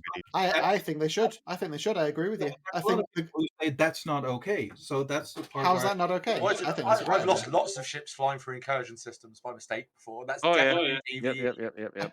I think the CCP removing the. I don't.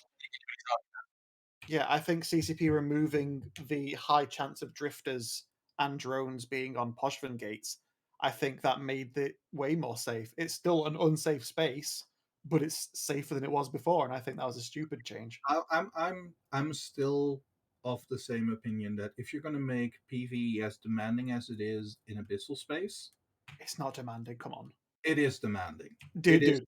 Dude. I'm even gonna say this right now as a fact. It's not fucking demanding. Come on. It's so soul. If you're new to the game, fair enough. Like, you're not practiced in it. But to say that T6 and T5 is dangerous is just. It is. It's not. It is dangerous. No, It is that's not just dangerous. cost. That's just the cost of doing it. It's not. So I'm gonna agree in some ways that it is difficult PvE, and if someone's coming behind me to try and kill me and I've burned my modules and I'm not at full shields, I'm gonna have a very difficult time PvPing them because I've had to fight through several rooms of very difficult content. I think if you burned your modules out, I think that's a player. But isn't But, that the Feels like a skill issue. is that not the issue then of okay, I'm going to run these abyssal filaments. This is a risk attached to it, so I'm now not going to run them, 10,000 kilometers off the G to run dock because that's a really stupid place to run them. And I now actually have to think Absolutely. about where I'm going to do it. yeah, fully agree. You Right. know, I mean, you know I what? actually received. Yeah, but I that's actually Let's take crab beacons, right? Let's take crab beacons. You make a crab beacon, you're in your own room. You can't be fucked with. Okay, cool. Let's start making incursions and systems that you can't get to. All right, let's start putting Pochvin events that are gated and taken out of the sand. But like, it's a bad precedent. Oh, but we've got to cater to the people who don't want to be bothered by other players. It's like the Get a the single miners. player game then. Yeah, it's like the event where the miners could go into a site and only a certain amount of people could go in there, and it was just like everyone reacted badly to that. Having ship restrictions, so say mining ships only or mining frigates only. I took that's PvP fine. mining ships in to kill the Yeah. people who were mining in there Yeah. thinking they were safe. Yeah. No, you're thinking of the glacial mining. went Yes, to you're right. Nyx. I am. I'm Yes, I am. thinking of the other one, the trail. Is it the Trailblazer event where they were building the gates, and you could just go into a site with an ult as long with you, and then no one else could interfere with you. Oh, that was disgusting. That's like the Yeah. bank key sites as well, having the 3-person limit. Yes, exactly. Disgusting. That's actually notably safer than Abyssals from other players because you don't pop out somewhere predictable at risk. Okay, everyone's paused. Anyone else with a thought? Eleventi, I think I saw you mic up. Yeah, I just want to say that I think that the mechanics around Abyssal PvE are not really conducive to being invaded. I think that, and I know that a lot of you are thinking about that statement, but I think with the timers and the difficulty, like, I could take a slasher in there and just orbit till the timer goes and we both die. Like, I think there's way too much room for shenanigans due to the uniqueness of Abyssal PvE. I'd rather see CCP make missions and other PvE better and just remove the Abyssal PvE. But just bear in mind that the person who went into the filament knows exactly what debuffs are going to be applied to him, so he can help fit towards that. So if you bring a slasher in and I'm in, say, electrical, I know you've got 0% EM resist, and I'll just bring some acolytes or something like that. And they can still finish the rooms and leave, right? So Yeah, because scrams and points do fuck all in there, because everyone fits afterburners anyway for the most part, aside from destroyers and certain frigate setups. So the only thing in there would be webs, and you could fit a newt for that or something, or just have drones. Like there's it will definitely be a big shake-up of the abyssal meta, and I also think if we are going to do this, the rewards should be increased for the added risk. But that eventually it will form a new iteration of what it is now.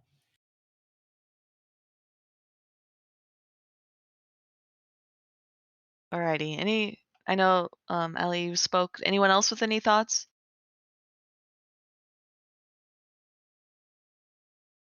Alrighty, so that answers the question around instance PvE. We are like 5 minutes till the stream has to wrap up, and I know a couple of you have to leave. So we're gonna start with I'll call it final thoughts. So give us all a little bit about you, your campaign, like kind of what your hopes and dreams are maybe of CSM, but keep it brief.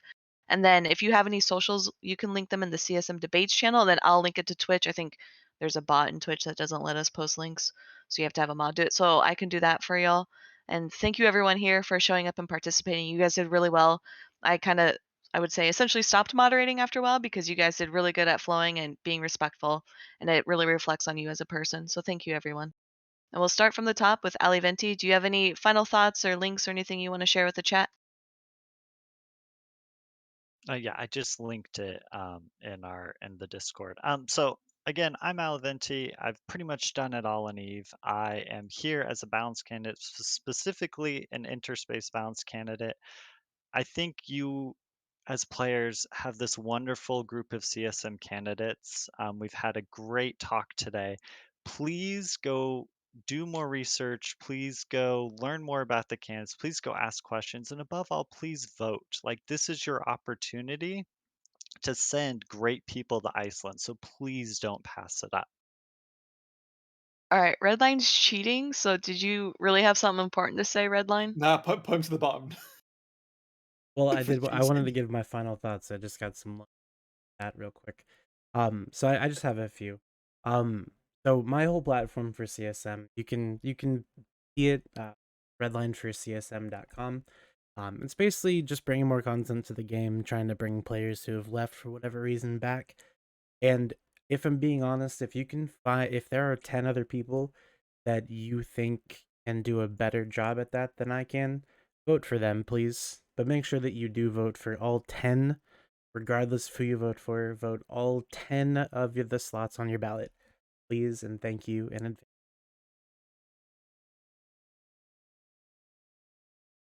Redline, your website's giving us is not found. Did you change your website? Maybe. I think I'm just trying to steal everybody's information.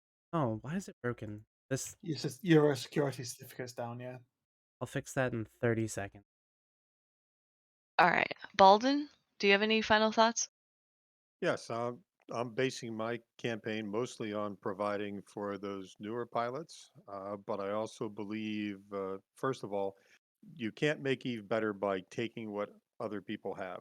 You have to modify for what you want to have happen. And that means you can't break the solve blocks in order just to create a positive response for the people I'm advocating for. So that's something that we rarely see. It's everyone, where they're located, what they're doing, they're looking at that specific aspect. I try to look at that in context with all the other aspects. I picked up some information that I hadn't thought of here today during the debate, and so I think all the candidates have some good ideas, and it's up to us to pick and choose who we think have the best set. So everyone should vote, and wish good luck to everybody here, and we'll hopefully see you at CSM. Okay, thank you, Balden. And then I'm gonna jump ahead to go to Kale because I know he has to go to bed. So Kale, final thoughts for you? That's cool. Keep going down the line, right? No, I introduced you. You have to say it now. God damn it. No. All right, guys. Look, as I said, I'm Kale. I'm Aussie. 2 o'clock, 2:30 in the morning. So I'm sorry if I fuck this up. Look, my platform, as I've said and as you've seen, the topics that I am passionate about is trying to stimulate the game to make it more enjoyable, to make people want to start playing again, people undocking, people resubbing. It's to, I know we didn't really talk about it too much, it's to help out the new players, the low SP players, even the low ISK players. I've been playing since 2012. I have like 3 billion ISK in my wallet and like 40 billion ISK in assets. I'm fucking poor like the rest of you. Or maybe not the rest of you, considering some of you are currently on this. And the other thing is to try to be a CSM member that doesn't call you an idiot for your IDs. I cannot make any grandiose problems that I can fix Eve or that I will make CCP listen to me. But what I can promise is I will listen to you and I will take your problems and your concerns, even if I don't understand them, because it's wormhole space and I don't know much about it. I've got a healthy fear and respect for wormholers, the same as null sec, low sec players. But I will take them to CCP in a way that hopefully they will listen to, and we can hopefully breach this bridge that's been, cracked. It hasn't burnt yet, you know. Hopefully breach this bridge, this chasm that is formed between us. So look, if you vote for me, you're voting for someone who's going to fight in your corner. I'm always free to PM. You can find me on the Eve Discord, the Cesspool, the New Eden Post Discord. So look, if it's, as I said to the wormholer in chat, hit me up, tell me about what you guys do, what your issues are, and I will fight for you. I don't give a shit what space tribe you're in, what area of space you're in. We're one community, we're one player base, and that's what we need to be. We need to band together, work together to make the game that we love great again. What do you think, Kalen? Phantomite? EVE Online lives and dies by its player-created content. That is frozen in some areas and it's chilled in the rest of the game. I feel that, counter to Kale, I agree with a lot of your points. I'm looking forward to talking about some stuff shortly, but I feel that the most effective you can be on the CSM is if you know the subject matter intimately yourself. That does exclude me from knowing deeply about a few aspects of the game, but I feel that where PvP is regarded, I'm one of the right people to be talking to CCP about unfreezing it.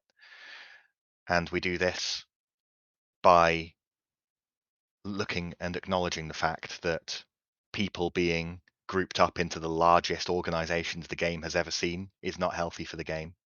And we don't solve that by punishing these groups. We offer people instead opportunities for income, progress, and content that doesn't require that you be part of that.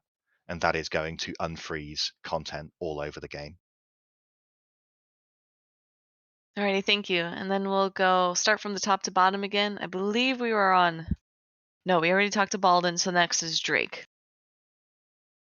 My main areas of campaigning would be that for all the good ideas we've talked about over the last almost 5 hours now, it doesn't matter what changes we do to the game if CCP can't fix its communication problem, and unless we fix the trust issues that the player base have with CCP. If we don't do that, then it's still going to hemorrhage players until Eve goes into maintenance mode. Then it's essentially dead and on life support. So I want to be primarily focused on that to bring way more communication out from CCP and the CSM in terms of things like meetings and the allowing certain parts of stuff that's under NDA to be told to the player base in a controlled manner, even by CCP's choosing, that keeps the player base informed, trusting, confident, and then over everything else, hyped for the future. And I think that's going to be the best way forward for the CSM, and that's what I want to foster. So vote for me. Thank you, Drake. And Dutch Gunner? I'm going to be a candidate that fits really well with what CCP is going to do right now, with using stories to deliver content and stories where players' action do have an influence. Because that's what I've been doing for a long time. It's something I have real life experience with being involved in organizing live roleplay events where people have different objectives, different things they enjoy, and I've got experience with making sure that everybody has their moment to shine without it being at the expense of others, and everybody has a great experience. And if CCP does it right, we're looking at a very good and a very big player base while we head well into our third decade of playing and enjoying this game EVE Online. Thank you, Dutch Gunner. And last but not least, Luke. So yeah, I mean, I know a lot of you will kind of look at me and go, "Oh, it's a block candidate." For those of you that know me, but actually, if you read my post, there's quite a few things on there that are actually pretty anti block, to be honest. and largely that comes down to the fact that the game lives and dies on the health of the overall game. It doesn't matter if one part of the game is doing well, if the others are struggling. It still ultimately dies, right? So, my platform is on kind of taking all that information of the game and focusing it in a way that CCP can kind of take the data and then iterate on it rather than just anecdotal information, which is something I feel I can do pretty well. It's what I do in my day job.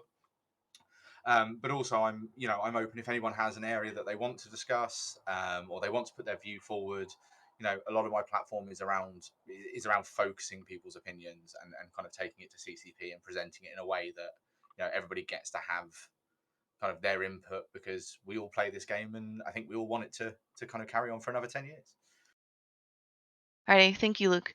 And then also to mention, so those were our candidates as they wrap up the show. So thank you, everyone. You're free to leave now, as I believe Redline's closing. I wanted to also give an honorable mention to Ithaca Hawk, who was here earlier. He started the show with us, but had to leave. And then we also had Panda, who was a candidate in chat, and then Jinx attempted to join in Discord, but he was on mobile, so it was very difficult for him to use the push to talk. So we had a great showing of folks here. Shout out to everyone who attempted to make it. Hopefully the time zone worked for most. I think the poor Americans probably struggled, especially me waking up at 6:30 a.m. But thank you to everyone. Thank you to chat for being polite and for asking such great questions. Majority of our questions actually came from you in chat, so I appreciate it. And thank you everyone here, and especially to Redline, who's both answering questions as well as running the stream. With that, we're probably going to end the stream and send the raid over to the CCP channel, where Anger Games 5 is starting. So I encourage everyone to go and watch that. It's a player-run tournament, so something that the CSM can actually help with and actually communicate to CCP that are good for things that are good for the game. And you're working on that too, aren't you, Rain? Yeah, I get to go referee. Yeah, go Good luck Rain. with that. I just click the buttons and hopefully not break the system. When does it start? Doesn't look like it started yet. It should be, the stream's probably going to go up in about 10 minutes, and then it starts at 1700 is the first match, so less than 30 minutes. Okay, so then what we'll do, set here, shoot the shit until the stream starts. Yeah, you guys can all yell over each other now. Yes, we'll turn off the floodgates. We're gonna kick Rain from the channel. Get out of here. All right, good luck, team. Get out of here. Does anyone else Thank find you, their Rain, teeth so very itch when much, they by the way. agreeing with Phantomite? Any what? Sorry. Does anyone else get itchy teeth when they agree with Phantomite? Proves that anything is So possible. before we do jump into the open, I do want to give a huge shout out to Rain as well, because she didn't shout herself out, obviously, but she agreed to host this whole thing. Wake up at 6 a.m. and do it. I woke up. I do it every day. So Can we drop Rain's Twitch into the chat so people can go and give her a follow? She does stream a lot of good content. She's recently been doing the new player experience. Twitch TV.com/Rain, right? I gotta go for now, but I'm just gonna say thank you very much for organizing and having us. Well, thanks for coming on. Yeah, there it is. There you 4.5 go. hours is about the limit here, so thanks Yeah. a lot. So I didn't expect everybody to come on from the beginning and stay until the end. Really, it's supposed to be more of like an in and out kind of thing, but Your stream time sticking it out, I guess. I mean, your stream time was perfect for like people in the UK, so I can say Yeah. thanks on that one, because it was literally like 1 in the afternoon, so get stuff done in the morning and then finishes at like 20 to 6. So it's I've kind of literally really just been convenient camping time. in a panther as well while we're doing it. I got 1 kill, and then as soon as because Redline rudely got in front of me and had put his own spiel in, I missed out on a Tengu kill when as soon as he got pinned, I was like, oh, I'm going to decloak. And then Rainer was like, oh, Drake, your final thought. I was like, shit. So I had to wake up for CTA and then come on this. Man, I tried my hardest not to swear, guys. I know I fucked up with. What's wrong with swearing? Oh yeah, I I tried think to you keep know it who you're clean. talking don't to. fucking Yeah, swear. All right, I do have to ask, of the 6 of us in here, are any of us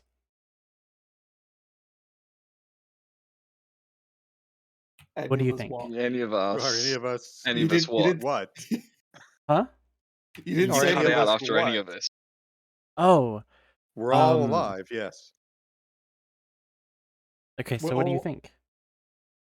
Think of what? Fucking asshole. I think that the Chinese I ordered was quite nice. What specifically do we think about Redline? What are you talking about? I'm asking you the question. You What never question? finished the question. Okay, What so do you think of about life? the About 6 Eve? of us here, how many of us are? Yeah, he's He's trolling us. How many of us are voting for Red Is Line? this Fucking like none the of us now. Sopranos episode where it just cuts to black at the end? So what How do you deal think? with being left adrift? That's what the question is. He's still gone. No, he came What back. am I gonna do with my 5 CSM subs? I don't know. I only have one account, so maybe I'll give some to Kale. I'll actually use them to actually multi-box for the first time ever, because I've always resisted multi-boxing besides skill point farming, which is no longer lucrative. So I'd probably actually get into it and try and maybe roam around with 5 Panthers instead of 1. Oh, that'd be quite nice. cool. I only multi-box for mining. Otherwise, I die. So I came up with a drinking game for the CSM debate. If you guys are going to watch it again later, take a shot every time I vape. Every time Phantomite gets triggered, or maybe trigger's not the right word, but you know when like you can see him in the camera go. Or every time Luke mentions passive moon mining. If you do, I guarantee you will probably die of alcohol poisoning. Do I get bonus points for setting him off first? Yeah, drink twice. Finish the drink. Die sooner.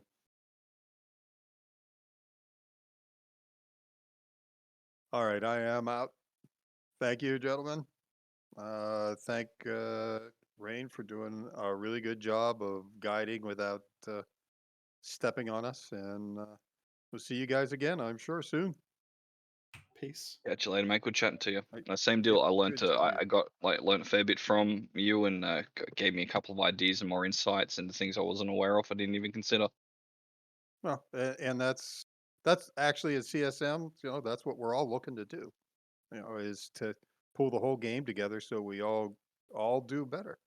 Yeah. Yeah, man. Echo chambers are bad. That's something we can probably all agree on. Well, I think, and that's where Definitely. CCP lives a good portion of the time. Yeah, which is what I want to break up. I think on the off chance I get elected, my end goal of the CSM is if CCP and the rest of CSM is fucking sick of me by the end of it, then I've done a good job. Oh, I know how to be annoying, so we'll go with that. All righty, I'm out. Peace, mate. All right. Well, before everybody leaves, I guess I'll send it somewhere. I don't know where to send the stream. Maybe just end the stream and link the CCP channel. Andrew streaming. Yeah. I'm just looking to do streaming Eve at the moment. Yeah. That there's a big fight. Yeah, Titans. Goons gated Titans into a Sinojam system and landed a Ooh. bunch of Macarials. Subs. Spoons. We'll just raid the CCP channel. Hopefully they'll be live soon. And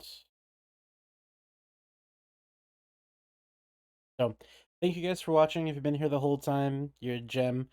You redeemed skins. I will have those skins to you before the end of the weekend. I do it all manually, so please don't DM me where's my skin.